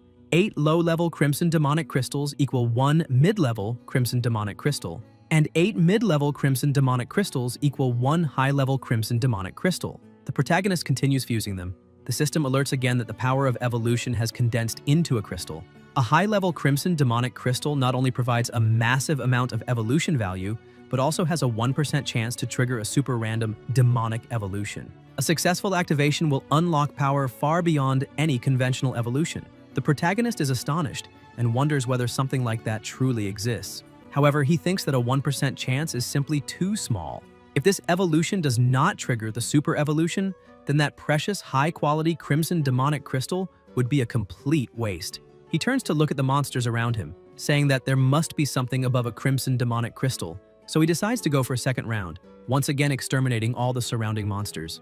After gathering a large number of crystals, he believes it should be enough. He begins fusing the crystals again. The system states that if he collects 8 high-level crimson demonic crystals, he can fuse them into a mid-level, deep blue demonic crystal. He is surprised to discover that crimson demonic crystals can evolve into deep blue demonic crystals, so he proceeds with the fusion. After completing it, the system announces once more that a mid-level, deep blue demonic crystal has been obtained, and that the chance of super evolution has increased to 10%. However, he still feels this is not enough and wants to reach 100%. With that in mind, he returns to the forest, causing complete chaos in the environment. Several hours later, exhausted from constant fighting, he wonders what would happen if he fused the essence of all the demonic beasts in the entire forest. He gives the system the order to fuse, and the air around him begins to behave strangely. Soon, the system announces that the synthesis of a high-level deep blue demonic crystal has been successful. A high-level deep blue demonic crystal allows the user to activate a super evolution with a 100% success rate. Chenchu says that he has exterminated all the demonic beasts in the entire Forest of Death and finally managed to forge that crystal. Once he uses it, he will have a 100% guarantee of triggering a random super evolution. Suddenly, another monster approaches and tries to attack him, but the protagonist dodges. He stares at the monster and senses an extremely powerful conqueror aura, something he has never encountered before. The two continue staring at each other, and the protagonist wonders whether that aura can directly distort the environment itself, because no ordinary demonic beast should possess such power. Moreover, he has already wiped out everything in that forest to forge the demonic crystal. Yet that beast really thinks it can simply take him on as if it were nothing. The system says that it is a level 9 demonic beast with monarch burn. He starts thinking about it and suddenly smiles, wondering what would happen if he let that beast eat the demonic crystal, since the rule of the Forest of Death is to devour in order to evolve. Looking at the monster, he says that this way he will be able to complete the tempering for himself. The demonic beast quickly eats the crystal, and Chenchu says that by doing this, he will make the chance of super evolution either 0 or 100%. The monster begins to evolve, and the system announces that the final form has been reached. Chimera Monarch evolution completed, a level 10 demonic beast roar. The protagonist tells the beast to evolve, saying that he will let it eat for now, but that it will spit everything back to him amplified 100-fold. With its serpent tail, the beast starts attacking. Chenchu observes this and quickly defends himself, slicing the attack in half. He looks back and sees that it is potent acid, exactly as he expected. The serpent tail has also evolved. If even a single drop had grazed him, the level of contamination would likely have meant instant death. He looks at the monster, thinking that the immense body of that beast might lose in agility to a human, but its advantage in strength is just as obvious. It is almost like his pet lizard. Its colossal size grants a growth potential that far exceeds human limits. Moreover, being at the top of the food chain, it seems to have been hunting in the Forest of Death for several decades, and the demonic crystal energy accumulated in its body and head must be immeasurable. The protagonist realizes that a decade is probably a conservative estimate, because that monarch-level demonic beast has likely been alive for more than a century. He advances, saying that he would like to see which is more durable, the monster's scales or his blade. However, the monster manages to block and shove him backward. He realizes that the pressure around him is immense, but the strike he delivered managed to injure the monster, which then healed in the blink of an eye. The beast rises and begins to roar loudly. Chenchu notices the environment changing slightly and looking up, wonders if that could be lightning magic. Several bolts of lightning begin to strike toward him, but he dodges all the attacks and charges forward, counterattacking with a direct blow to the monster's head, destroying everything around them. However, he is surprised to find that the monster suffered basically no damage and knocks him back again. Chenchu feels that the impact has left his entire arm numb, which means that the flesh of that beast is even harder than steel. However, he notices one thing: the wound is bleeding. He smiles and says that even if the monster's flesh is as hard as steel, since he managed to make it bleed, its time is almost up. The demonic beast roars again, creating even more magic circles and making a storm of lightning rain down. Chenchu watches the attack and says that this time the monster did not give him any room to dodge, so he will have to face it head-on. He advances through the lightning, striking him directly, and the system alerts that the durability of the Imperial demonic armor has reached 0. The protagonist becomes irritated, thinking that it is time to end this. He reasons that a demonic beast with the intelligence of a chimera is forced to abandon its lightning magic in close combat, because in melee combat, wide-area destructive spells will also affect the caster. He quickly closes the distance. The beast makes a strange movement, and the protagonist thinks that he already knew it would do something like that. He moves to the opponent's back, saying that his strike really was not meant to humiliate the beast's head. With a swift motion, he cuts off the monster's tail. Holding the serpent head, he says that the beast can defend its front but cannot defend its back because it is basically impossible to protect both ends at the same time. The monster roars in rage. Chenchu asks if his opponent is surprised, saying that this is its own tail and also its greatest weakness, the acidic lightning. Chenchu begins to squeeze the tail, forcing it to fire an acid lightning blast at the beast. It quickly uses its wings to defend, but the acid is so powerful that it pierces through the monster's defenses, making it roll on the ground in pain. The protagonist takes advantage of the opening and launches his attack, landing a fatal blow to the monster's forehead. The system appears, notifying that the level 10 demonic beast, Supreme Chimera King, has been defeated, and that the reward has been obtained, a supreme black gold magical crystal. Chenchu holds the crystal and says that it is perfect, then immediately begins to absorb it. As soon as he shatters the crystal to absorb its essence, the pressure around him starts destroying all the trees. His heart also changes color, his entire body begins to turn golden, and his hair turns white. The supreme evolution of Haki storage advances, pushing his Haki to its highest level. Chenchu feels somewhat confused by his new abilities and stretches out his hand, asking himself whether space itself is responding to his will. Suddenly, he teleports to another place and realizes that there was no movement involved at all. Space itself directly transported him there. Chenchu notices a rock beside him and begins using his power to try to lift it.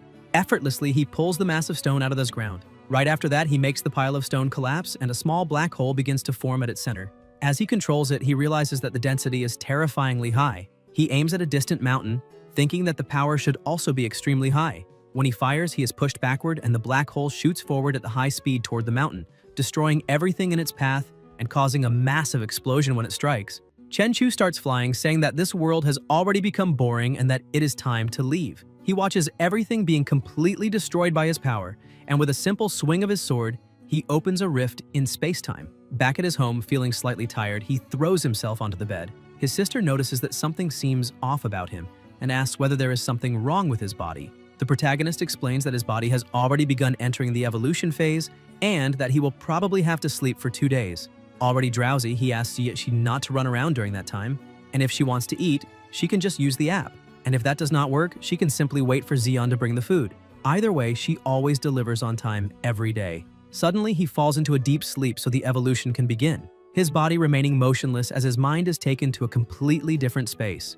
While he is in deep sleep, Qian tries to call him, but no one answers and the call is always disconnected. Feeling a bit confused, she thinks that she really wants to share the joy of having become an evolved individual with him, yet she cannot understand why the protagonist is not answering her calls. Meanwhile, in the Ningda cafeteria, Lunsi asks his friends whether they know Qian, because he heard that she is already dating Chenchu. Zongwen smacks him on the mouth, telling him to be careful and stop talking nonsense. Pan Hao tells him to grab another chicken croquette so his mouth will stay shut.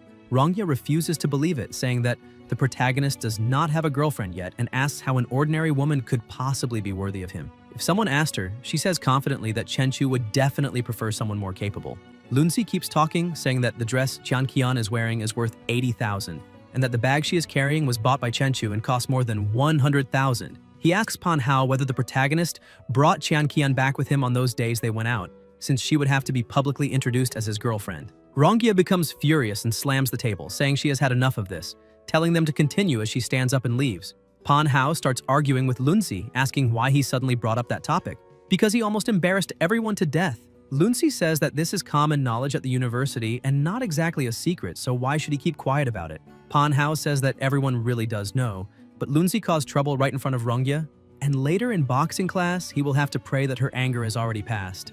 Another girl approaches the two and says that an extremely talented evolved girl has come to register, asking whether they saw her. Both of them ask what she's talking about, saying they have never heard of any new recruit with incredible talent. The girl asks what the two idiots have been talking about all this time. Suddenly, they hear a noise, and unable to believe what they are seeing, they stare and say that those two are about to fight. One of the supervisors is surprised to see that Rongya is also there and asks her to come along, saying she would like to introduce someone. The woman tells Situ that this is her superior, Rongya, currently an evolver warrior in the Department of Special Affairs. She then introduces Qian to Rongya, saying that she is her subordinate, and that earlier that afternoon she repeatedly erupted into flames during class and awakened as an evolver. Rongya congratulates her on becoming an evolver. Qian says that she was just very lucky and that it is nothing special compared to Rongya, who was directly chosen by the government to become an evolver, something that is hardly worth mentioning. Pan Hao begins to tremble in fear. Guan interrupts them, informing Qian that before registering her as an evolved being, they need to analyze the data to determine what level she is at, and that if she is currently free, it will be necessary to conduct the test. Qian says that there is no problem and that she can take the test right away. Rongya offers to take her to the testing site since they are from the same school. Guan thinks this is an excellent idea, as Rongya knows the test better than anyone. Pan Hao observes the situation and comments that now Rongya has a way to vent her anger, and that Qian is going to end up getting herself into trouble. Sometime later, already inside the testing room, Rongya explains that the strength test is very simple. You just have to strike the receptor area of the testing instrument with all your might and the machine will display the strength result. Qian concentrates, thinking that she only needs to use her own strength. She goes all out and strikes the target, which registers 4,700 kilograms. Rongya is surprised to see that this girl is no ordinary person and says that with this result she has reached the limit of a 3-star evolved being. Outside, the two watch the test and Pan Hao questions how she managed to do that. Lunzi, also surprised, comments that when he first evolved, his punch could reach at most 1 ton, while she, on her very first attempt, reached nearly 5 tons, which shows that she is about to reach 4 stars. In the speed test, Qian manages to move at 68 meters per second. Rongya explains that with this speed, she has also reached the limit to become a 3-star evolved being. After that, they proceed to the power test and a huge explosion occurs inside the room. Rongya realizes that Qian possesses an extraordinary power that resides in the fire attribute, along with characteristics of extremely high temperatures and explosive condensation. The materialized power is an explosive and malleable fireball with a maximum throwing range of 20 meters, possessing destructive power equivalent to that of a high explosive grenade. With that, they conclude the evaluation, and Rongya states that Qian is at the pinnacle of a 3-star extraordinary evolved being. Pan Hao cannot believe that she has reached the 3-star limit right after evolving, and comments that her talent starting point is extremely high. Lunzi believes that they have just met another genius. Wu Yimei says that the two of them also reached 3 stars on that same day, but only achieved it with the help of the captain's crystal. Pan Hao asks her not to mock them, since she has also just reached 3 stars. Lunzi begins to reflect on the situation because something does not seem right.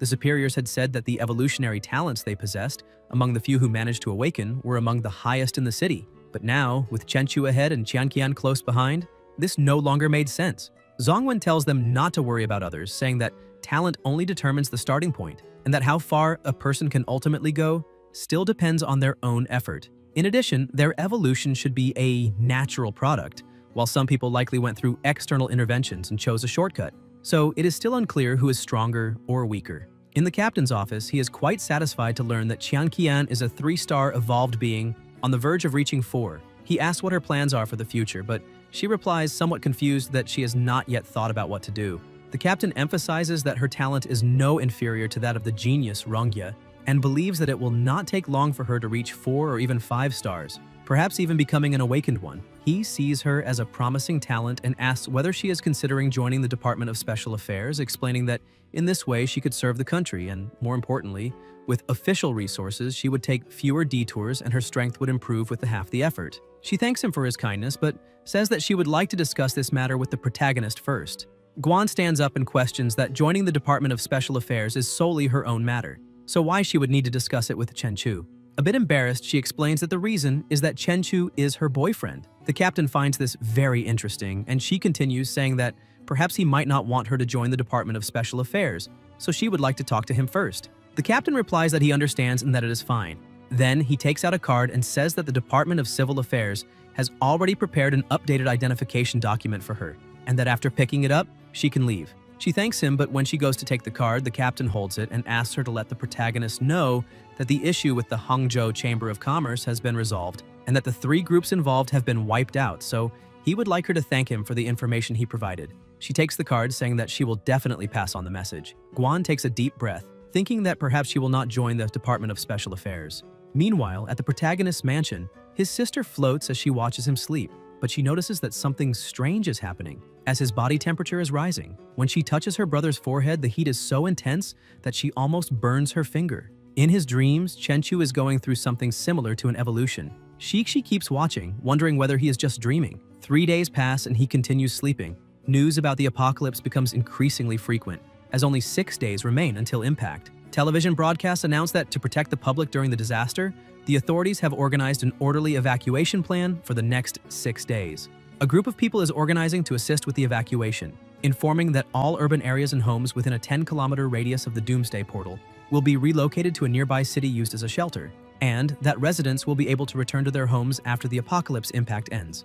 To improve coordination of forces during the imminent Doomsday impact, a unified management of essential resources such as food will be implemented. However, as always, there is resistance from residents, who question where they will live, what they will eat, and who will manage the land they cultivate, since entering the city is not so simple. The authorities state that everyone is voluntarily choosing to go to the designated cities, and that no one will be forced. Even so, if they are willing to gather in the city for safety reasons, the necessary arrangements will be made, guaranteeing at least tents, drinking water, and as much food as possible. Even if residents choose to stay behind and demonic creatures invade, rescue teams will be dispatched as soon as possible because no one will be abandoned lightly. Inside Chen Chu's company, Ning watches the news and does not believe that the authorities will really send people on support missions to avoid abandoning anyone, since the available forces are already insufficient and now the focus should be on population management. Leng Yue enters the room saying that as long as their boss is around, they have nothing to worry about, because Chen Chu has already made preparations and, together with the city's great magnates, built an apocalypse shelter, allowing them to take refuge there as well. She places several crystals on the table, explaining that they were sent by the protagonist that morning, saying that everyone in the company should take one. Ning asks what they are for. Leng Yue, also not understanding, picks up a crystal, thinking it might be some kind of jewel, but suddenly the crystal explodes in her hand, releasing a concentration of energy. Ning is frightened and asks what is happening. Leng Yue, now floating, wonders whether that might be the power of an evolved being. To test her new abilities, she looks at a knife stuck in an apple, and, with a simple movement, pulls the knife directly into her hand. Ning asks how she managed to do that and whether it could be the effect of the crystal. Leng Yue continues testing her new strength, and when she throws the knife at the roof, she nearly cracks it. She explains that it was a gift from the boss, and that using just one of those crystals could make them evolve instantly. In this way, to deal with the apocalyptic impact, they can now protect themselves.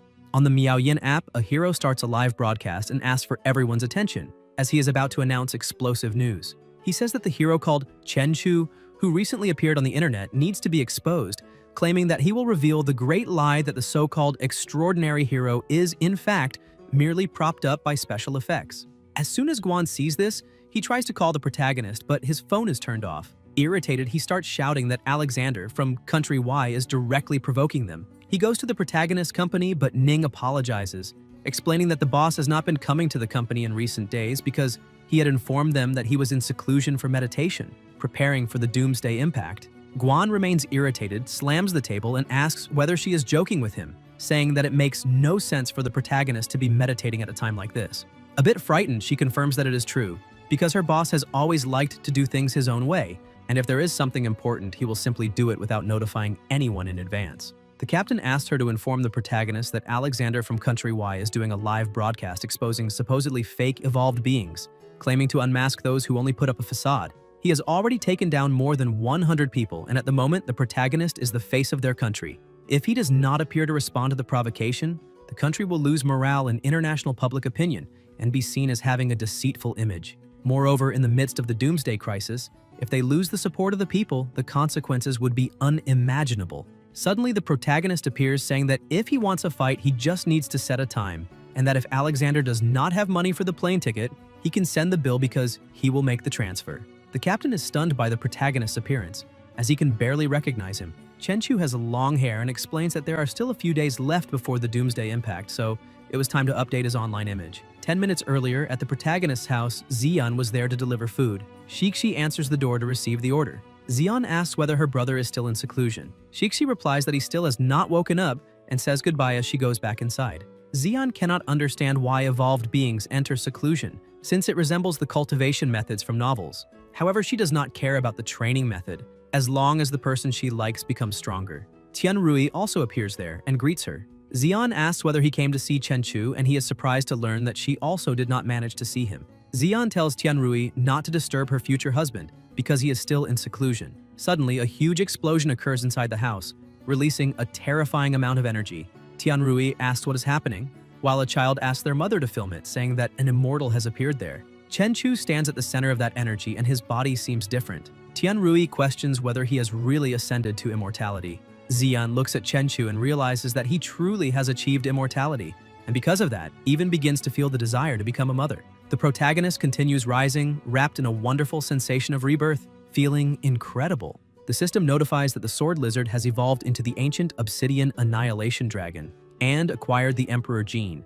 allowing him to steal gene fragments from defeated monsters.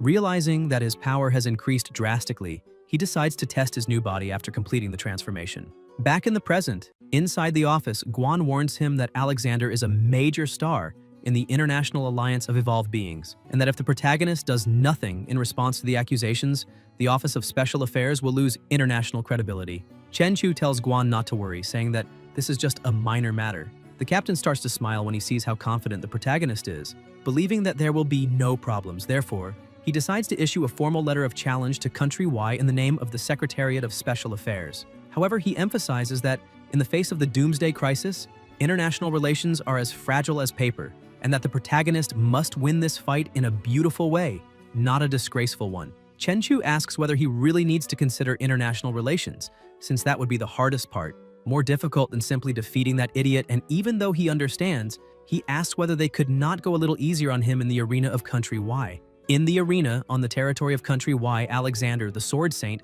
has gathered thousands of people and through the live broadcast, raises his sword, calling the protagonist a special effects hero from Country Z, and saying that he will expose his true face to the entire world. The broadcast attracts more and more viewers, but the big screen still shows nothing. Alexander begins to laugh, asking whether he's afraid to accept the challenge, saying that he did not expect the strongest creature of Country Z to be so incompetent. A few hours earlier, the protagonist had asked whether the challenge would be held in Country Y the next morning. Guan explains that they have only 6 hours to get there, traveling roughly 10,000 kilometers, and that a crucial factor in determining the strength of an evolved being is speed level.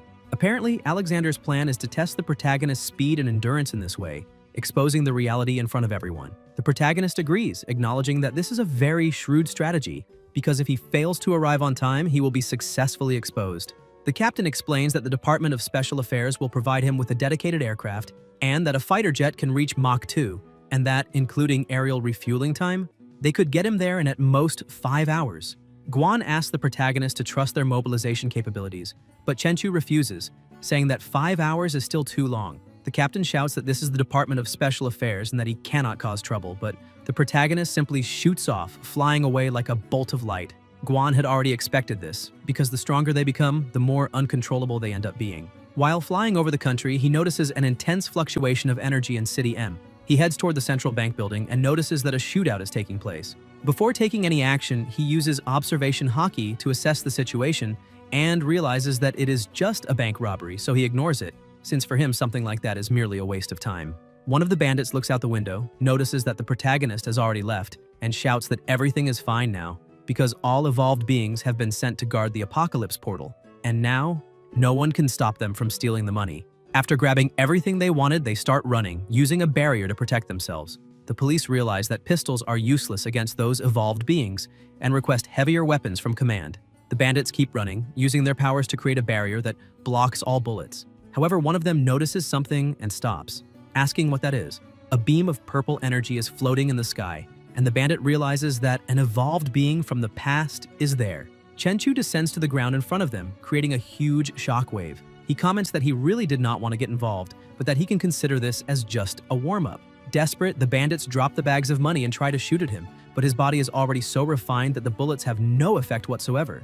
Chenchu asks if that is all they can do, and without moving a single muscle, affects the bandits, causing them to fall to the ground vomiting. Another bandit steps out of the car with a slightly stronger aura, saying that the protagonist incapacitated his subordinates with just a glance, which shows that he is a very capable evolved being. However, unfortunately, the protagonist chose the wrong opponent, because he is also an evolved being and possesses the ability to manipulate metal, turning any metal into a sharp spear. After creating several spears, he uses them all to attack, but the protagonist's speed is so high that he appears behind the bandit as if he had teleported. He says that in his next life, the bandit should use his abilities for something productive and delivers a blow that slams him into the ground. Reporters film the entire scene and publish the story, saying that a mysterious evolved being instantly resolved a hostage crisis. People watching the footage wonder whether he flew there on his own and comment that such speed is astonishing. Some people recognize the protagonist and question whether he was not supposed to participate in a fight in Country Y, asking how he ended up in Country M, and the only explanation is that he can move at speeds above supersonic. Meanwhile, in the arena, the Sword Saint was still waiting, and only 30 seconds remained before the protagonist's time limit expired.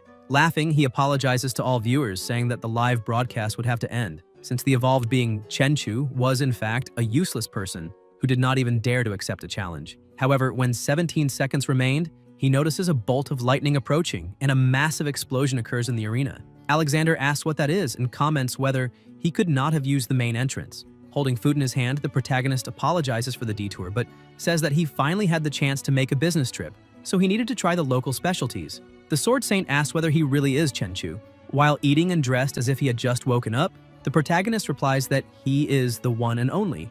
Alexander asks whether he really came to a fight in pajamas, saying that this looks nothing like a master. Chenchu does not understand what the problem is. Meanwhile, the captain tries to make contact because he had forgotten to warn the protagonist that all of this was being broadcast live, and with him dressed like that, they have just lost international credibility. And next time he needs to make it very clear that that brat must take better care of his international image. Chenchu looks at his phone and sees that it is the Department of Special Affairs calling. He asks the Sword Saint not to rush, saying that he will just take the call and be back in 5 minutes. Alexander becomes irritated because that kid is answering the phone right in front of him while the entire world is watching the live broadcast, which shows that he is completely ignoring all the spectators. While talking on the phone, Chenchu tells the captain not to worry, stating that he will go easy on his opponent. The Sword Saint hears this and takes it as a direct insult to his strength. Chenchu hangs up and apologizes for the delay. Alexander replies that it does not matter because he will lose anyway, and that it does not matter whether he is well-dressed or poorly dressed, since in a few minutes he will be covered in dirt and that today he will be completely exposed. The audience goes wild, glorifying the Sword Saint, who moves forward to attack, but Chenchu asks him to wait a little longer. Alexander, already furious, shouts, asking what the hell he is doing now. Chenchu asks whether that sword is powered by electricity. Alexander asks if he is scared, but the protagonist replies that he just wants to help him, because if he uses electricity, it will backfire on himself. The Sword Saint retorts that the protagonist has his limits, because even ordinary people know that to cause a negative reaction between attributes, one would need at least 100 times the strength of the attacking user's attribute, in addition to a similar attribute. Chenchu says that he does not know all those theories, but that his observation haki is warning him that if Alexander attacks with that sword, he will not suffer any damage at all, but Alexander will die. The word die makes Alexander feel a bit uneasy, but he soon starts laughing, asking whether the protagonist has any idea of the fool's role he is playing at that very moment. Without believing him, he uses the electrified sword to attack, saying that he will not give Chenchu any more chances to keep spouting nonsense. The protagonist simply watches the attack coming toward him, and a huge explosion erupts in the arena. Alexander collapses unconscious on the ground, and everyone is alarmed as the medical team rushes into the arena. However, he manages to wake up, raises his arm, and with great difficulty begins to stand, saying that he made a small mistake, since that sword short-circuited and asked for another one. A new sword appears in his hand and he admits that he wasted a good weapon, but states that as the Sword Saint, he has many other excellent swords. He declares that now it is time to demonstrate the power of his great fire-attributed sword. Chenchu once again asks him to wait, but Alexander ignores him, saying that this time he will split him in half. The attack is repelled, the sword shatters into many pieces, and the Sword Saint is thrown backward once again. The people watching begin to question whether the Sword Saint is nothing more than a clown in that circus. Chenchu comments that he was just about to warn him that the fire attribute was also not a good choice and that he should switch. Alexander stands up once more, complaining that his consciousness is becoming hazy because he just struck something far too hard. He grabs two new swords and says that the protagonist is making a fool of him in his own territory, and that even if Chenchu has an advantage because of some strange attribute, it no longer matters, because this time he will use a large sword with no attributes and cut him into pieces. At that moment, Chenchu receives another call and once again asks him to wait. Alexander asks whether they are ever actually going to fight. Chenchu answers the Department of Special Affairs and explains that he did not attack the Sword Saint of his own will, therefore he should not bear the blame. The department scolds him and the protagonist replies that he understands what they mean about international image, but emphasizes that it was the opponent who started everything and that he is trying to smash his head against a brick wall, something he cannot prevent. The Sword Saint realizes that he is being humiliated and starts attacking furiously, saying that he no longer cares about international image and just wants to eliminate him. Chenchu simply dodges all the attacks while continuing to speak on the phone, informing the department that his opponent is not prioritizing international image by attacking someone who had no intention of fighting back. He adds that he has already given enough room and asks whether he can now retaliate. Stopping on top of Alexander's sword, he tells the department that he understands and knows his limits. The Sword Saint asks what he is talking about and whether he is really going to belittle him.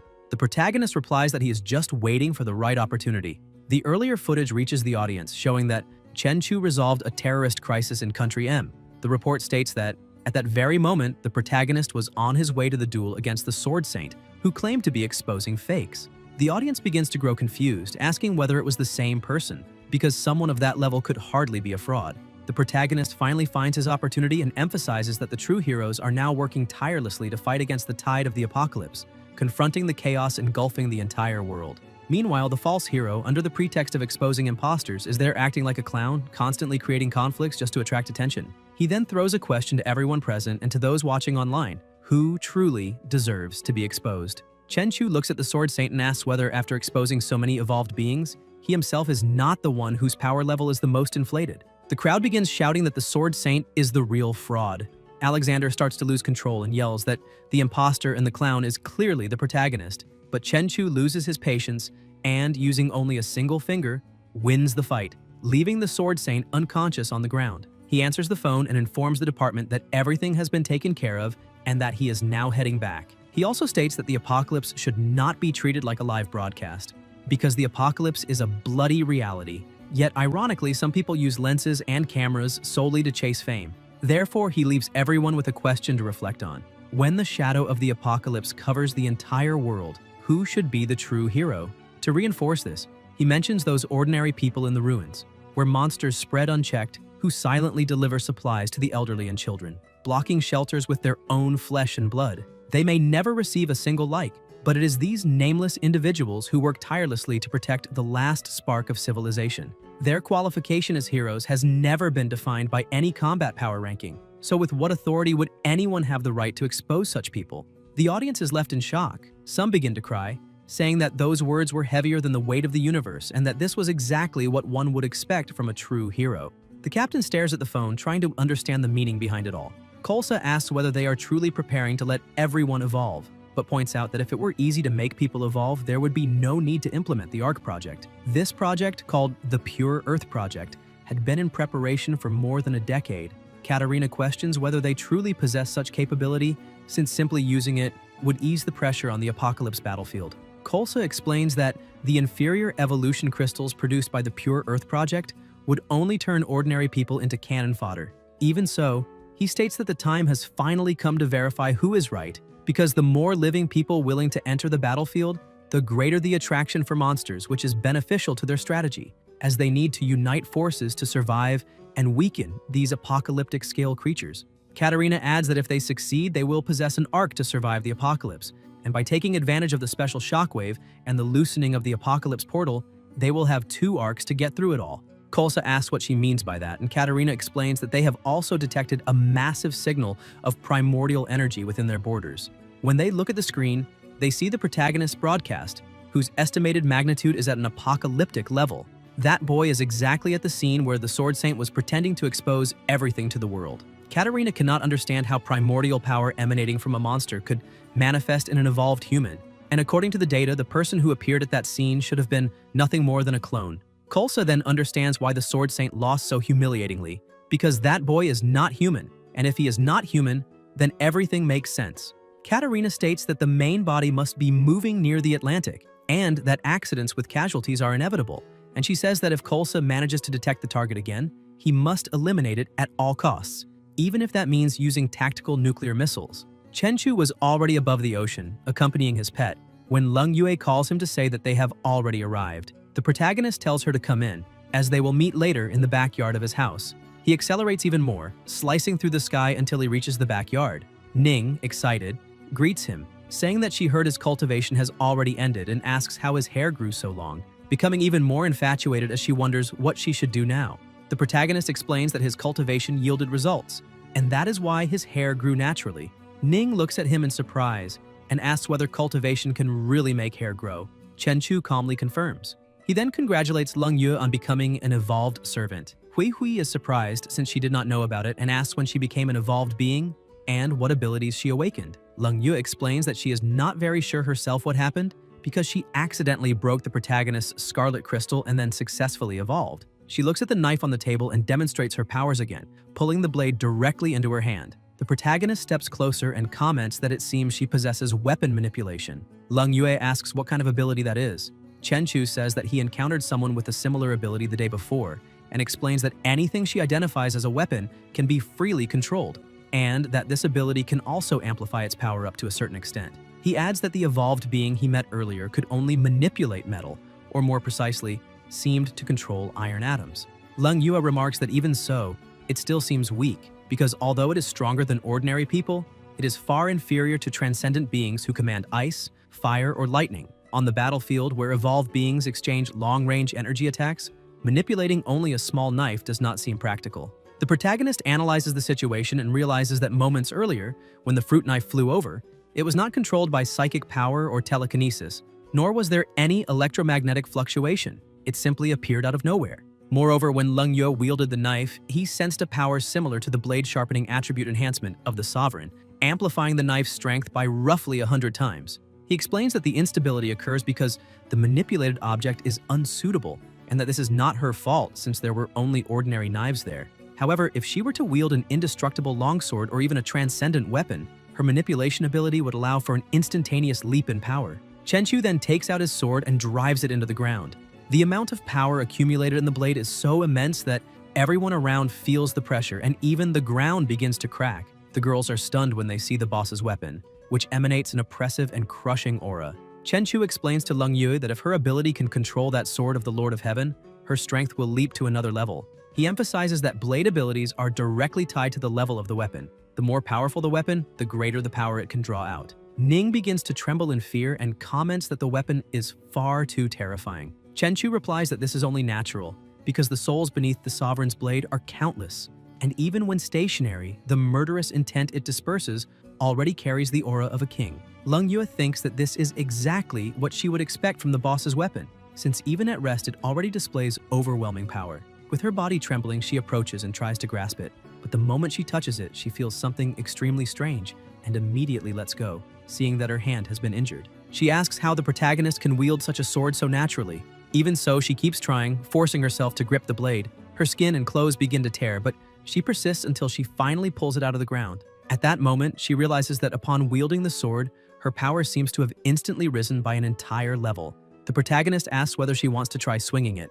Leng Yue hesitates, asking if she really can, and he confirms. She concentrates, tries to feel the blade, and executes her first swing, startling the other two girls, but the pressure of the sword is still far too great, causing her to drop to her knees immediately afterward. The sword falls to the ground and Leng Yue apologizes to the boss, saying that she still cannot handle it because the weapon's power is too overwhelming. Chenchu says that she did very well, because even a single swing like that would be enough to cause a devastating effect on the world. He asks her to look ahead and shows that, with that simple strike, she sliced an entire house cleanly in half. Shocked by the result, Lung Yue asks whether that is real. The protagonist confirms it, but emphasizes that she still needs more control and that, for that, the weapon she uses must be transcendent and more suitable. However, that is a conversation for another time, and now he says he will treat everyone to a grand lunch. After lunch, Lung Yue will accompany him alone. She asks what he means by that, and Chen Chu explains that they will go to the Department of Special Affairs so he can obtain a transcendent weapon from the captain. Meanwhile, the global defense system issues an alert stating that source energy reactions have been detected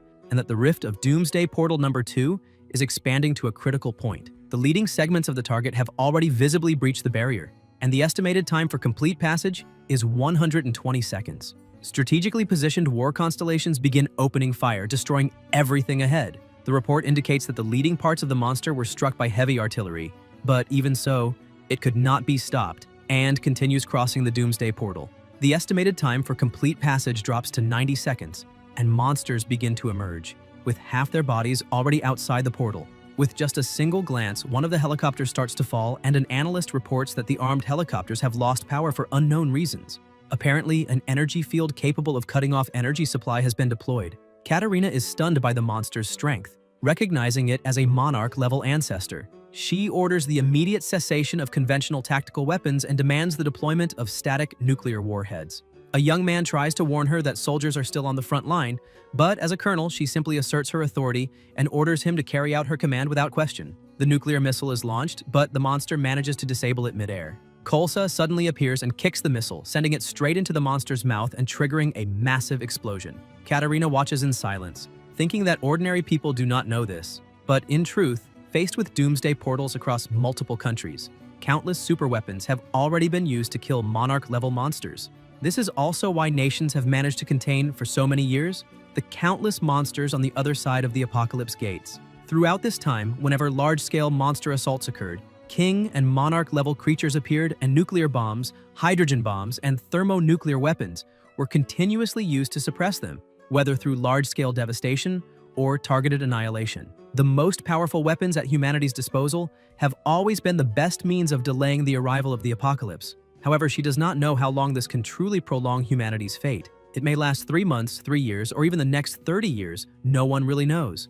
After the monster's defeat, Katarina shouts that they must now do everything possible to recover the source energy within the creature's body, and that even if they have to endure radiation, they will be creating a new future for humanity. In this way, the deaths will ultimately become a glorious sacrifice for all humankind. Because everyone has boarded the same great ship, they will pass through this doomsday portal together and open a new home for humanity. This is the magnificent ARC project. Meanwhile, at the Special Affairs Bureau, the protagonist and his secretary had just arrived. Lung Yue asks if that is really the place where evolved beings are managed. Chen Chu says he is a friend of Director Guan, so they should be able to find a good weapon that suits her. Suddenly, a car stops in front of them and Qian Qian steps out, asking the protagonist who the woman beside him is. Chen Chu introduces Lung Yue, explaining that she is his secretary and also an evolved being who recently advanced. He then introduces Qian Qian to his secretary as well. Qian Qian looks at Lung Yue without saying anything. Lung Yue takes the initiative to greet her, and Qian Qian greets her back, thinking that her appearance is indeed better. The protagonist emphasizes that he does not want any kind of argument between them, since in the future they may be fighting together as a team. Shortly afterward, inside Guan's office, he remarks that the protagonist's battle truly boosted their image. Now everyone is saying that the evolved beings under their command are at the level of a great nation, and all of that is thanks to him. Chen Chu tells him to save all those compliments and thanks for later, because he is there for something else. The director asks what he needs at the moment. Chen Chu snaps his fingers and the two women walk in at the same time. The director greets Qian Qian and comments that the other woman's face looks somewhat familiar, as if he has seen her somewhere before. Lung Yue introduces herself, stating her name and that she is currently the protagonist's personal secretary. Guan is impressed and jokes that Chen Chu really knows how to enjoy himself, saying that if he has free time, he would like to learn a bit from him. However, the protagonist asks them to stop talking nonsense, since he is there to register the status of an evolved being. The director explains that there was no need for Chen Chu to come in person, since he already issued Miss Quan Kaiyan's evolved being certificate.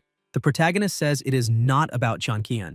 Now his secretary is also an evolved being and needs to go through registration. Guan is startled and asks what is going on, and how his secretary also became an evolved being. Nevertheless, they head to the testing room on the 3rd floor. After completing all the tests, Guan states that she possesses strength equivalent to 3,300 kilograms. Her current speed is 51 meters per second. In addition, her physical aptitude is approximately equivalent to that of a 3-star lower-tier evolved being. However, he points out that these are not the most interesting data, since her transcendent power is very special. It does not act on the physical body, but instead enhances the cold weapons in her hands. Furthermore, the stronger the weapon, the greater the power she wields. In other words, her strength increases by 1 star due to the weapon's bonus. Theoretically, she has reached the standard of a 4-star evolved being. Qian Qian, who was observing everything from outside the room, feels slightly displeased, questioning whether that girl's overall strength is really not below her own. After everything is registered, Guan and Chen Chu return to the office. The director says that if it were only Qian Qian, it would be normal, but suddenly the protagonist has 2 evolved beings around him, both at 4-star level strength, and asks whether he is hiding some valuable and important information. Chen Chu says that since he is already sitting there, he will speak openly. He explains that it is true there is a method by which he can promote the evolution of ordinary humans, similar to the psionic crystals issued by the Special Affairs Department. The director is shocked and asks how he knows about those crystals the department has been distributing. The protagonist activates his observation hack and states that there is nothing in this world that can be hidden from him. However, he tells the director not to worry since he does not care about things like those crystals. What he really wants to talk about is something else. He takes a crystal into his hand and asks whether the director can recognize it. Guan senses a faint wave of corrupt energy and assumes it is a demonic crystal. Chen Chu says he is correct and confirms that the crystal is indeed demonic. Slightly alarmed, the director steps back from the crystal and asks where the protagonist obtained it. Chen Chu says he simply found it somewhere, asking whether the director truly does not believe him. Guan explains that it is not that he doubts him, but the protagonist should already know how much monstrous source energy is required to crystallize a demonic crystal the size of a grain of rice. Now imagine forging one the size of an egg like the one in front of them. Chen Chu asks whether the director truly thinks that stone is precious. Guan replies that it is far more than precious. It is something that cannot be given a price. To be more honest, he explains that these psionic crystals issued by the Special Affairs Department are refined from demonic crystals. He states that the worlds beyond the 5 Doomsday Gates truly exist, and that demonic crystals are their most valuable resource. However, this is the first time he has seen a demonic crystal of such high purity, and because of that, the level of contamination is extremely high, to the point that even being near it is extremely dangerous. The protagonist explains that he still has many more of those crystals. However, the director asks him not to show anything else, since that item is considered dangerous contraband, and he does not want to ruin the agency because those precious minerals can not only accelerate the cultivation of transcendent powers, but also have many tactical uses, serving as materials for various prohibited weapons against powerful monsters.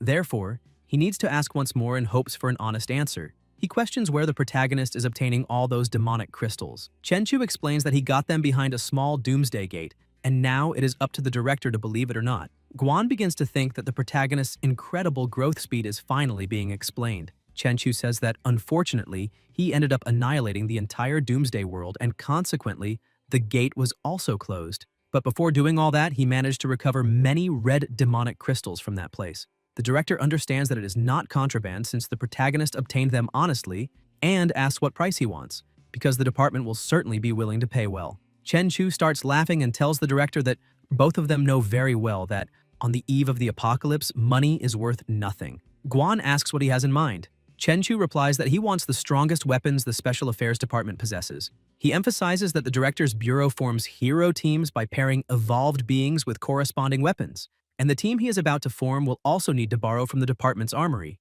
For that, he is willing to offer the demonic crystals he currently has, stressing that this is a trade and a very fair exchange. The director eventually agrees, and with that, they head to the testing room on the 3rd floor. Leng Yue holds a sword. Guan explains that the sword was forged from iron of a meteorite that fell from a collapsing, apocalyptic world, and that compared to the Sovereign Saber, its size is just right for a girl to wield. He asks how it feels and explains that the equipment was just allocated from the Doomsday base. Leng Yue is impressed when she realizes that the sword is truly very light. The protagonist picks up a short sword and asks what is going on with it. Guan explains that the sword is called Qianlin. It was forged from the leftover meteorite iron used to create Yulong, and due to the limited materials, the blade is short, making it less useful in real combat. However, the protagonist senses something else. He faintly feels that the two swords share some kind of energy connection, perhaps because they were born from the same origin. Upon closer inspection, he realizes that Yulong and Qianlin have another connection. One stands in the light while the other stands in the darkness. After noticing this, he tells the director that he wants that sword, but the The director is confused and asks whether the other one is not better. Chenchu tosses the sword, telling Lung Yue to hold it. The moment she grasps it, the two complement each other, and the protagonist states that not even the entire Special Affairs Department managed to discover the true use of that weapon. He explains that Yulong and Qianlin clearly release their maximum effectiveness when combined. Lung Yue confirms, saying she can clearly feel the two swords resonating. Guan is impressed by the protagonist's insight and says that since he discovered this, the Special Affairs Office will consider that he bought one and got the other for free. But the protagonist replies that he does not need that and will pay the equivalent cost with crystals, as long as the Special Affairs Department is willing to provide its best weapons. While looking around, the protagonist senses a powerful fire element aura coming from an accessory. As he approaches, he realizes that it is entangled in a layer of corrupted energy. Guan explains that the accessory, called the Purple Luan Fire Wings, is a support weapon. Using the fire wings alone cannot harm enemies, but it can enhance the user's fire abilities. It can even generate a pair of fire wings, temporarily granting the user the ability to fly. Chenchu tells him to wrap it up because he will take it as well. He asks Qianqian whether she truly possesses fire element abilities, and she says yes. However, when Guan realizes that the protagonist intends to give the item to his woman, he shouts that he will not allow it since that equipment is different from the others. He explains that because the accessory was obtained from a doomsday world, it still retains powerful corrupted energy, and ordinary evolved beings cannot use it until the corruption is removed. Chenchu snaps his fingers again, calling his daughter. Everyone in the room is startled, asking where that little girl came from.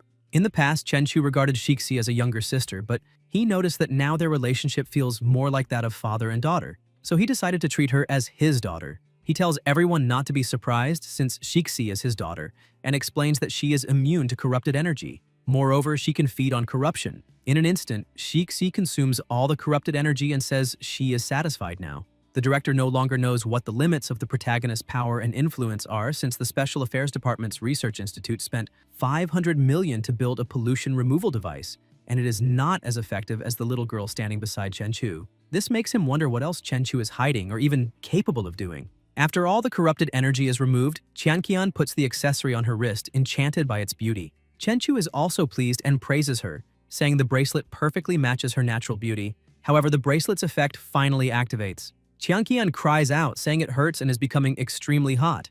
Guan rushes toward her, shouting that this is very bad, since her level is too low and she will not be able to control such high-level fire element power, urging her to remove the bracelet immediately. However, Chenchu says she can do it, telling her to use all her power to tame this wild beast. Qianqian hears her master's voice and does everything she can to restrain the advancing flames. A fire response team approaches, saying they must save the people first, but Guan tells them everything is under control and orders them to stand down. The protagonist continues speaking to Qianqian and explains that her body has an affinity with fire. Not only can it not be burned by the flames, but it can also be healed by them. The voice of the man she loves echoes within her, drawing the will of fire toward her. The fire begins to obey and retreats. The fire wings appear, giving her an angelic appearance. Qianqian grows confident and says she has managed to adapt to her new power. The director observes the situation and realizes how strong she truly is. Moreover, he understands that everyone around Chenchu is extraordinary, since he never imagined that a 4-star evolved being could wield 6-star equipment. After settling everything, the protagonist leaves the department with his women. He says that from now on, they will be his direct subordinates. Rongya, who is outside, senses their presence and watches them. Chenchu continues, saying that those two are now the first members of the Transcendent Squad. Rongya hears this and wonders what the Transcendent Squad is. Irritated, she also questions why those two women are standing so close to the protagonist. Suddenly, Lunzi appears beside her and asks what she is looking at. However, she is clearly furious, saying that she is part of the hero squad, but apparently they are just a bunch of losers. Lunzi is a little startled and asks whether she had a bad morning. Wu Yimei says that Lunzi is truly an idiot and explains that she is like this because Chenchu just left the place. Meanwhile, elsewhere, some people notice purple clouds gathering in the sky. At a certain doomsday base, all warning signals are triggered. The doomsday tide has just begun. Everyone starts running as fast as possible in an attempt to save their lives. Inside the Hero Squad hall, Wu Yimei watches the news on TV, though what she is really searching for is her favorite superhero cartoon. Annoyed that she cannot watch what she wants, she turns off the television and points out that the news says that once the doomsday tide begins, ordinary people must stay at home. However, the government cannot even manage to broadcast the TV signal she likes, so how are ordinary people supposed to endure this? Pan Hao walks into the room and says they are the Hero Squad, so they must immediately head out into the streets to protect the citizens, and she should stop worrying about useless things like a cartoon. The director also enters the room and asks if they are ready. Everyone is surprised, and he emphasizes that now is the time to show their true worth. He explains that this time, with the Doomsday Tide, not only have the main Doomsday Gates become active, but secondary gates have also appeared in various regions. Therefore, not only are there numerous monsters, but their forms are varied and their emergence locations are not fixed. For that reason, the few evolved beings who have recently reached the 4-star level must deal with ordinary invasions of 3-star monsters, which should be more than enough for them. According to the information, a very small number of 4-star monsters have appeared on the streets. They are currently causing widespread destruction and are extremely dangerous. Zhongwen tells Guan that even the weakest member of the squad, Lunzi, has reached the early 4-star level, so now they can handle 4-star monsters without any problems. Lunzi feels a bit embarrassed and asks his captain not to say such things. The director explains that their strength is not the issue since they are all promising talents he personally cultivated. However, what he truly wants is for them to use this apocalyptic tide to further temper and enhance their strength and abilities so that they can reach the 5-star level. Everyone stands up excitedly, saying they understand and will not fail their master's expectations. Rongya asks whether Chenchu agreed to help. Guan replies that the protagonist most likely will. Meanwhile, at Chenchu's house, a little girl rings the doorbell. He had been observing his 2 subordinates as they trained and thinks that, apparently, they are managing to calibrate their equipment and abilities without problems. His daughter tells him that a girl is calling at the front door. When he answers, the girl is amazed to see that he really is Chenchu. The protagonist recognizes her and asks whether she is the one from the 8-headed serpent sect. The girl says yes and explains that her name is Inaba Yuko, though within the organization she goes by Inari. Chenchu recalls that she is the fox goddess with the ability to analyze information. She calls him Lord and thanks him for saving her life in the past, explaining that after she returned, she tried to learn more about him, but did not expect him to be considered a celebrity there. So she quickly conducted a search and found his address. Chenchu realizes that he can no longer hide his identity. However, he asks why she is there and whether she needs help with something. Yuko explains that she has come seeking refuge. He quickly understands the situation and brings her inside, explaining everything to his companions and introducing her, saying her name is Inaba Yuko and that he saved her while dealing with some trouble on the island. In addition, she said she had no money to eat at home, so she came there seeking shelter. The 2 women feel a little awkward, thinking that the girl might just be taking advantage of the situation. However, Yuko decides to demonstrate some of her abilities and after putting on her mask, says she can see that Qianqian is a fire element controller currently in the middle stage of 4 stars. Leng Yue is a 3-star weapon controller, but with a weapon in hand, her power can reach 4 stars. The protagonist praises her, saying the precision of her information-gathering abilities is impressive. Moreover, he states that the Extraordinary Girls Squad needs an intelligence specialist. Yuko laughs and says that in front of Lord Chenchu, the divine oracle she possesses is nothing more than child's play. Qianqian remains jealous, thinking that the girl only knows how to flatter. However, she still does not seem fully developed, so she poses no real competition compared to a mature woman. Chenchu tells them that this will be their first mission as a 3-person team. He states that now that they have Yuko as part of the team, serving as their intelligence officer, they will definitely overcome the apocalyptic tide safely. Qianqian is surprised and asks whether he truly does not plan to stay and help with the monster invasion. Chenchu explains that he has a more important mission to fulfill now. Shixi appears and says the door is open. Leng Yue points out that the 2 of them have just evolved, so how could they possibly take on such a difficult task? Chenchu rebukes her, saying there are now 3 people in that group, which is already enough to save the entire world, and asks her to believe in their abilities and strength. Yuko smiles at the 2 of them and asks them to guide her as older sisters. A massive explosion erupts at the popular mall and people begin to panic, asking what that is, until one of them realizes it is a monster and screams for everyone to run immediately. The soldiers, aware of their duty, shout that no matter what happens, they must hold the front line, but as soon as the monster appears, one of them asks what that thing is. It is the terror demon. Even when facing such a creature, the soldiers step in front of the civilians and open full fire, but after several shots, they realize their weapons are useless against it. The terror demon prepares to attack and fires projectiles at the soldiers. Lunzi arrives just in time and activates his spiritual shield, protecting everyone. He tells the soldiers to fall back and help evacuate the civilians, saying the hero squad will handle the monster. The soldiers recognize that this is the hero squad from the Special Affairs Department and feel relieved, saying they will leave it to them. Zhongwen uses his instruments to check the pollution levels and notices that the index is high, which means a secondary doomsday gate must be nearby. He informs the Special Affairs Department that the terror demon has been found near the popular mall and that its strength is approximately 4 stars. He relays orders to the rest of the team, stating that the mission is to eliminate the monster and close the secondary doomsday gate. Pan Hao, eager to test his strength, charges at the monster and attempts to attack, but the creature blocks the strike with ease. Panhao realizes the monster's defense is so strong that his spiritual spear cannot pierce its skin. The terror demon throws him back as if he weighs nothing, but Zongwen uses spiritual fabric to cushion his teammate's fall. Wu Yimei looks down as she was about to fire one of her shots, and at the last second he manages to move out of the way and her bullet hits the terror demon directly. Although the monster remains standing, Panhao can tell that her rifle was able to penetrate its defense. Wu Yimei grows excited and says they need to pierce the terror demon's weak point once and for all. She tries to fire again, but this time, the terror demon blocks the shot with its hand, deflecting the bullet into a nearby building. Panhao warns that any damage to public property will be deducted from their salaries. Irritated, she tells him to stop talking nonsense, since she was clearly aiming at the terror demon's weak point. Zongwen orders the two to stop arguing and explains that the monster appears to have some kind of special deflection ability, which makes weapons that rely on precise trajectories ineffective against it. Wu Yimei thinks that if that is the case, they simply need to create many imprecise trajectories at once. The monster probably will not have time to deflect all of them, so at least one will hit. Zongwen reprimands her, saying she must follow his commands since he is the captain. He also reminds her that the director scolded them last time because their coordination was terrible, with everyone acting independently. Therefore, he orders her not to launch any large-scale attacks until the terror demon's true weak point is confirmed. Wu Yimei says that is easy to solve. Lunzi just needs to draw the terror demon's attention and she will find a way to hit it. And even if one shot does not bring it down, she can fire again. The captain tells Rongya to provide cover for Wu Yimei so she can attempt to strike the weak point. He also explains that the monster's weak point appears to be the back of its neck and that a close-range explosion should damage its core. Rongya prepares for combat and says she understands.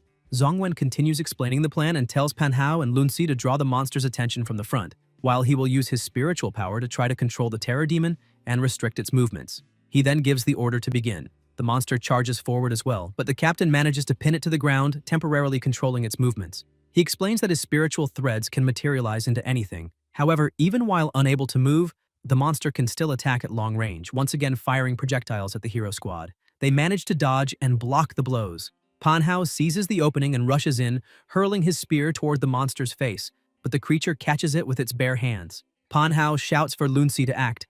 Lunzi sprints forward excitedly as he has been waiting to use that move for some time. Forming a shield on his arm, he leaps and uses the momentum to drive the spear with full force into his opponent. The monster is severely wounded, and they wonder if that truly worked. However, the terror demon simply begins pulling the spear out of its own body. Zongwen is shocked, questioning whether the monster's head was not its weak point. Wu Yimei launches a full-force attack using her spiritual explosion, but the captain shouts for her not to aim at the head, since that is not the weak point. Unfortunately, the warning comes too late. She fires, hits the monster's head, and destroys the spiritual spear. Wu Yimei arrogantly declares that the battle is over and that, at critical moments, they need to learn to trust her more. Zongwen desperately yells for her to get away from the terror demon immediately. However, with her guard down and believing the fight has ended, she cannot react in time. Rongya tries to save her teammate, but unfortunately her shield is not strong enough. The monster's attack pierces through and strikes her body as the creature grabs her. The hero squad begins to collapse.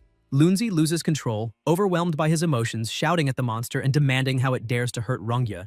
Releasing all his power, he charges in to save her, but the terror demon simply hurls Rongya at him, knocking them both down at once. The captain realizes that if they crash directly into the ground, the impact could seriously injure them, so he uses his abilities to catch them. However, this causes the bindings restraining the monster to weaken and start to vanish. Wu Yimei, traumatized by the thought that she injured her teammate and that it is all her fault, stands frozen. The captain shouts, asking what she's doing just standing there. Seeing that she is not in a condition to think clearly, he tells Panhao to get her out of there and leave the terror demon to him. However, Panhao is without his spiritual spear since Wu Yimei destroyed it with her attack, and lacking any confidence, he says that without his spear he would die if he advanced now, so he is sorry but cannot do anything. Zongwen feels disappointed, thinking that the hero squad faced only a single high-level 4-star monster and has already completely lost morale. Since he can no longer rely on any team member, he decides to act himself. He reflects that if it were merely a difference in strength, they could have compensated with teamwork, but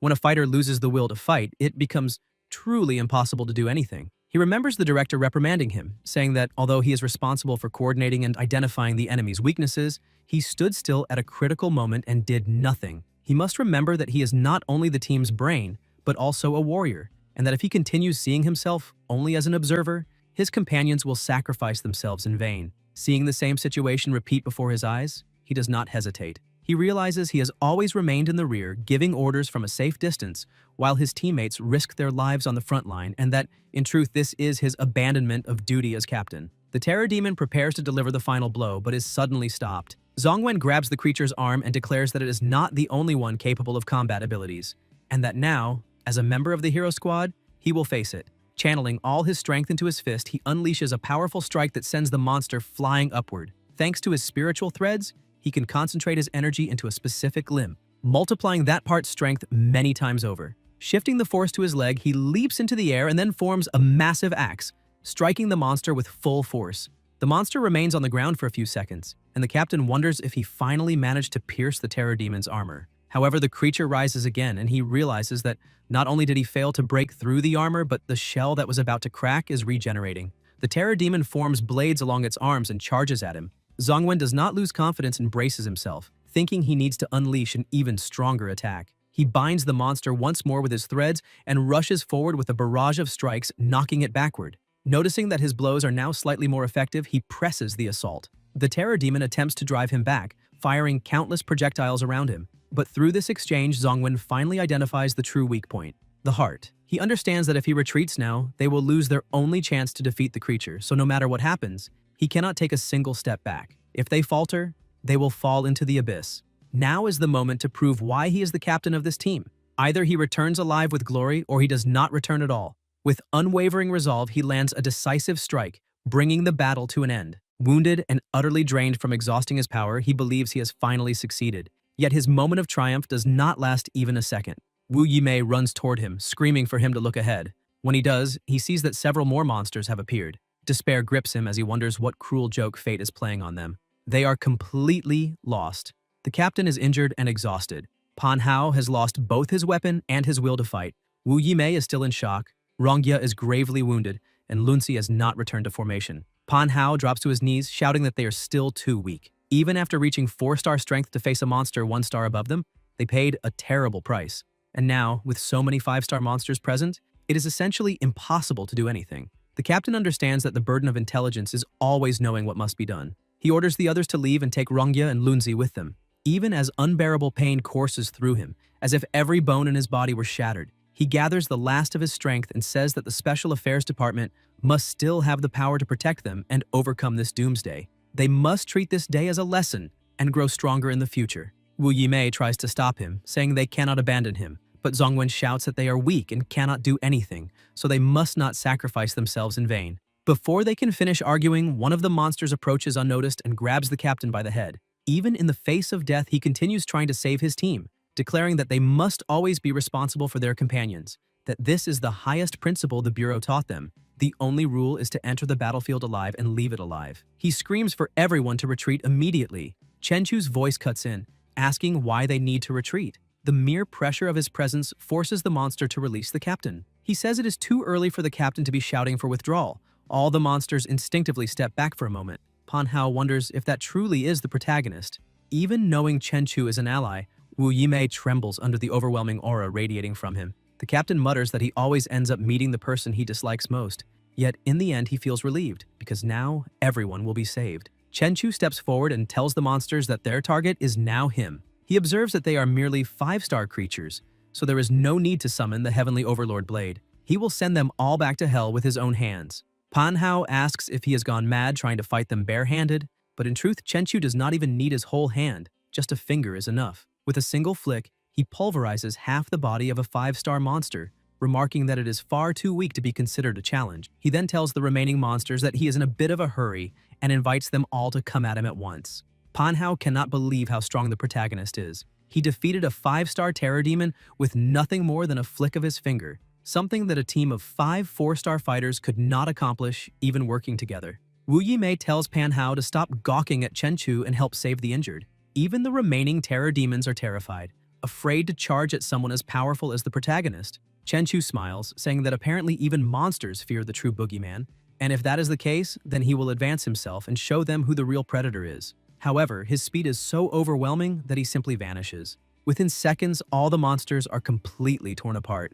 Zongwen is so stunned that he feels this can only be called cheating. The protagonist's strength can no longer be understood with normal human logic. His speed and power are so extreme that the eyes cannot follow what is happening at all. Overwhelmed by such terrifying might, the captain drops to his knees, thinking that fortunately Chenchu is not an enemy, otherwise humanity would have no chance of victory. Pan Hao also stares in disbelief, saying that the protagonist is even more terrifying than the apocalypse itself. Chenchu reappears in front of the captain and tosses him a crystal, telling him to use it to save Rongye, emphasizing that only that will work. When the captain recognizes what it truly is, he can hardly believe that Chenchu is casually throwing away an item of immeasurable value. For a moment, he even feels as if Chenchu is humiliating them out of superiority. He shouts, asking what the life or death of his team members has to do with him, but by the time he finishes speaking, the protagonist is already gone. Chenchu realizes that monsters were pouring out of the city from every direction, but he truly hopes they can withstand all that pressure since he only needs a little more time. Xian was on the outskirts of the hillside houses. She gets frightened, asking what that thing behind her is, because she only wanted to deliver food to the protagonist and had no grudge against that monster. But now, she thinks she is finished.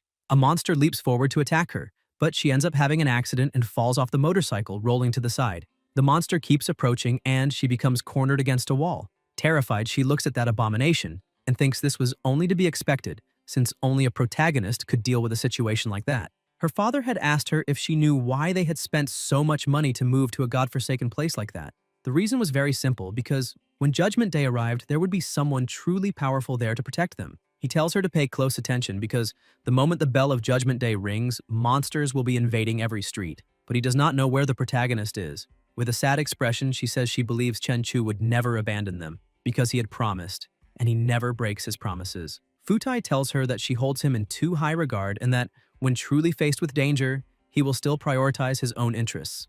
Unable to believe the protagonist would abandon her, she tells her father that she will find him immediately, but now she is about to be eliminated. Completely overcome by panic, she screams that she does not want to die there and begs for help from anyone who can help her. Suddenly, an extremely powerful attack strikes the monster. She looks at that attack without knowing what is happening, but the attack keeps growing stronger and causes a small explosion. As the smoke begins to disperse, she looks ahead and asks if he is the protagonist and if he really came. Changqian looks at her and is surprised to see her. Xian is also surprised and asks when she became an evolved one. Wearing the cloak of the fourth Hokage, she says that is a long story and that now is not the time for them to talk about those things. She shows her companions, saying they are there to clear out the monstrous pollution. According to the protagonist's instructions, the area around the fortress must be prioritized for cleanup. Xian gets a little jealous and asks what the protagonist's instructions were and what their relationship with him is. Leng Yue introduces herself, saying she is the boss's secretary. Inari says that Lord Chen Chu is her benefactor and that she came from afar to repay his kindness. Qianqian says that Chen Chu is her boyfriend. Shixi also appears, saying the protagonist is now her father. Xian gets startled and a little lost, asking them to wait a moment because the makeup of that group is a little complicated, but in any case, all of them are Chen Chu's subordinates or part of his family. Qianqian says Xian appeared there recently and, from the looks of it, was looking for the protagonist. She also becomes a little concerned and asks what kind of relationship the two of them have. Xian gets confused and asks herself exactly what kind of relationship she has with him. She remembers the first meeting she had with the protagonist when he had asked what exactly her purpose was in approaching him. She had answered that it was obvious she was pursuing him because one day she would manage to win him over. But since she had not carried that plan that far yet, she only introduces herself as his exclusive delivery girl. Pan Hao goes over to Lunzi, who asks if he is okay. Lunzi says yes, but Rongye seems to have suffered a very serious injury. He asks what they should do now because the most correct thing to do would probably be to notify the Special Affairs Department and call for rescue immediately. Wu Yimei says she has already contacted them, but they cannot be reached. Zhang Wen points out that it is useless because after the bell of Judgment Day rang, monsters spread throughout the entire city. Even the rescue teams have already been scattered and there is no time to respond to new requests. In other words, their hero squad can only rely on themselves from this point on. Lunzi remains worried about Rongye, saying she is still bleeding heavily and that if this continues, she may end up dying. Zhongwen says that, according to the protagonist's plan, if Rongye can level up to 5 stars, a momentary increase in strength will be able to heal most of her injuries. But that plan can only be achieved with this. Everyone is shocked, and Pan Hao asks if that really is a corrupted magic crystal. He warns the captain that it still has residual monster corruption. Magic crystals that have not been processed by the Purification Department of the Special Affairs Department are definitely contraband. Zhongwen asks if they have any other way to save Rongye. Pan Hao tries to argue, but the captain gets irritated and asks what time it is now, questioning what is more important, following the rules or saving a life. All three of them fall silent, having no argument against that kind of thing. Zongwen asks them to say what the purpose of that hero squad is. Pan Hao gets startled and says it is to follow regulations, protect civilians, and protect teammates. The captain asks what happens if they cannot follow all the rules, or cannot protect the civilians, or cannot even protect their own teammates. Then what should they do? Pan Hao has no answer, but the captain keeps pressing him and asks again what he's going to do. Pan Hao says the crystal was given by the protagonist and that the captain himself hates that guy, saying the power he has was obtained illegally. The captain says that is exactly it, and that they cannot use power obtained illegally because once used, the consequences are even more unpredictable. And in fact, he truly does hate Chen Chu. He always acts on his own and never cares about other people's opinions. But it does not matter whether that power was stolen, seized, or obtained through unscientific means. He still used that power to save everyone. Without him, all of them would have already gone straight to hell. Wu Yimei agrees, saying that is indeed true. But Lunci continues questioning it, asking what if they use it on Rongye, and she ends up mutating because of the monster residue. The Special Affairs Department will not allow a mutant evolved one to appear in the hero squad. Zongwen says she will not mutate because that magic crystal will not be used on her. He uses the crystal on himself, saying he will bear that sin for his team. He quickly manages to reach the 5-star evolution level. He feels an overwhelming power rushing through his entire body and asks if it really worked, but receives a notification saying that the evolved one's DNA cannot resist the corruption and is collapsing. His body begins to break down and his entire group is frightened, but he shouts that they just need to move away. Suddenly, an extremely powerful energy begins to burst out of his body as he screams desperately. The system warns that his evolution level is abnormal and has been reset as a 5-star mutant level. Wu Yimei points her weapon at the captain while trembling, saying that he has become a mutant, a fallen being, following an upgrade path completely opposite to that of evolved ones. And because of his greed for the compressed power from inside the Judgment Day Gate, no one imagined that, in the end, he would become a servant of the Abyss. He activates his weaving technique and begins closing Rongye's wound. He thinks that, after reaching 5 stars, he can feel that his technique has become even stronger. Wu Yimei is impressed when she sees that Rongye's wound has truly closed. She looks at her captain, but Zongwen feels that he has taken a path that should not have been chosen. So, from that moment on, he will no longer be the captain of that team, because his goal will be to catch up to the protagonist and become someone who can replace him. Besides, all of them have become even stronger and will no longer need his help. He shoots into the sky in search of his new goal. Pan Hao watches his captain leave and says he became a mutant and can no longer bear the shame. So he abandoned the squad. But in the end, he agrees with his captain, because if there is no power within oneself, even adhering to principles is useless.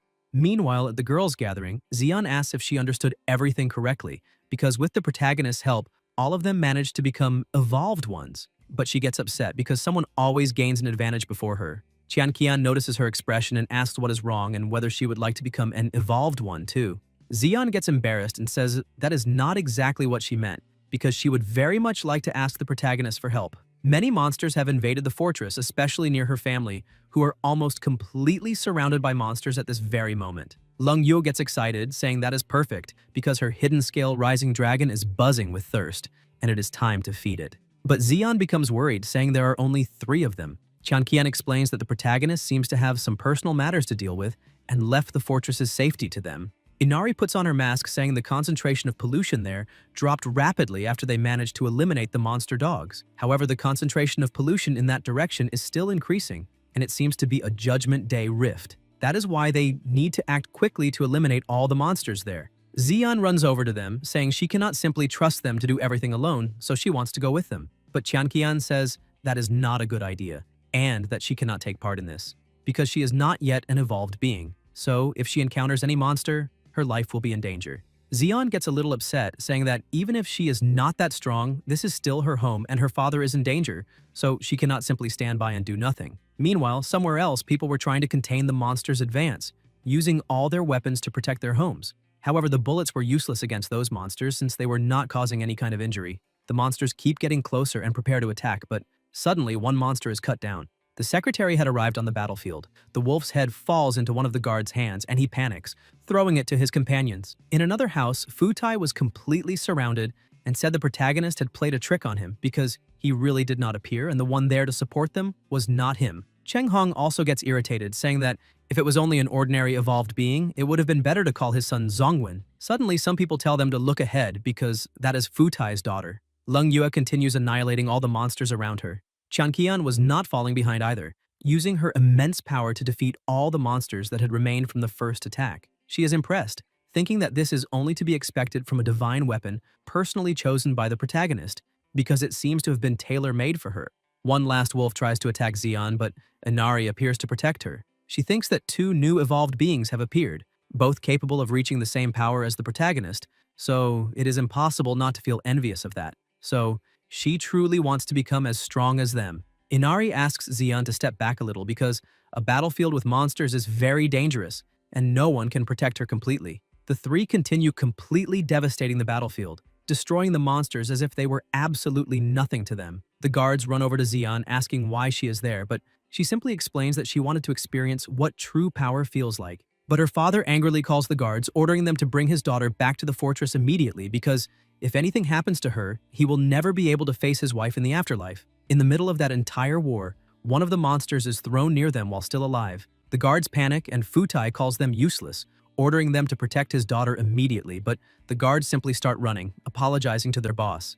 Xian is left alone in front of the monster and says that this time it will not be so easy to intimidate her like last time. She holds a rod in her hands and tells that bastard that today he will learn a lesson. The monster charges at her, but she does not get scared and faces it head-on, landing a direct blow to its face and throwing the monster backward. Her father is impressed and asks what is happening there. He asks the guards if his daughter can really attack those monsters.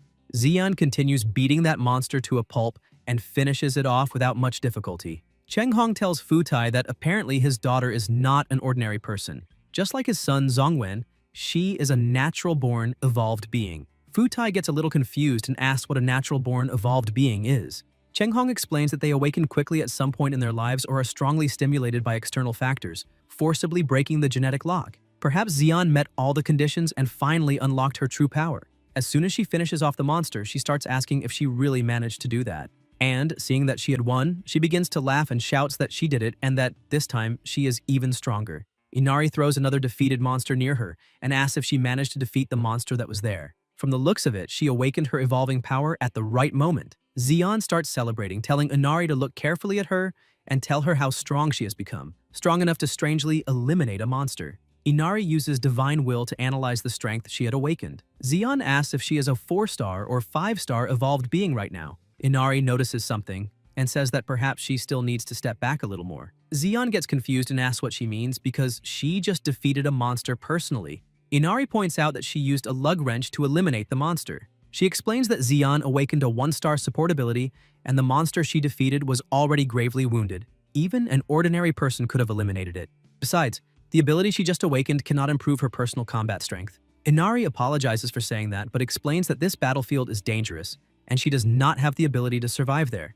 Xian gets a little irritated and asks what nonsense she is talking about, because she clearly felt that she had awakened some kind of power just now. Inari explains that the ability she just awakened is called Life Bond. It can transfer injuries suffered by others to herself, so she must not use that ability carelessly, because it could end up taking her own life. Inari returns to the battlefield and leaves Xian standing there, confused, asking if she really awakened an ability that cannot be used. She shouts angrily, asking the gods what kind of joke this is. Meanwhile, on the front line, the war was still happening in devastating fashion. Qian was using so much of her power that burn marks were appearing on her body. She remembers that the protagonist had previously explained that the fire marks appearing on her body represented the reaction level of flame manipulation. Initially, using flame abilities would cause the marks to spread across her hands. She only had to wait a brief moment, and the fire marks spread across her entire body would disappear completely. Then, she could manipulate the flames again. Qian asks what would happen if she continued manipulating the flames, even after the fire marks covered her entire body. The protagonist explains that once the marks reach her heart, she will die. He stresses that even if her body has a huge natural affinity with fire, she cannot change the negative effects of that equipment. She must always remember to learn how to protect herself and not take unnecessary risks. Back on the battlefield, the marks were already taking over a large part of her body. She remembers the rules her boyfriend had given her, that she must never take risks and must wait for the fire marks to disappear. The battlefield near them had already been cleared. The secretary says she eliminated 16 monsters. Qian says she forgot to count the rest, but she can more or less remember, and it was 26 or 27. Inari asks the two of them to stop counting their victories and not underestimate the enemy, because there is still a Judgment Day rift nearby. The appearance of only large groups of monsters is quite unusual. Normally, each group of monsters is accompanied by a boss monster 2-star levels above the group. If the monsters are 3-star, that means the boss guarding that Judgment Day rift should be 5-star. Leng Yue says that if the three of them fight together, they will probably be able to deal with a 5-star boss. Suddenly, lightning starts cutting across the sky and something begins to fall as if it were rain. Qian looks at it and realizes it is not rain but blood. Suddenly, an absurd amount of energy erupts from the ground and reaches the sky. That is the 5-star boss. The mere presence of that monster makes them suffer, and their eyes cannot look directly at the enemy. Inari uses divine will, but her mask begins to crack. She covers her eyes and shouts for everyone not to look directly at that monster because it possesses an emperor-level aura. Anyone who carelessly approaches it will have their internal organs ruptured. Qian, already badly injured on the ground, asks what an emperor-level aura is and what that guy's origin is. That is the Horned Slaughter Demon, a 7-star emperor-level monster. The three are frightened, asking how 3 to 4-star evolved beings like them could possibly deal with a 7-star emperor. That monster's strength should be at least 3 orders of magnitude above their combat power. Inari explains that normally a 7-star emperor-level creature would require tactical nuclear weapons to deal with it. And even if all of them underwent a qualitative increase in strength, they still would not be a match for that monster. Only Lord Chen Chu can deal with a 7-star emperor. Leng Yue points out that unfortunately the boss is not there, so he cannot help. Qian says that the only thing left for them to do is retreat immediately, fighting against someone whose combat power is 3 orders of magnitude higher than theirs. No matter how they look at it, it is impossible for them to do anything. On the phone, Futai was desperately trying to talk to his daughter, asking if she could hear him. She picks up the phone and says yes. He desperately shouts, ordering her to return to the fortress immediately because he will close the gates at once so that no one can enter. He's looking at the monster, and it seems that something incredible has appeared, and this is not something an ordinary evolved being can deal with. She holds the lug wrench in her hands and says that even though she knows she cannot do this, she simply cannot leave. Her father gets angry, saying that this is an absurd attitude and asks what she is trying to do. Xian simply starts walking across the battlefield and says that this is her home and she will not abandon it. A monster jumps in front of her, causing enormous pressure around them. Xian prepares to fight, saying that it will not take a single step toward her family's fortress. Futai becomes desperate to save his daughter and orders the guards to stop her immediately, saying he will give 10 million to whoever can do it, as long as they bring his daughter back alive. Money is not a problem. The guards say that 10 million to capture just one young woman is enough for them to risk their own lives. They open the fortress gate and go out with cars and missile launchers, apologizing to the young lady but saying that she needs to be stopped. One of them prepares to fire, but the monster defeats him with a single move. The other guards try to advance, but they are completely massacred by that monster's terrifying power. Everyone is frightened by such strength. Inari uses her abilities and says that this is the finger of death. Lower-level evolved beings will be instantly killed by that emperor's power. However, her vision does not seem very good, because she could not even see that monster's eyes. Qian starts to speak, but Inari immediately interrupts her, saying she needs to stay quiet and not say anything, because thanks to her ability Deaf Heart, even if she does not make any sound, she can still transmit information directly into the consciousness of anyone she wants, and can also hear that person's thoughts. From that point on, everyone must listen to her commands and retreat at the slowest speed possible. Xian starts speaking and asks if that is really all, questioning whether the only thing they can do when they encounter a monster they cannot defeat is turn around and run like cowards, because she refuses to accept that. She throws the lug wrench at the monster, saying she has nowhere to retreat, but it has no effect at all. The monster looks at her, and she keeps cursing the monster, calling it stupid. Inari becomes worried, thinking this is not good, because the demon now has a target, which is Xian. The demon begins using the finger of death, and Xian realizes she cannot breathe. The emperor starts levitating her while her father screams for his daughter's life. Inari says that this is the finger of death, and now it is too late to save her. However, Leng Yue also refuses to retreat, and with a fast and precise movement, manages to cut off the emperor's hand, causing Xian to fall unconscious. Qian also begins gathering flames, saying that Xian is right. Behind him is the protagonist's home, and it was because of his trust that they were placed there to protect the fortress. Simply watching that monster destroy that place is not the right thing to do. She lands an attack on the emperor's face, and Leng Yue thinks this is a great opportunity. With a precise strike, she hits the monster's throat. Inari is impressed by the power and says that she actually managed to break through the defense of a 7-star emperor, which makes her question how a 4-star person is capable of doing that. Inari continues observing carefully and realizes that the truth is that it was not Leng Yue who managed to break through the defense, but the dragon blade in her hands, because this is clearly beyond all reason, some kind of skill enhancement effect. Some time ago, the protagonist had told his secretary that, with the resistance of his current body, even a blade 100 times sharper than that fruit knife, if stabbed into his body with full force, would not be able to leave a single scratch. On the other hand, the knife in his secretary's hand was able to leave a cut on his finger. Lung Yue was startled and apologized to her boss because she did not mean to hurt him. Chen Chu said it was fine because he wanted her to understand that her ability is far more powerful than it seems. As long as she has a weapon in her hand, there is still a chance to win. Lung Yue prepares to attack again, saying that with a blade in her hands, even a god will be cut down. Inari finally understands the ability Lung Yue possesses. Apparently, she enhances weapons, but the truth is that this is a rare rule-cutting ability. By cutting through all the enemy's defensive abilities, every slash deals true damage, which means no defense can withstand a direct strike. Lung Yue continues attacking, but the Emperor's body regenerates. And she says this is not good, because that monster's wounded body can regenerate rapidly. Qianqian has been using all her strength, saying she would really like to see if that monster can regenerate faster than she can cause damage. She tries to attack with everything she has, but the monster blocks the attack, and Lung Yue shouts for her to be careful because the monster is about to attack her. At the last second, she manages to dodge using her wings, but the attack causes massive destruction on the ground around them. She looks back and sees that it is over now, since she's too close to dodge the next attack. She receives a direct hit and falls gravely injured. Xian manages to regain consciousness and asks if it is really over. She remembers that Chen Chu had said he did not need the food she delivered, not to mention that someone who orders takeout at 6 in the morning is not a normal person. But if she really wanted to ask him something, she could do it directly. Xian smiled at him, saying she had no demands because she simply thought he was a good person, and asked if he would like to follow her. But the protagonist takes a deep breath and says he has already warned her that he has a girlfriend. Xian kept insisting, saying that had nothing to do with her proposal. Even if the protagonist's private life is a mess, she still likes him and wants to stay close to him. He had become a little irritated and told her to be careful because he could sue her for saying his private life is a mess.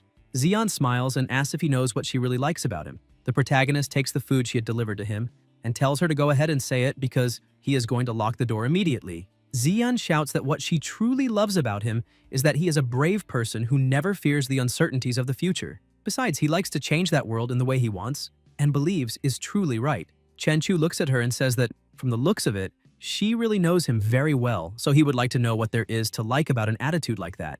Even though he is an extremely stubborn person, with a personality that can easily irritate anyone.